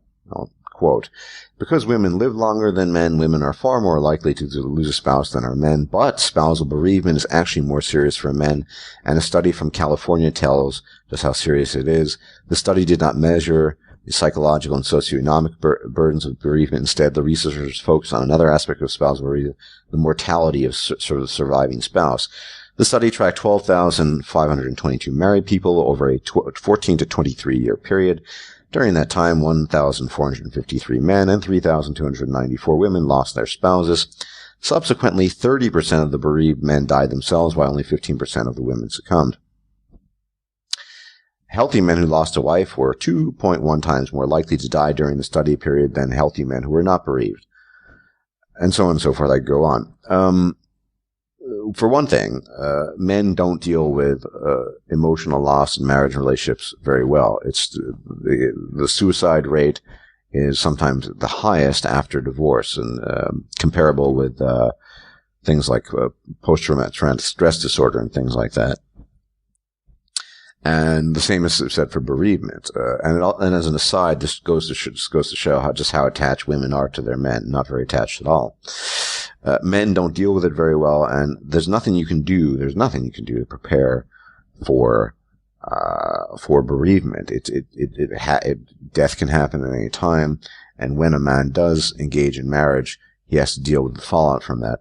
And the simple fact is, and I'll get to this point later, never being married is a solution because you don't have to deal with that bereavement to begin with. A good marriage can improve a man's health, but marital discord can take its toll on both happiness and health. In the MRFIT study of 10,904 American married men, for example, men who divorced were 37% more likely to die during the 9-year study than men who remained married. Similarly, a British study of 9,011 civil servants linked stressful relationships to a 34% increase in the risk of heart attacks and angina, and so on and so forth.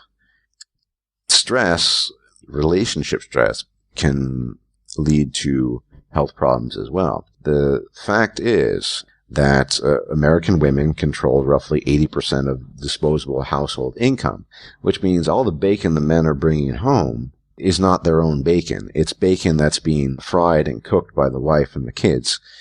Ultimately, what we want to gauge this concept of earning more by is not so much earning more, but how much of the money you're taking home is yours and how much of it is your own disposable income. This process of elimination or mate selection and I suppose dating, very few people can do this. People are deceptive. It's very difficult to judge character sometimes. And most importantly, people change. What do I mean by the perfect storm divorce scenario? By that, I simply mean a economic crisis, for example, such as the one that hit several Asian countries in 1997, which in some of them, particularly South Korea, had a devastating effect on marriage. In fact, the divorce rate just shot through the sky due to the perfect storm economic scenario.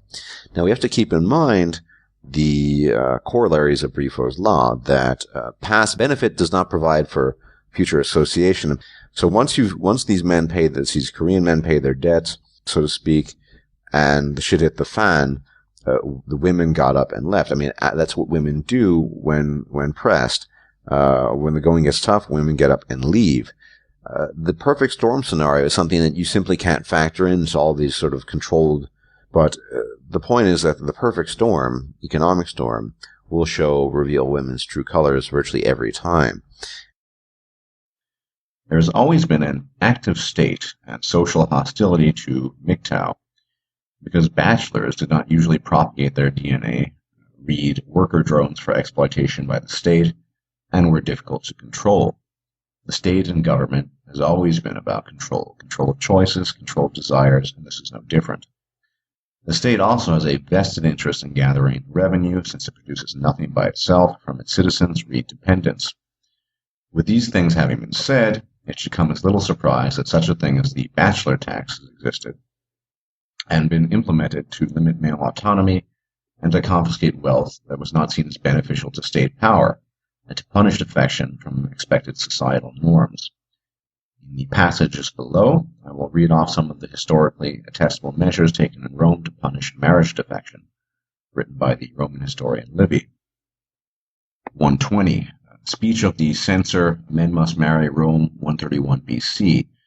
According to Livy, in 17 BC, Augustus read out this speech, which seemed, quote-unquote, written for the hour, in the Senate in support of his own legislation encouraging marriage and childbearing.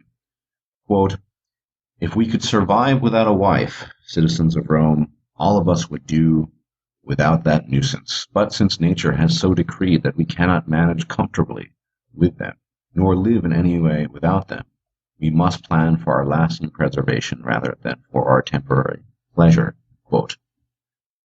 121. Prizes for marriage and having children. Augustus assessed heavier taxes on unmarried men and women without husbands, and by contrast offered awards for marriage and childbearing.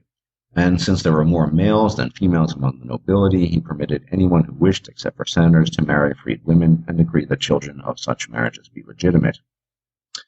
Not only do we see the sycophancy of the male towards the female, citing male dependence on the female for preservation, meaning procreation, but we see even that 2,000 years ago, the state had a heavy hand in marriage and regulating reproduction. These were early forms of the bachelor tax. Quote, "A favorite strategy of governments is to encourage population growth and raise money at the same time. Julius Caesar tried it in 18 BC. The English imposed it in 1695. The Russians under Peter the Great used it in 1702, as did the Missouri legislature in 1820.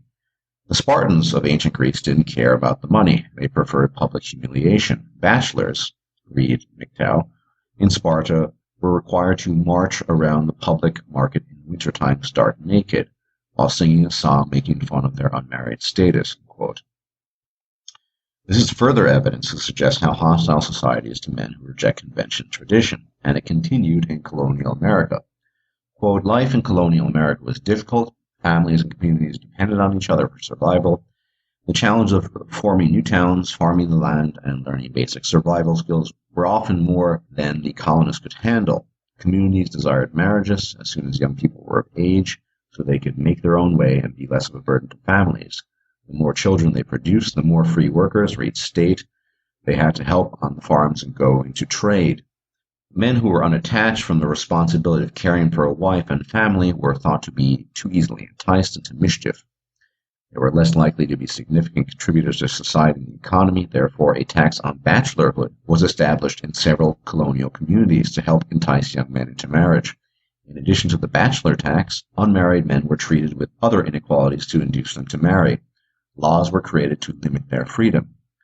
Positive incentives were also established to encourage matrimony. For example, in Connecticut, bachelors were not permitted to have their own homes. In Salem, North Carolina, single men couldn't own land or a home. They were required to live at their single brother's house until they married. And finally, in modern society, the trend continues unabated, as we can see from this passage taken from Irish tax law. For tax purposes, both partners continue to be treated as two single persons in the year of marriage or the year of civil partnership was registered. However, if the tax you pay as two single persons is that in that year is greater than the tax you would be payable if you had been taxed as a couple in a marriage or civil partnership, a refund of the difference can be claimed.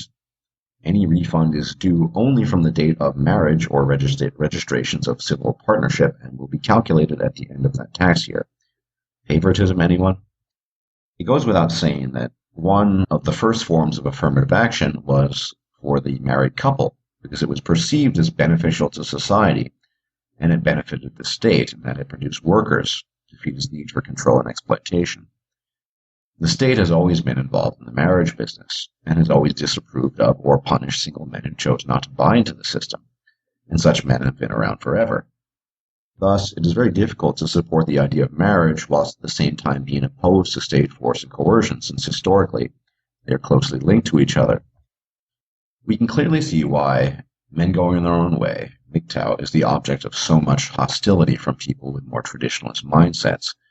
But this hostility is nothing new under the sun. It has always been there. At best, MGTOW is seen as a poor and pseudo-necessary alternative to traditional relationships, and at worst it is likened to the worst of political ideologies, cited as anti-family and a host of other things. I think the Roman dictators thought similar such things. The men buying into the system and relinquishing their freedom for the sake of a society that does not care about them has always been an integral part of male identity. Most modern males follow this pattern reflexively as well. But what differs now is that with the advent of modern communication, men not buying into the system can find others of like mind, and thus create new paths of communication, as well as alliances that were previously impossible. This free exchange of information is typified by and allows us to find out things about such things such as bachelor tax, Brifo's law, and eventually allows us to understand what a man's place is in this world, and is not a pleasant one, which is the point of men's rights. Misandry. Misandry is ingrained in the human psyche, both in the female in her contempt for male personhood, and the male's own contempt for himself, as well as his inclination to abase himself in front of the female. And this indicates just what an uphill struggle it is to advocate for individual male sovereignty, as both females and other males will oppose it.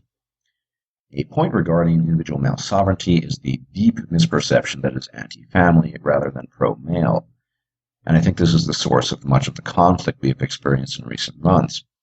Men's rights originally began as an outpouring of fathers' rights, as politicized feminism took hold of the courts and other government institutions and co-opted it in complete favor of the female.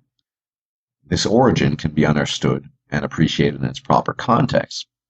But the simple fact is that men's rights has moved beyond the sole concern of fathers' rights, whilst maintaining that it is certainly one of those concerns, to a more general concern of men's rights wherein each man is seen as an individual with a right to live as he chooses without being punished either socially, for example in the form of shaming language we hear from both feminists and traditionalists, or in the form of government coercion and force, such as the bachelor tax or military prescription, which is often a death sentence. This does not make MGTOW or the MRI anti-family. It merely means that both have evolved and diversified beyond that being their sole concern, as evidenced by the very clear and apparent societal and biological hostility towards men who do not toe the line. These expanded concerns are very valid indeed, and necessary. Because it is very clear that if individual men do not look after themselves, no one else will. At the same time, not a single man going his own way has ever advocated for the abrogation of female rights or imposing limitations to things they might want to do, nor have men going their own way ever advocated for wealth confiscation through government force, what feminists have done, as well as traditionalists who support the notion of a bachelor tax because it is, quote, good for society, quote. So satif, same as the feminists, is just a newish shaming tactic, little different to others, and pretty unoriginal at that. Men are free to have families, and I have nothing against that, no more than I have anything against golf or fishing, but I also have no primary interest in these things. Lack of interest is not opposition or hostility, and conflating these things seems almost like a deliberate desire to misunderstand. The historical evidence is all there to be seen, namely that the state and its lackeys have always had a vested interest in punishing men who choose their own path. And just because there is a perception that certain aspects of state coercion might be beneficial to society, if our primary concern is the individual, then that argument is invalid. For this reason, it is important we remain on guard against what I term selective anti-statism, which can be seen in both the right and the left aisles. From the left, we often hear about rights, quote unquote, such as the right to education, a right to contraception, and so on. Whilst ignoring all these rights can only come from and derive from the theft of wealth of the individual who likely does not endorse these so-called rights, wealth confiscation. But the right is no different. Instead of rights, we often hear the terms duty and obligation bandied about, specifically with reference to duty to the nation. This is why it's so incredibly rare to hear right-wing opposition to war, because war and the men serving in war as cannon fodder are part of that obligation to the state. Remember that the right openly disparaged Vietnam War protests whilst thousands of men were being maimed, killed, and sent back in body bags, many forced against their wills and sent to their deaths. Those survivors who came back were treated as human trash, unpatriotic, homeless, and unworthy of the nation they were most coincidentally born in. Ultimately, both the right and the left are two sides of the same coin. The left wishes for individual rights for the masses at the cost of individual rights on the individual scale. The right wishes that individual rights be suppressed for the greater whole, i.e. war, prescriptions against whatever they might view as deviant behavior, and so on. Libertarianism, if viewed in its simplest form as a principle of non-coercion, cannot be allied with either, since both the left and the right wish to make use of the state to coerce behavior in individuals, albeit often for different reasons. This is also the reason why I cannot see the quote-unquote defeating the left slogan as a part of the solution, because I think both the right and the left are part of the problem, since both support very different manifestations of state violence against the individual. In closing, we have seen just how strong the opposition to men going their own way is for various reasons. Because it is not perceived as beneficial to society or natural principles, read the state, and that pushing for the right-left paradigm exacerbates the problem and it does nothing to solve it. Since both the right and the left are operating along the lines of in-group, out-group thinking, whilst ignoring the individual as an abstraction and as something real, all the while endorsing state violence against the individual, we cannot go along this path. This is why we have to move beyond the left and the right into the realm of men's rights, and men as individuals with only as many duties and obligations as they see fit to have. I'm going to attempt to answer a question, namely, what can be done, although I'm paraphrasing, what can be done about civilizational misandry? What is the solution? What are the solutions? Now, as I've said numerous times, I don't have all the solutions. I just have my own ideas based on my observations, my readings, and the information I gather. But before we get into that, we need to discuss whether or not the solution is a political one or a non-political one or something else entirely. Now, if we look at feminism from a purely political angle, something I would call the capital F feminism, politicized feminism, then yes, you could say we could get rid of feminism, particularly left-wing politics, which seems to enable female entitlement even more so, and everything would be fine if we grant credence to this idea that feminism is a political manifestation and essentially a direct derivative of cultural Marxism, and we leave it at that. But as I've pointed out numerous times, there's something much, much deeper going on. There's an underlying cause and effect that is independent of politics. After all, we know that some form of feminism, you want to call it inherent female nature, whatever, has existed for at least millennia in the form of male disposability versus female reproductive ability being prized above all other things. And of course, this interplay between the two things, male disposability and female reproductive ability, it's really what everything runs on.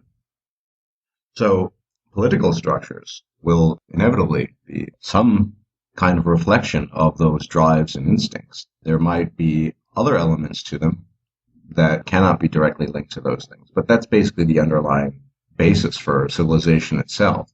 Reproduction, male labor, resources, male ingenuity, fueled by dominance hierarchy competition, with women in the background giving tacit orders and making use of their prized reproductive vessel status.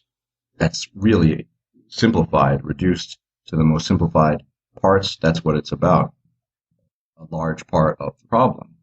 Male disposability, not just a phenomenon that manifests itself in the eyes of women or society at large, but in men themselves, the way we, in fact, view ourselves. If we look at it in just a purely political sense, the solution seems simple. Get active in politics. Try to repeal misandric law. Get rid of rape shield laws. All these things. But it really just begs the question, where do these things come from? To make a statement such as they come from the left or they come from a cultural Marxism isn't very descriptive at all. Why? Why, A, would women want these things?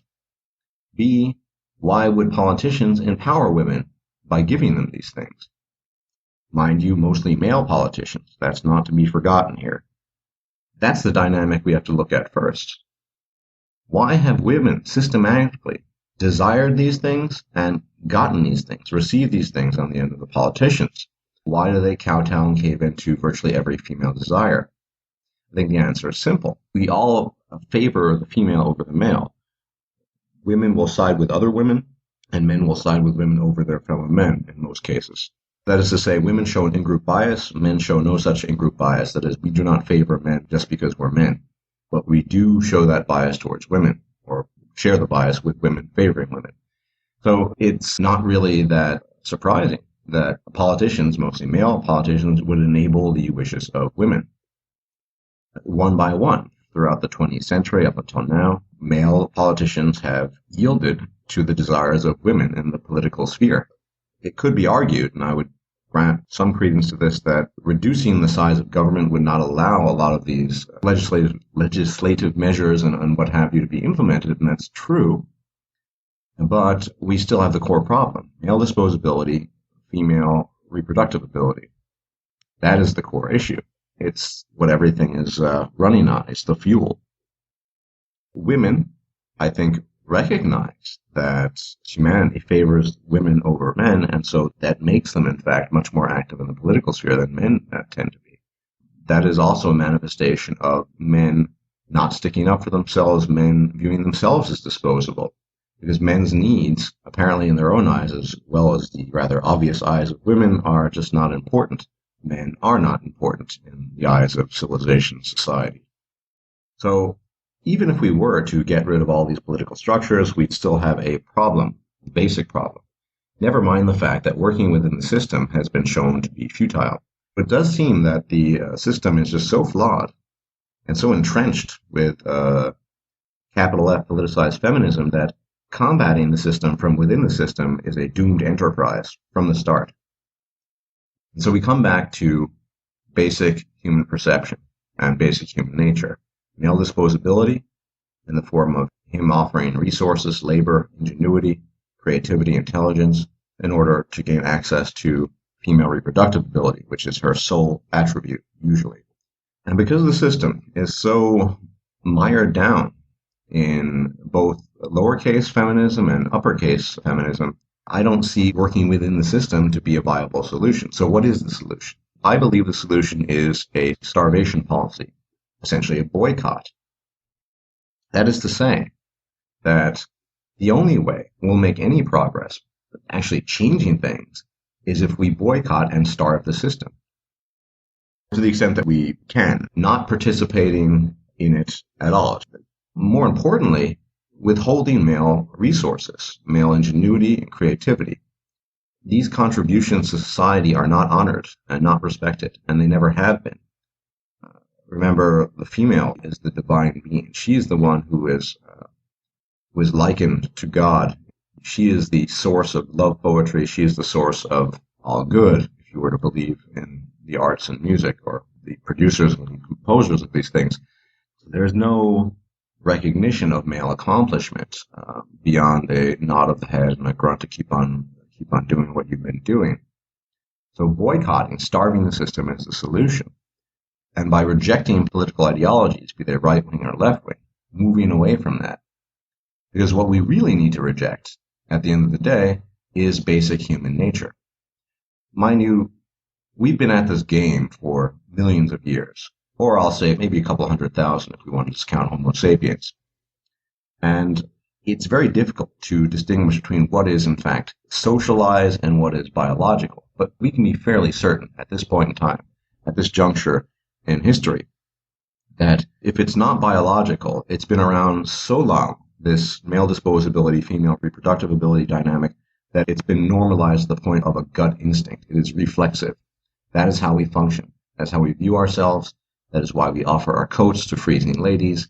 That is why some men are willing to put themselves in front of a loaded gun for the sake of a female he doesn't even know. That is why we are willing to club our fellow men to death in an effort to gain access to female reproductive resources. It is the fulcrum of all of this. So what we really need to do is reject that. We need to reject that dynamic to the greatest extent that we can. The problem is we have biology, instinct, and normalized societal expectations that have been hammered into us since the cradle, all working against us. That's, I would say, the biggest issue. We all struggle with this. Even men going our own way, we struggle with this. We're fighting against who we essentially are. Some part of us can recognize that something is screwy and it's not cool. Some part of us can recognize that there's a deeply unethical aspect to this dynamic of male disposability, male dominance hierarchy competition, or female reproductive resources. So what we in fact are doing as a solution is we are informing men one by one of their situation, their predicament, and offering possible solutions and ideas as to what they can do on an individual basis. Now, it's not going to happen soon, but eventually, the more and more men who join this, the more and more men who become cognizant of all of this, cognizant of their own nature and their own willingness to dispose of themselves and to view themselves as having little value, when we inform them of what's actually going on and they rethink that model, we will have more and more people. The more men who participate, and for all I care, women as well, though it's highly doubtful women want to try to starve the system. We're sort of in the incipient stages, and we're offering to men information, data, statistics, and a way to become introspective about themselves. And one by one, each man is getting touched by this information, is achieving a different perception of himself. This will lead in future times to more and more men realizing these things and choosing to starve the system, not participating. Remember, civilization is dependent on male nature, on his urge to compete against other males for female reproductive resources. The only way to create true equality is to destroy this dynamic entirely. Because although it has had positive benefits in some respects, after all civilization did come about, the cost in blood has been tremendous. Men are slowly waking up. And I would not hesitate to say on a level unseen in history, simply because of the technology. We live in the information age. Each of us is becoming aware of these things. So one by one, we are informing men on an individual basis. Governments, states, are in a state of panic because they require majority votes from the human female. And in order to get those votes, they need to give women what they want. They are the faceless alpha male. In order to continue giving them what they want, they need tax theft, which will only be garnered and gained if sufficient worker drones are in the working fields, which decreasing becoming less the case because fewer and fewer women are having children because through their hyperinflated hypergamy, they no longer can quote-unquote find suitable mates. See how that's working? I find it amusing to no end that the machinations of the government to appease political female hypergamy has basically put governments in a massive catch-22, and they're fucked either way they go. If they rescind the benefits, they're going to lose the votes, and they don't want that. If they keep the benefits in the long run, population will continue to decrease because it's only getting worse. More and more women are quote-unquote outperforming men, which is a very relative term, and that's what's going to happen. And of course, men, slowly but surely, are waking up to it all. Men know that they've been had. Some of them do. And they want to shame men, call men whatever you want, but men are waking up, and men just don't care anymore. We don't care anymore if you call us man boys, or we don't want to assume marital obligations, or this or that, because we only have obligations when it comes down to ourselves and to those we call our friends, or those individuals we care about. We don't have some sort of overarching cosmic obligation to take care of women or the family. It's a form of parasitism. This relationship between the faceless alpha male state, the faceless man, and the common woman. I'd say the host in this case is the government, the state, and the woman is feeding off of its benefits, and the state in turn is also a parasite.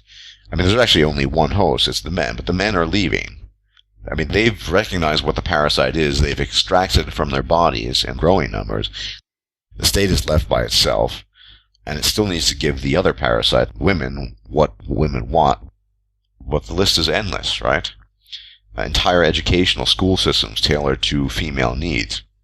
They want the best of the best, and every woman apparently is entitled to it. And this is not me complaining about it, I'm just observing this. Because the state will implode as a consequence of this, and women will be woken up to a very, very rude reality when it reaches the point that the state can no longer fund them through tax theft of men. Lack of worker drones, brought about by women exercising inflated hypergamy, which itself was created by dint of the sexual revolution, second wave feminism, and all the goodies the government gave them. And more men are waking up, and the beautiful thing is that more and more men just don't give a shit. We don't give a shit what you tell us. We don't give a shit that you tell us that we're bitter, or we're man boys, or whatever. Whatever. We just don't care anymore. So the government, the state, the women, they can all rot away, and I want to see it all coming down. I'm not advocating violence, but in the spirit of Tyler Durden, without the violent aspect, I want to see the buildings come crashing down, because you reap what you sow.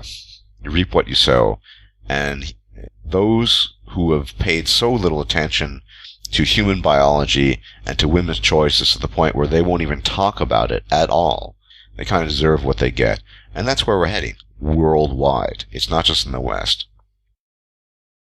Men going their own way are an incredibly small minority. In fact, if you were to actually tell people in real life about some of these ideas, they would look like you have 5 heads. If they're a female and you tell them, they'll scream at you and tell you how bad men are and how bad women have it. They engage in shaming language. We are a minority. We're not going to change the world. Sort of pose the question is what I think about fatherhood and how it all fits into all this. I think if I were still to adhere to the fairy tale that we've been told, that we've been fed, then I'd say, yeah, I'm all for fatherhood. It's a great thing. After all, in a biological sense, the only reason we're here is to propagate our DNA. But the problem is, and it seems to go readily hand in hand with the problem of having a relationship with a female, is that for the time being, you still require access to a vagina to do that. And after that happens, you belong to the state. You'll have state violence used against you. Once you accept marriage, well, of course, that's usually, I mean, there are children born out of wedlock. But I'm sure that usually the state can coerce money out of men anyway. But quite frankly, well, what I think about fatherhood is I think it's a great thing. It's a great thing to propagate your DNA, spread your seed, but the risks are just too high. I'm sympathetic to the idea, if only because I, like any other man, would ideally, in an ideal world, like to propagate my DNA. But the risks are just too enormous. But the other thing I would be concerned about if I were a father, particularly of a female, is that knowing what is inherent to female nature, I wouldn't be able to, it's not to say I wouldn't love the child, but I think I personally have issues seeing past the fact that she would always view men in an exploitative fashion. She might love me in the sense that there's some sort of blood kinship there. That seems to be the limit of female love. But at the end of the day, you're not getting any bang for the buck. You as a father have almost no rights. The minute your female spouse says, well, I'm going to get a divorce, no-fault divorce, and kicks you out of her life and your children's lives, I mean, it's just not worth it.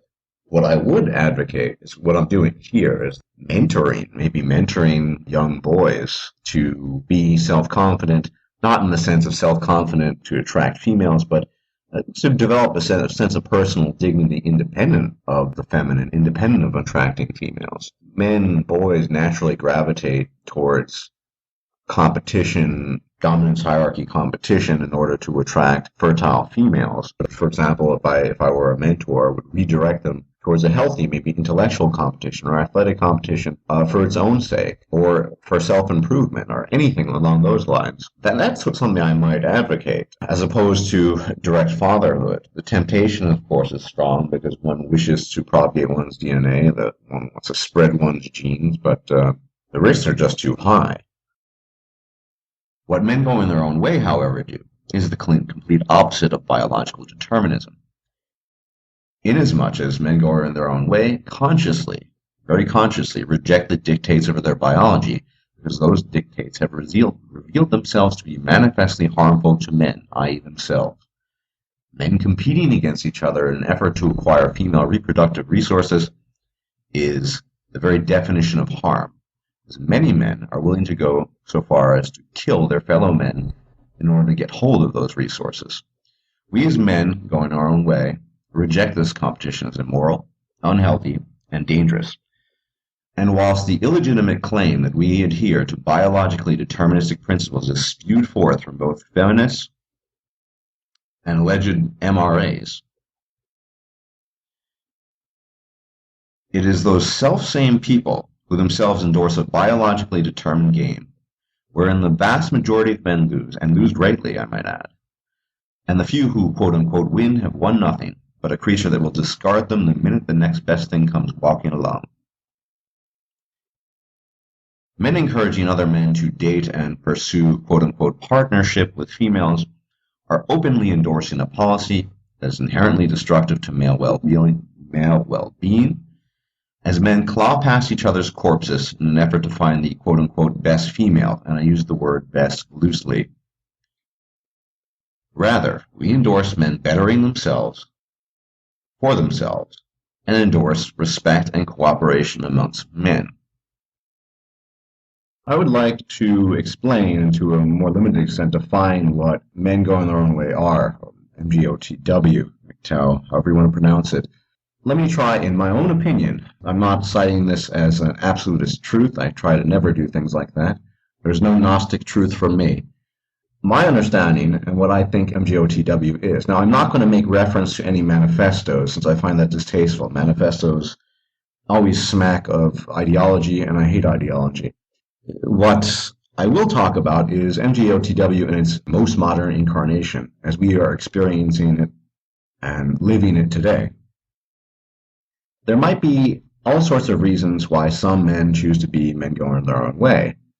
There might be highly variable, but I'm of the opinion that most men going their own way are conventional men, beholden to their inner drives, instincts, and their essentially biologically deterministic behavior, who have recognized that circumstances as they exist today are rather incompatible with those drives and instincts. That is to say, the idea of coupling with women, founding a family, and so on and so forth. I have no doubt, in fact, I know that many men going their own way do so reluctantly, and they yearn and pine away for an alternative, the dim and remote possibility that, yes, indeed, there might be some special female out there who will be a grand exception to the many non-exceptions. And that might be an issue of what stage one is in with regards to MGTOW, or it might be something just personal, individual. But at the bottom, at the base of it all, men going their own way, MGTOW, as a concept, is the recognition that whatever reasons you might have as an individual man, whatever your yearnings, whatever your desires to be with women, to copulate with women, the likelihood of that working out is so infinitesimally small that it's probably not worth investing the time and energy to do so. To indeed invest time and energy in that is tantamount to not only wasting time, but quite possibly setting yourself up for a far worse failure, involvement within the legal system where you'll be penalized by dint of you being a man, just as an example. In the case of, well, child support, false rape accusations, and all the other insanity that can possibly accompany relationships with the modern female. So, primarily, men going their own way, as a concept, is a reaction to a set of circumstances that we live under as men, as modern men. So, recognizing that, men going their own way choose to abstain from relationships. Some choose to abstain from interaction at all with females, some don't. That's highly variable. But the idea of, I don't like using the word tradition, the traditional relationship in the sense of engaging in female partnership and then reproducing with said female and so on and so forth, that the risks are simply too great. Whether some men going their own way do so reluctantly or do so with joy or a sense of freedom or a sense of bitterness is highly irrelevant with regards to this, because that is the bottom line. Not just all the legal stuff, but anyone who's been in a relationship with a modern woman, and I think many of us have, I mean, it's a circus act, vaulting through hoops nonstop in an effort to please her. And one might claim you can filter out the good ones from the bad ones, but it's almost impossible. I mean, you never really know a person. People change over the years. It's just too much of a risk. And essentially, that is what men going their own way is about. It's risk assessment. What are the risks? Are the risks too great? Being man going his own way, in contrast to some people claiming otherwise, does not mean being a total hermit. It doesn't mean not being concerned about people, not taking part in, community. I mean, you can do all of these things. It simply means that the risks associated with relationships are too great. And those people, those men who are utterly convinced that their sweetheart is not of the sort, not of the ilk that we sometimes talk about, well, I'll let time decide that for you. But I'm a bit sick and tired of the accusations, of the misrepresentations of what it means to be a man going your own way. Beyond the more or less objective definition I've given, description, we're all completely different individuals. We come, in some cases, from completely different parts of the globe. Some of us live in the States, some of us live in Europe. I know several who live in Asia. We're all very different. I would say all agree that the risks are just too great. It's not because we can't get laid. Mind games, as I said, the endless vaulting through hoops, spending money, the mood swings, the tantrums, and all of that. It's simply not worth it. I've been thinking a lot about the evolution of a man going his own way. And I think it might be helpful to spell out the process. I think we all go through various stages on our way to becoming men going their own way. It's not a clear-cut thing. And it's a process that can, in some ways, be indefinite in time, in terms of the time span. Some people it happens very quickly, and others it doesn't, and some people are in the middle. Let's be honest, it is a kind of disappointment. It's not the first failed relationship, it's the repetition thereafter. And then you start wondering, is there something up? To complement that from the outside, you start reading, maybe not reading, who reads women's magazines, or looking at the covers, or hearing stories, or watching telly, or whatever. And you start hearing things that you will now, in your current state of a man going his own way, identify as being deeply misandric. But you're just thinking, what's up with that? Men are all pigs. Or it's very subtle sometimes, or it's not subtle anymore to us, but it used to be. Is he fulfilling your needs? Dozens of these sorts of articles. I would say mixed perspective, but I've seen a lot of different sides to these things, and it's just as bad here as it is there. It's basically a global phenomenon, at least in the West. It's a global Western phenomenon. And so you just think, this is just screwy. What's wrong with it? There's something wrong with the picture here. Then you add it to your experiences with your relationships. And it just becomes very, very, very strange that there seem to be too many coincidences. Then you observe. One thing I've always done, I observe. In the public, I walk about in a quiet fashion. I tend to mind my own business, but I'm always observing. You see the way women interact with their boyfriends and so on, the things that they say and vice versa between them, and you notice these things. And then, of course, you have friends who go through similar to identical experiences. And the pieces of the puzzle start to come together. And what initially was a grand puzzle seems to make sense. It's not a conspiracy, but there is something malevolent, for lack of a better word, behind it all. There's something going on. Something about maybe female mentality? What's going on here? Then you might start reading up about feminism and what is actually done. At some point in time in that synthesis of thought, of these many, many thoughts you have, it all comes together. When you realize something truly is amiss, I think what happens to many of us, and I'm no exception, there's no reason to be ashamed of it, you enter a period of mourning. When you realize that relationships, love, all of these things have essentially been mythology, adult mythology, not, well, children's mythology as well. I mean, children are indoctrinated with this stuff as well. In fact, that's how we got it in the first place. And later on in adult years, you notice that this has all been a fairy tale. The stuff you've been fed has been a fairy tale. You do enter into a period of mourning.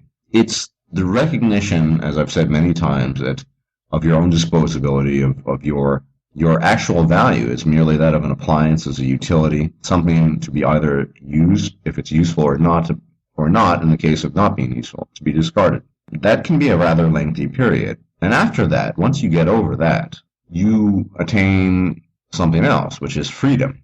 Freedom, ultimately, is what I'm advocating, what I think is the best solution to all of this. If you're not beholden to the clutches of a woman, you have a lot more freedom, financially, personally, in virtually every respect. So you get past the mourning, and you just have a kind of a clarity. And you also have a sense of freedom, a newfound sense of freedom, that you just don't give a shit anymore. And that's lovely. But I used to care about what women thought. When I used to take a direct interest in women, I would pay attention to whether I was shaven or not and how I was dressing. I just don't care anymore. In fact, the less attention I get from women, the better. And those are the stages you go through. It's realizing something is amiss based on your own experiences, absorbing information from the environment based on observation, reading, listening, discussion with male friends, recognizing that there's a common pattern here, identifying that pattern, and then finally something clicks into place. A friend of mine once said to me, the only thing that can break a man is a woman. I think that was the key for me to realizing the truth about all of this. My sort of aha moment.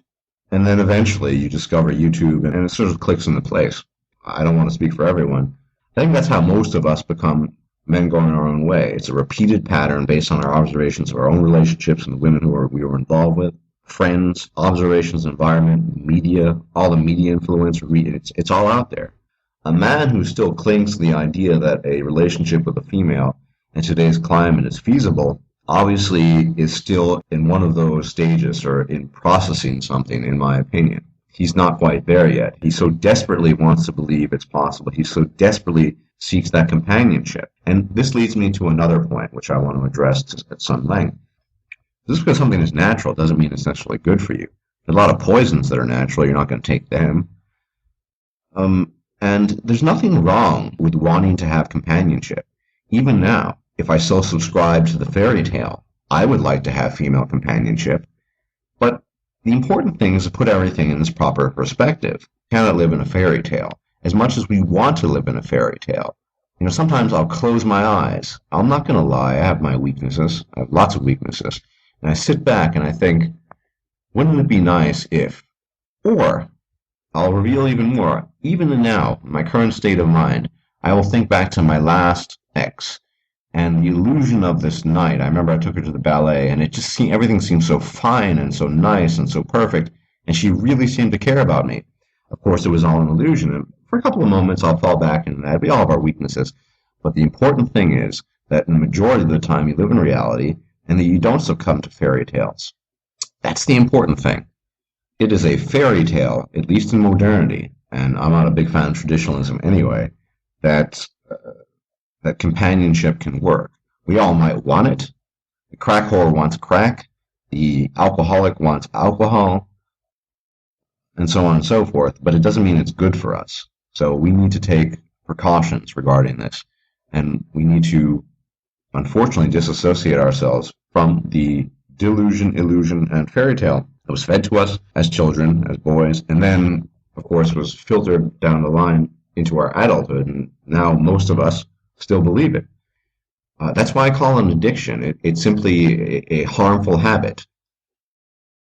Most men, either interested in MGTOW or considering themselves to be such, are lacking in intellectual commitment. You see, I view MGTOW as a concept which entails a commitment to intellectual honesty.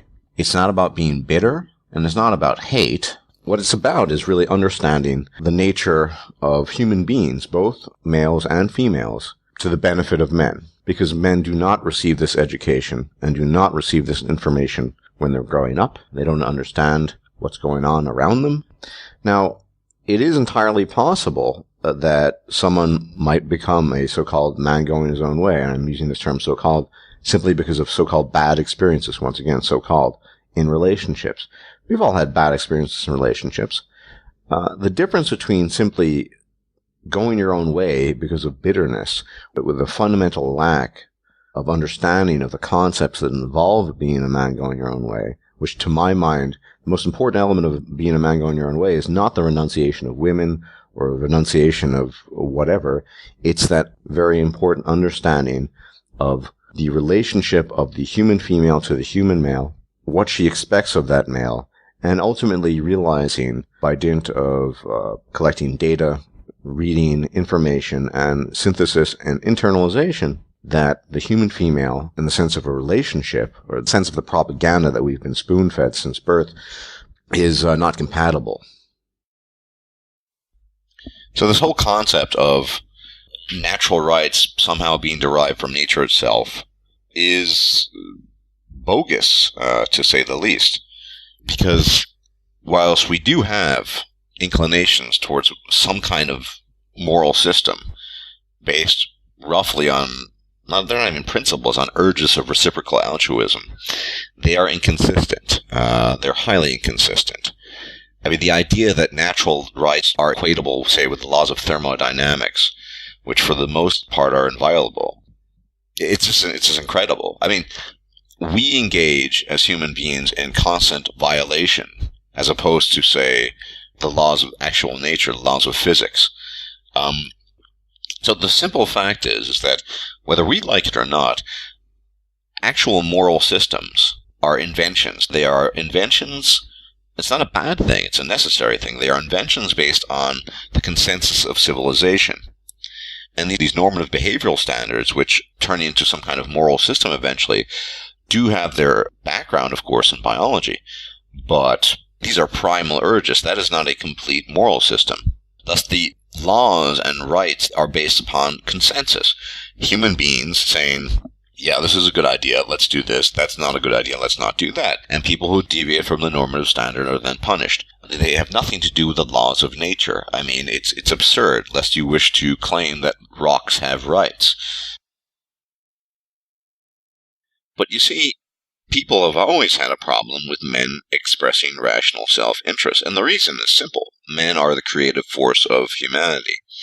Our analytical skills, collectively speaking, of course, there are always deviations and departures from this, are unrivaled. Women, generally speaking, don't come close to it. We, men, generally speaking, we have built civilization, and that, of course, was in large measure based on reproductive drive, no doubt, the desire to serve the female. However, for the first time ever, in these modern times, men are coming together and expressing rational self-interest. And that is something that people cannot countenance. Women in general cannot countenance it, feminists can't countenance, and traditional conservatives can't either, because they're still stuck in the reproductive slave operandi. And it's very interesting, because when women express self-interest, which very often, though not always, coincides with the reproductive interest, women and children first, I mean, it's a synonymous term, they're not faulted for it. But it's only because there's such a distinction between men living for themselves on their own terms and men living for everyone else. I mean, men, basically, generally speaking, are expected to live for everyone else, expected to contribute to the general weal, the common weal, and they're expected certainly to live for women, certainly to, in the case of reproduction, live for their children, and for society at large, en masse. When men choose not to do that, they're threatening. Sometimes it's been pointed out that this concept essentially amounts to a running away from a problem, fleeing, taking flight, and I don't agree with that, and I'd like to say why. Obviously, this is all just my opinion, my take on things.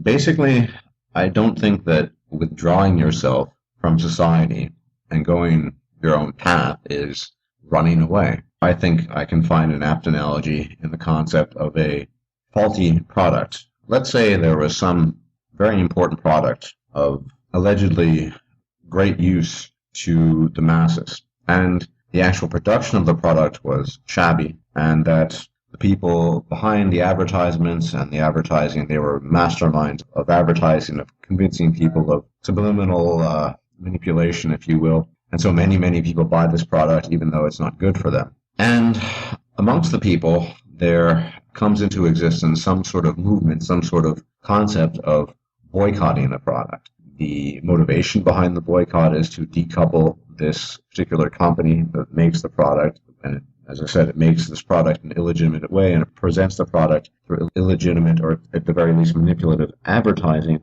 to decouple the company from its economic power / stranglehold. And boycotting something is a perfectly legitimate means of decoupling something, usually a company, from its economic hold on things. And so I don't see any issue, and likewise by analogy, by withdrawing oneself from the stranglehold of power of the system, a system which is not in favor of most males. You are effectively boycotting a product. The alternative would be to continue buying the product.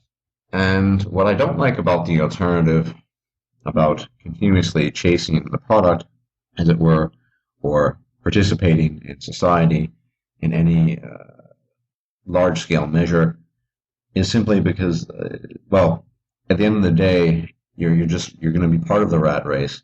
And what I really don't like, what I think men, it's my opinion once again, we should offer more support for each other and a greater sense of unity. But instead, if you do participate in the great game, yeah, you end up just, running over other men's corpses. I mean, you're just clawing your way past people in the queue, and I don't see a positive result coming from that. I think withdrawing your support from something is a legitimate means of depowering that thing. In this case, it's a society that has reached the point where we are simply not welcome, except as the role of some kind of slave.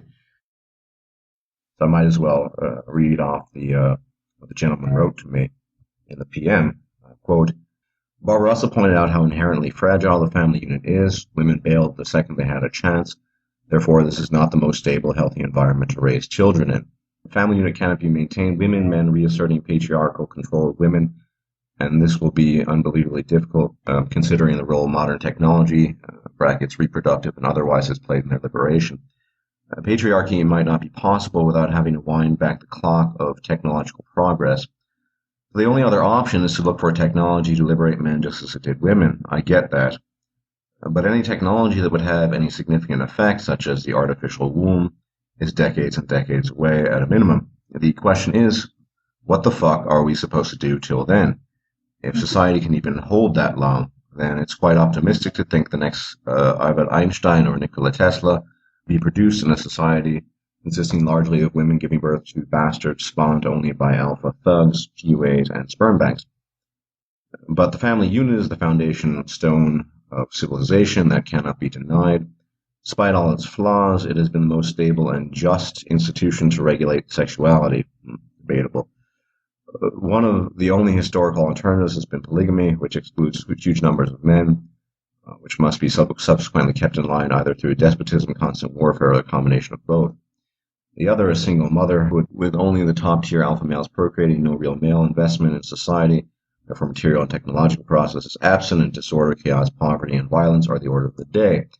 To my knowledge, no other system has ever existed in human history, and whilst you offer men alternatives to marriage on an individual level, you have yet to offer a viable blueprint of a post-family unit society that might hypothetically exist in the future.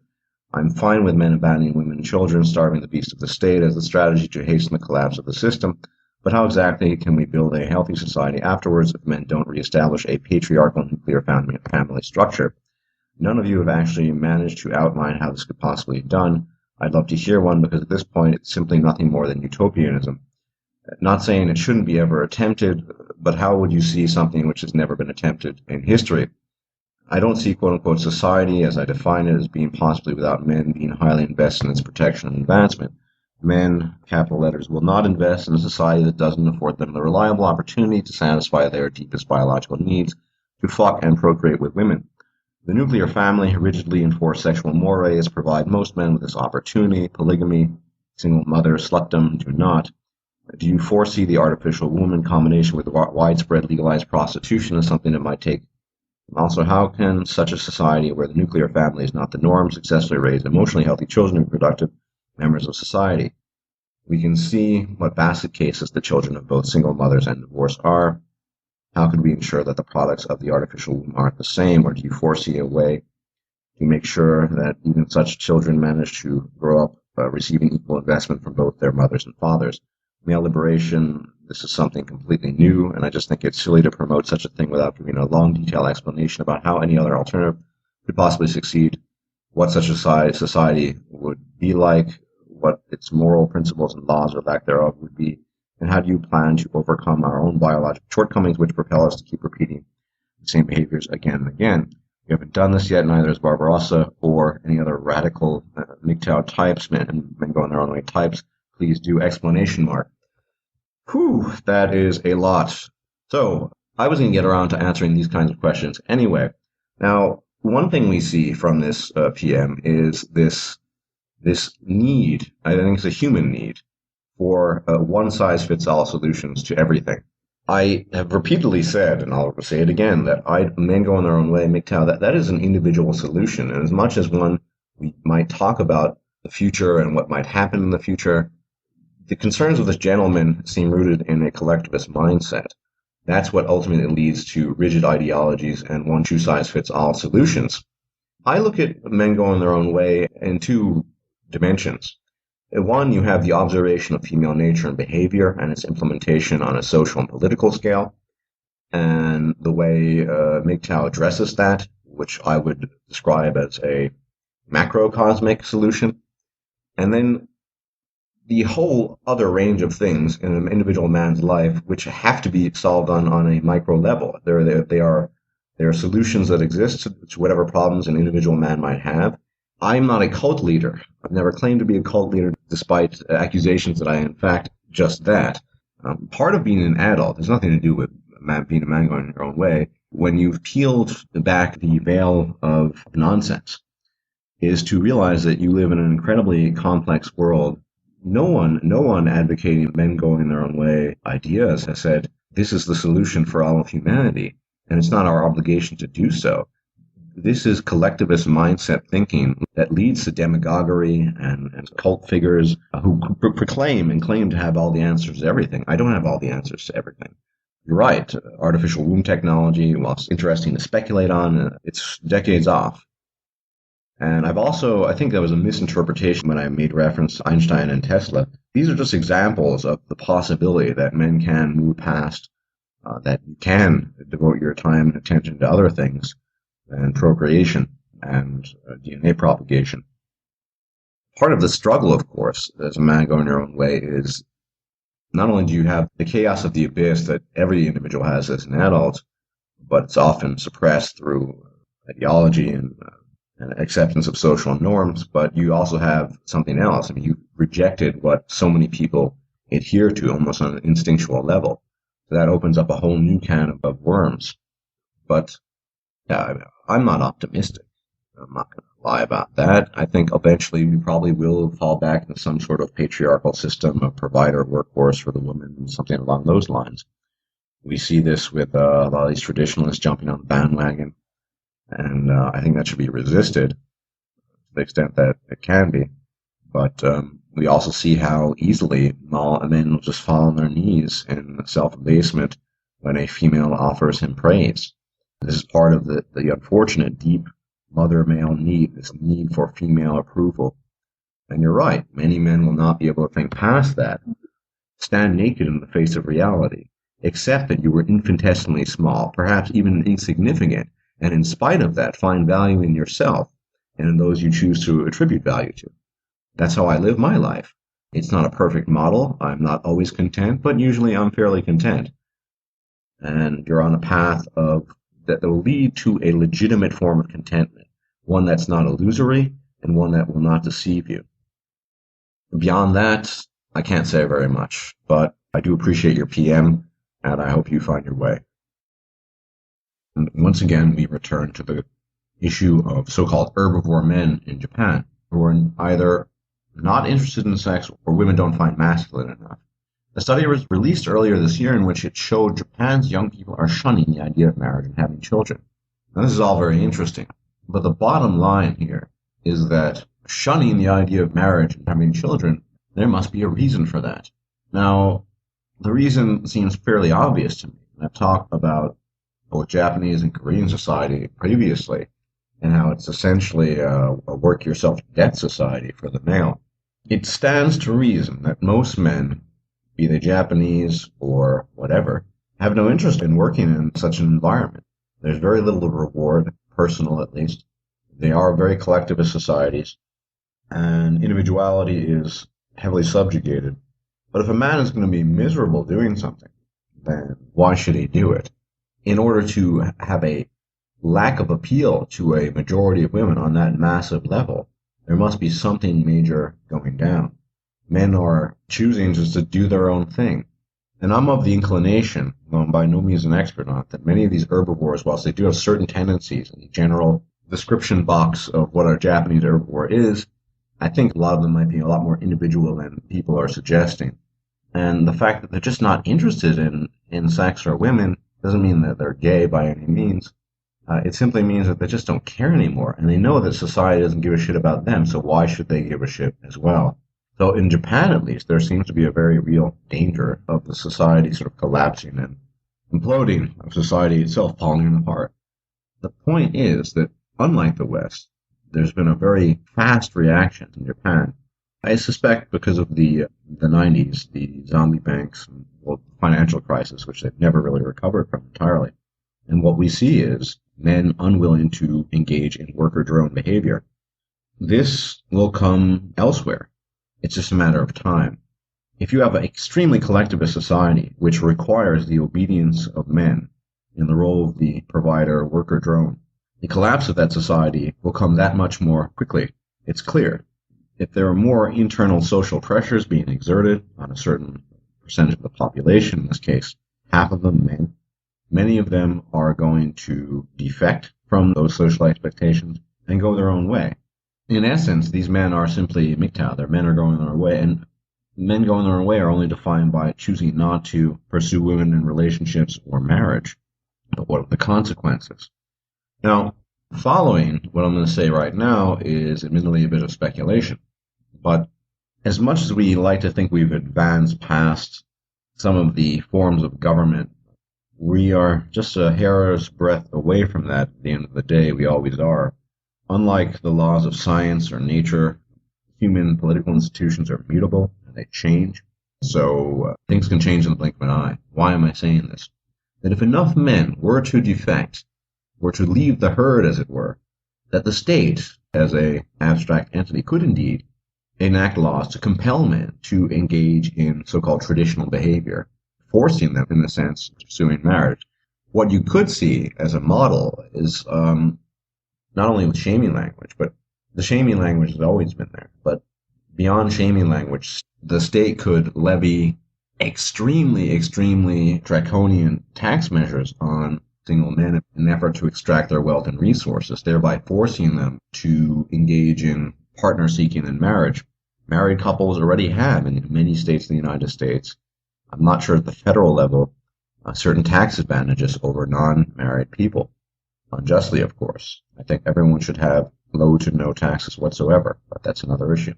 So the biological urge and drive for reproduction enforced by women, the state, and men themselves, men going against their fellow men, punishing their fellow men, it's all there. It's all there in the making. We are standing, as it were, at the edge of the abyss. And we can see this in Japan, in a society where the internalized collective pressure put on men there has forced them into a very extreme position and a very extreme reaction. It's going to be a lot more gradual, though not that much more gradual in the United States and in the West in general, because we don't have that neo-Confucianist collectivist society. It's going to take a little longer, but we need to be aware of the very real possibility of the state taking measures that could potentially punish men choosing not to pursue the marriage game.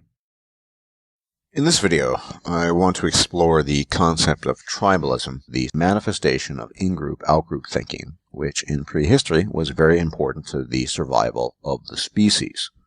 Tens of thousands of years ago, when we were basically all still living in caves, we existed in small groups as hunter-gatherers, and life was short and brutish. It was essential that group cohesion exist and function as best as possible, because if it did not, death was the result.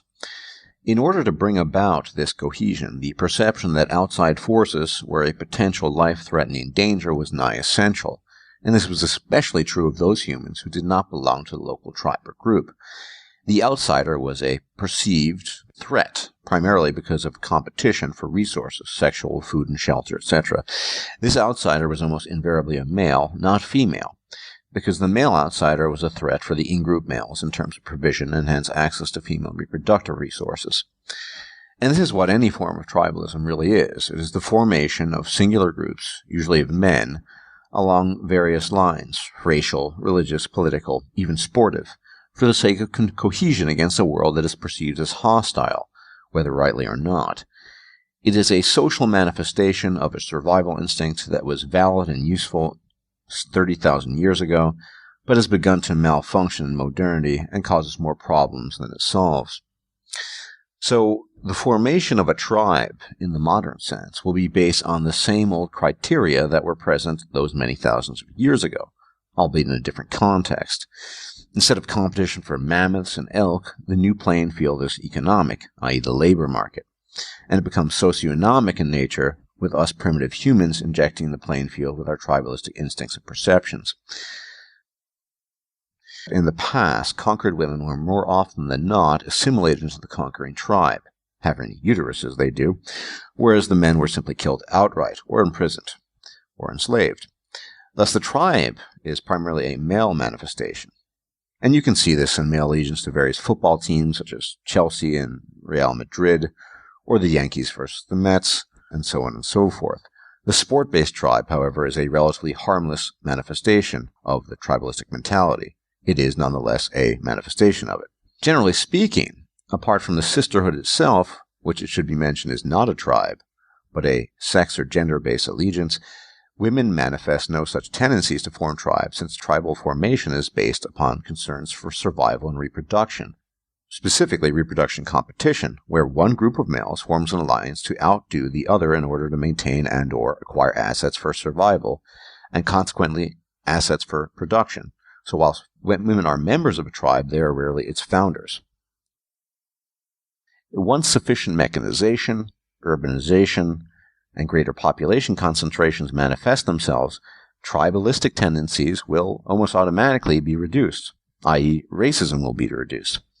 And we can see this in some of the most successful nation-states of modern Asia, such as Malaysia and Singapore, both of which are composed of diverse ethnic populations, all of whom are Malaysians and Singaporeans respectively, though speaking several different languages and being culturally and ethnically different and distinct as well.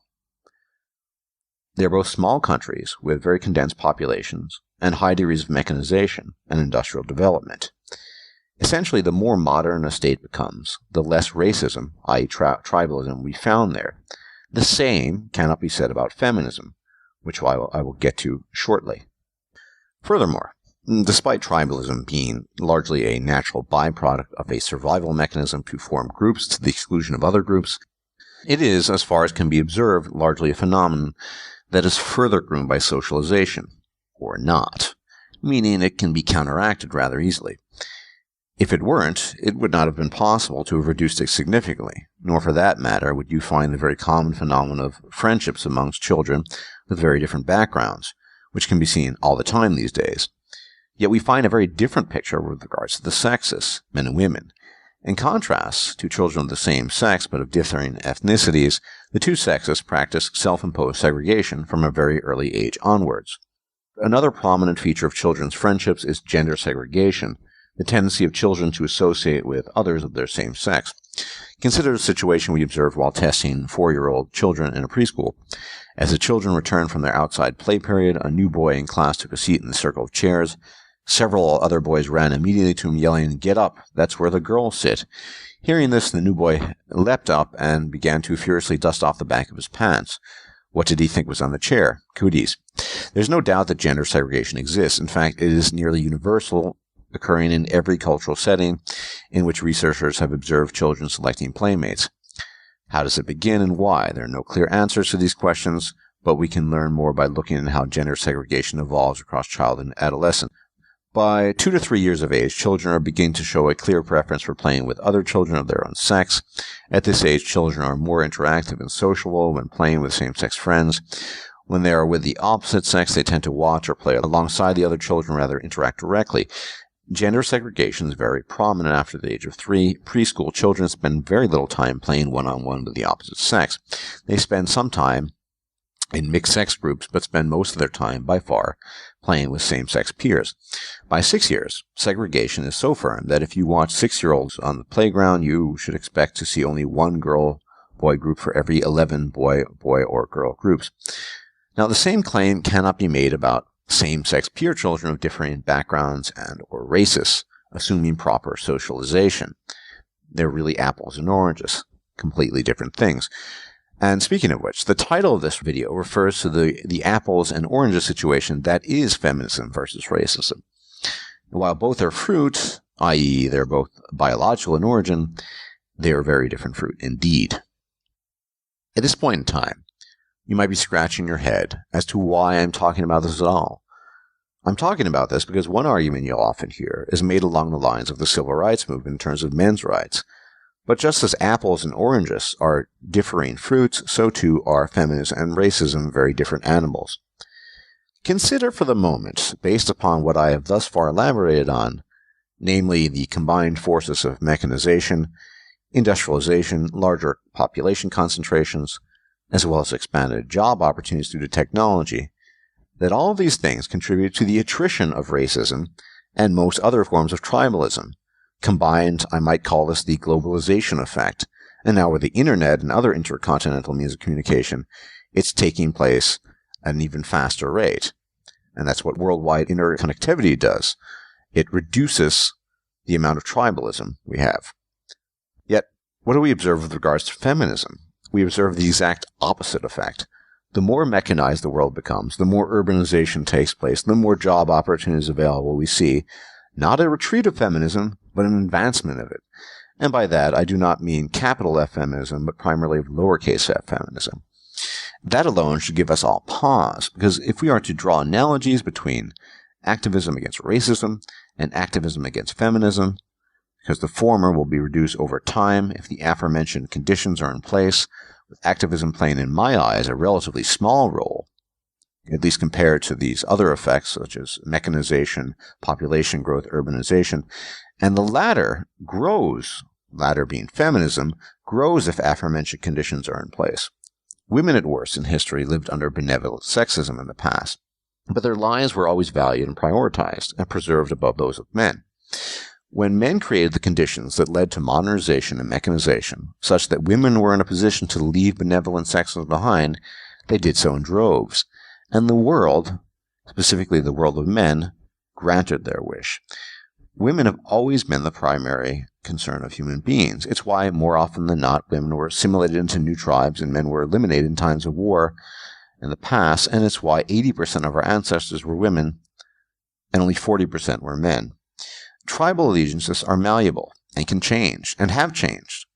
But the dynamic of women before men is universal and was never malleable. More than anything else, it was the cornerstone of the biological reproductive imperative, and remains so, and remains very much imprinted in the minds of everyone on an unconscious level.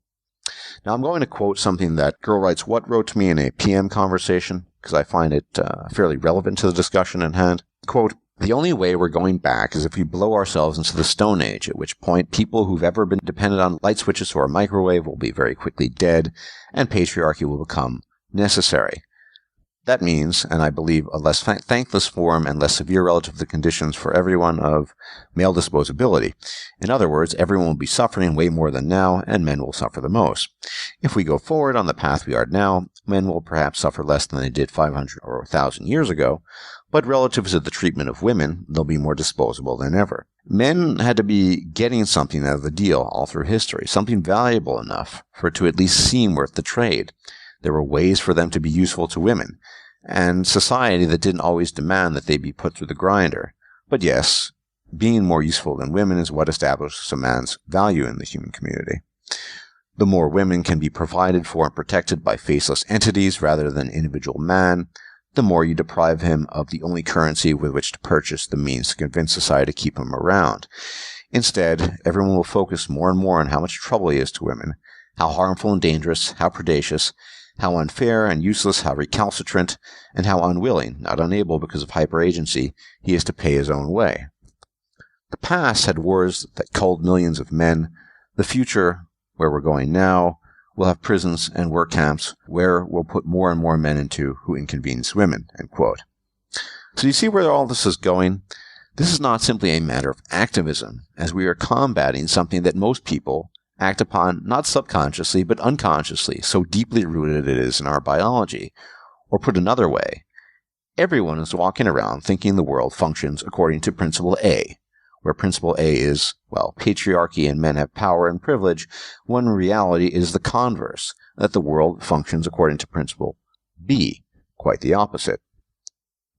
It is the millennia-held belief that the world is based on Principle A, that women suffered whilst men enjoyed privilege, that got us into the mess we currently are in, and why the world, and now it is truly the entire world, accepted feminism and everything women wanted, with such willingness and desire and complacency. Gynocentrism and male disposability, these are the driving forces behind it all. Reversing that dynamic would require reverse engineering the human animal from the bottom up, and I don't see that happening. Focusing on your individual race within the men's rights movement, but male issues, men going their own way, is totally counterproductive and indeed, in my opinion, a waste of time. And I think those who focus in on that are being divisive and not being very helpful at the end of the day. From a purely pragmatic point of view as well, there's no point in talking about it. The men's rights issue and male issues, men going their own way, really are universal to males. The plight of the man in Korea at the end of the day is not too different to the plight of the man in New York or the man in Buenos Aires or wherever.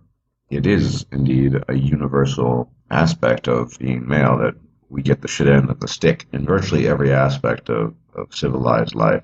I don't think race has anything to do with men's rights issues because males of all races are the worker slaves, and we've been doing this for thousands, if not millions of years, if we count Homo erectus and Australopithecus and all the rest of them. That means that the changes that we affect will be individual microcosmic changes, and it will likely stay at that level for the conceivable future. The reason being is simply that we lack numbers. There's a number of factors. One, you need the cognizance. You need to be cognizant of what is going down in civilization precisely. I like to look at it as a giant piece of theater. We have the veil, we have the curtain. The actors are up on the stage. Everyone's a thespian. The problem is, I think the thespians on the stage most of them aren't even aware of them being thespians. So there's a lack of volition there. And I hope I'm not getting a little too abstract here, but the point is that what I'm trying to get at here is simply to say that we need to make the thespians aware of their participation in the drama and the piece of theater, and giving the thespians that knowledge. And when I speak of the thespians, I am speaking mostly of men. I think it's more or less confirmed that most women know what's going on. If they didn't know what was going on, they wouldn't be engaging in the kinds of behavior they have been engaging in for, well, at the very least, untold millennia. So as we reach each man, individual by individual, on an individual case and basis, we can, in fact, have a ripple effect. We might not experience or feel that ripple effect in a direct personal manner, for the simple reason that that ripple effect will only be felt by those in that man's own personal environment. But I have no doubts, based on many PMs I've received and other kinds of messages, that there is a ripple effect. And whether we like it or not, this movement, in my opinion and my assessment, being primarily apolitical, being politically atheistic, that is where it will take hold in the hearts and minds of individual men, basically letting them know that they are actors upon the stage. Well, to be perfectly honest, they are puppets, and for quite some time there's been a puppeteer pulling the strings. Our job, quite simply, is to let them know that there is a puppeteer. The puppeteer has no power without, the puppeteer only has power due to nescience, due to a lack of knowledge of what's actually going on. So each video that we make and each man we inform of the situation, we're in fact decoupling him, or cutting the strings, as it were, from the puppeteer's tool, and we're giving him at least the possibility and the power of choice. Once an individual man, has that knowledge, he is free to make choices within his own life. He can concede, if he so chooses, that the game is rigged, and that as long as he participates, he will lose, inevitably, in some way, shape, or form. Or he can continue playing the game, but he'll do that at least in the knowledge and realization of the game's futility, and probably a great deal of reluctance as well. The biggest question is not, in my opinion, where is this all going? There's a far, far larger question, and it's going to take me, if I'm still alive, a number of years to answer in a proper and comprehensive manner. You see, a very dear and close friend of mine I've been friends with for eons, 17, 18 years, quite some time. I attended my first university with him. We sat in Western Civ 101 together and made jokes.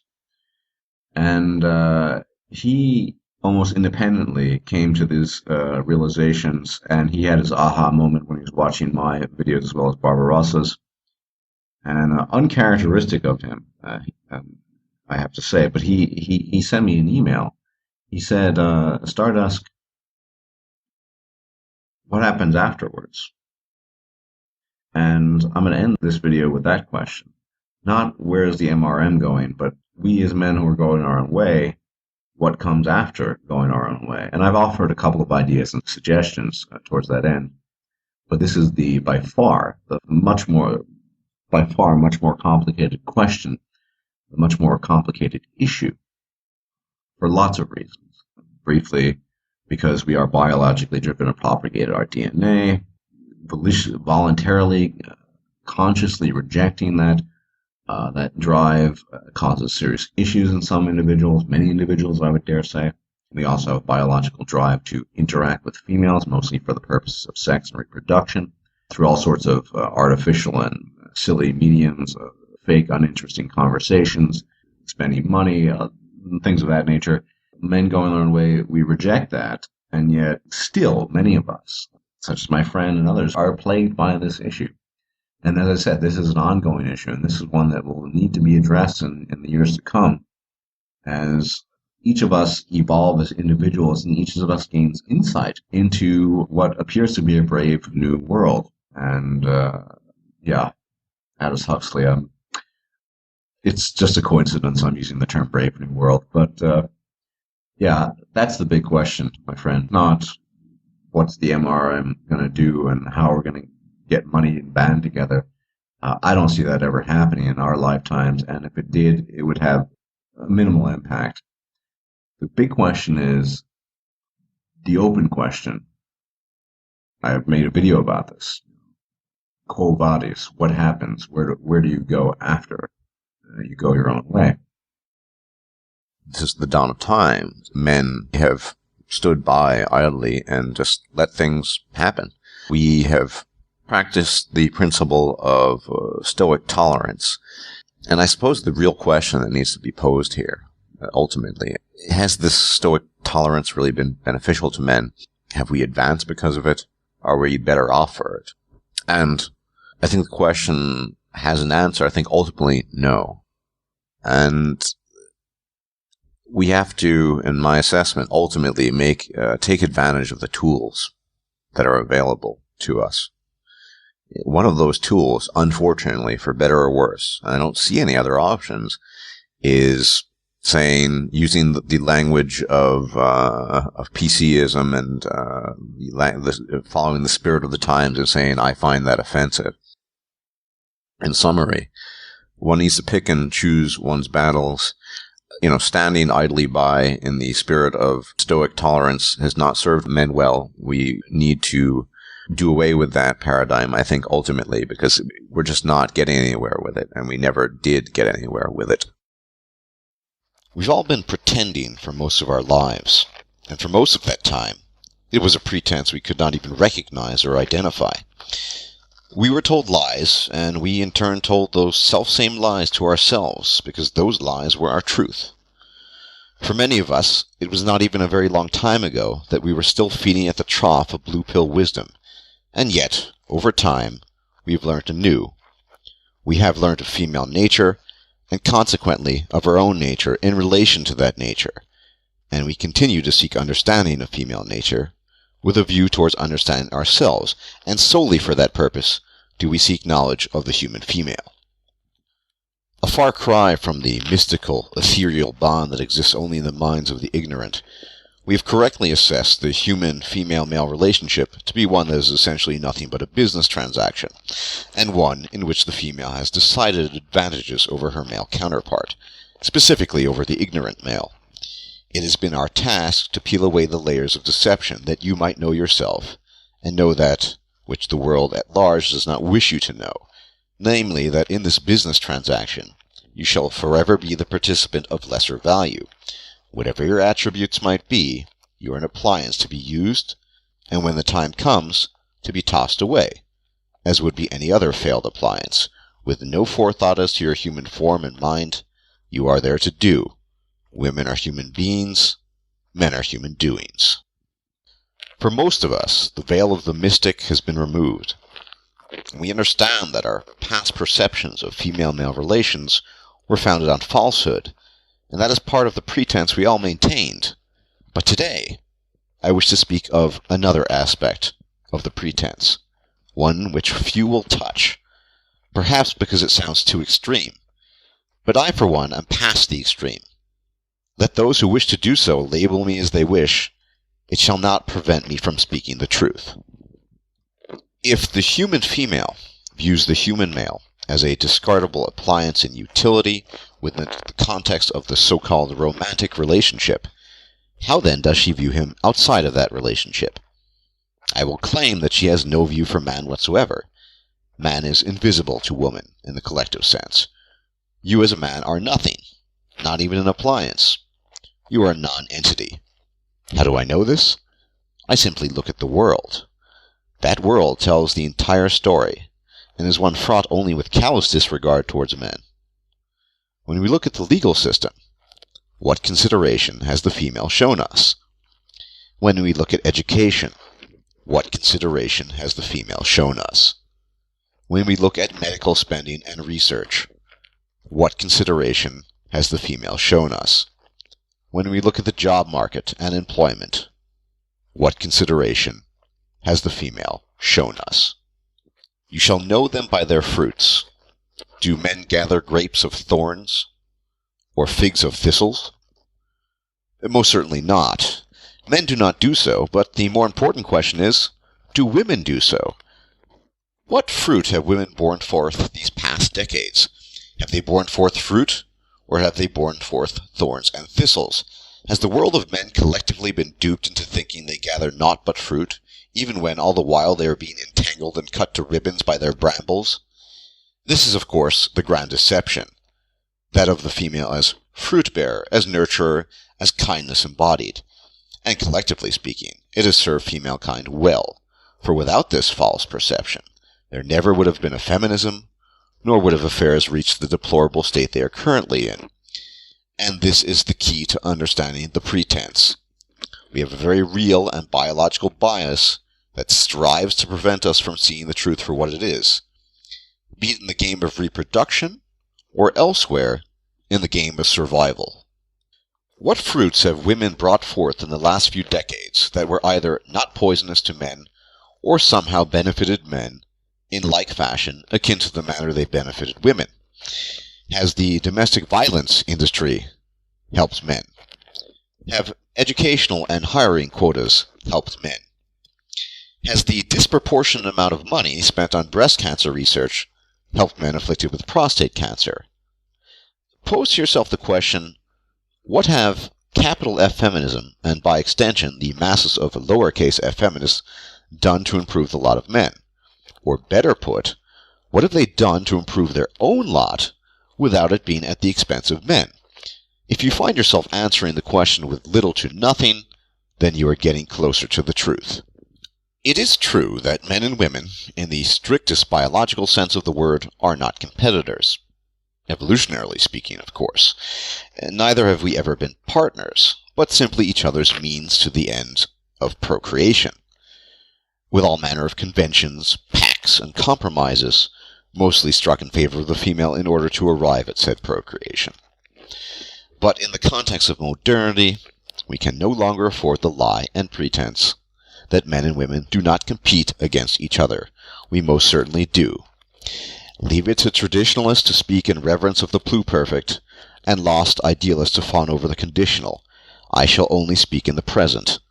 The simple truth, men, is that women are, even as I speak these words, taking your jobs, your educational opportunities, your medical research that could one day save your life, and they are doing so with no regard whatsoever, not the slightest consideration for the consequences reaped upon you as a man, meaning that medical treatment you will not receive will have to do with the fact that those monies were allocated elsewhere, and you know exactly where that elsewhere is. Make no mistake, this is a war. But it is not a war we started, though we are in part, through almost Neville Chamberlain-like acquiescence, responsible for the far-flung state it has reached. No, we did not start this war.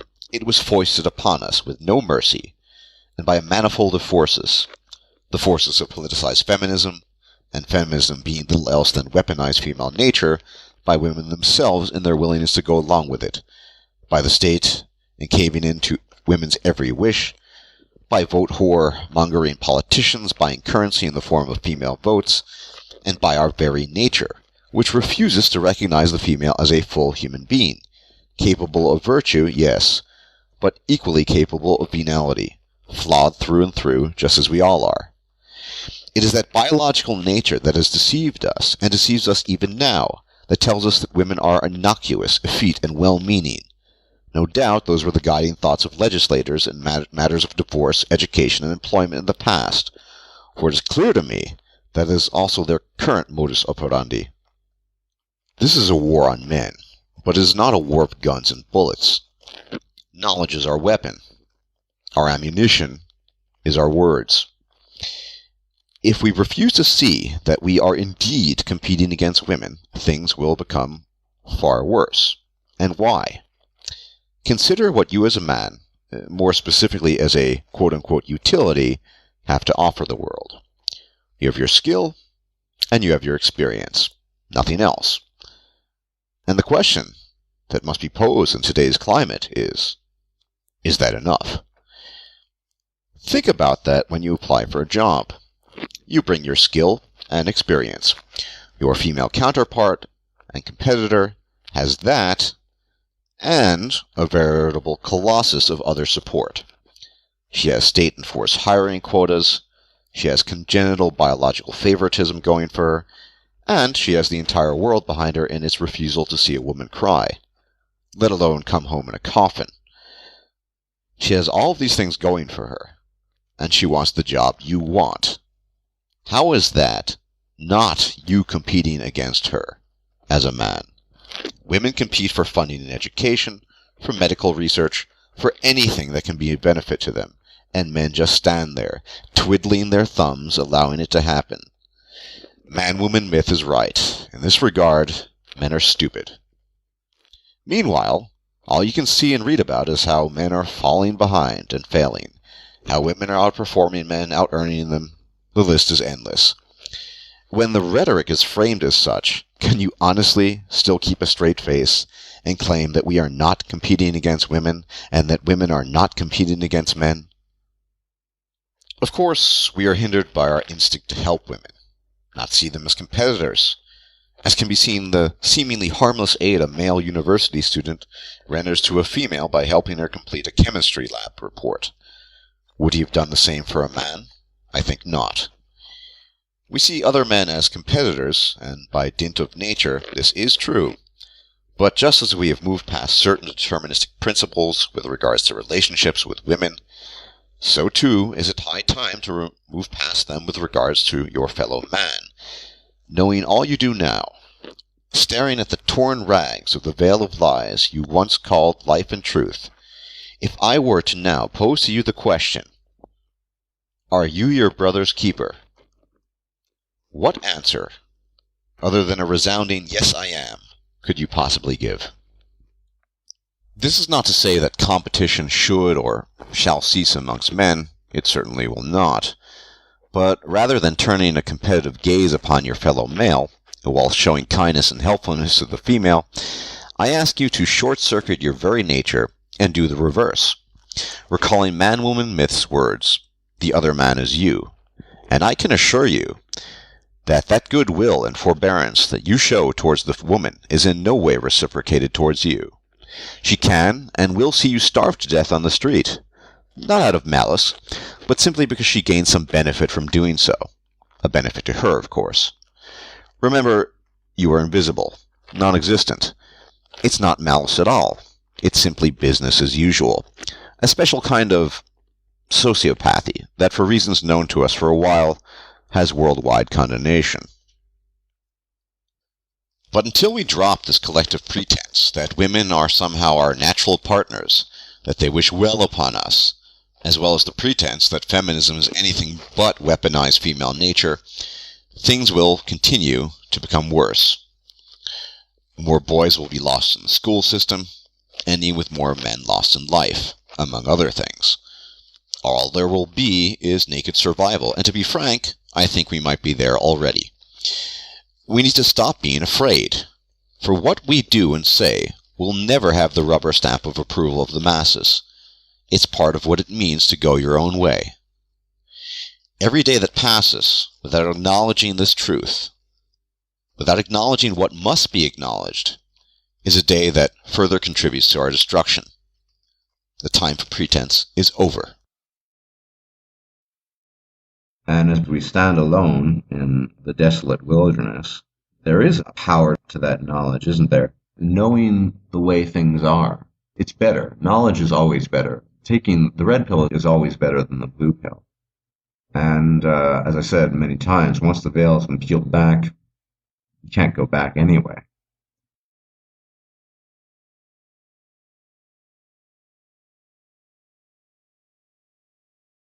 We reserve the right to practice our own form of defense, which is our turning our backs to it and walking away.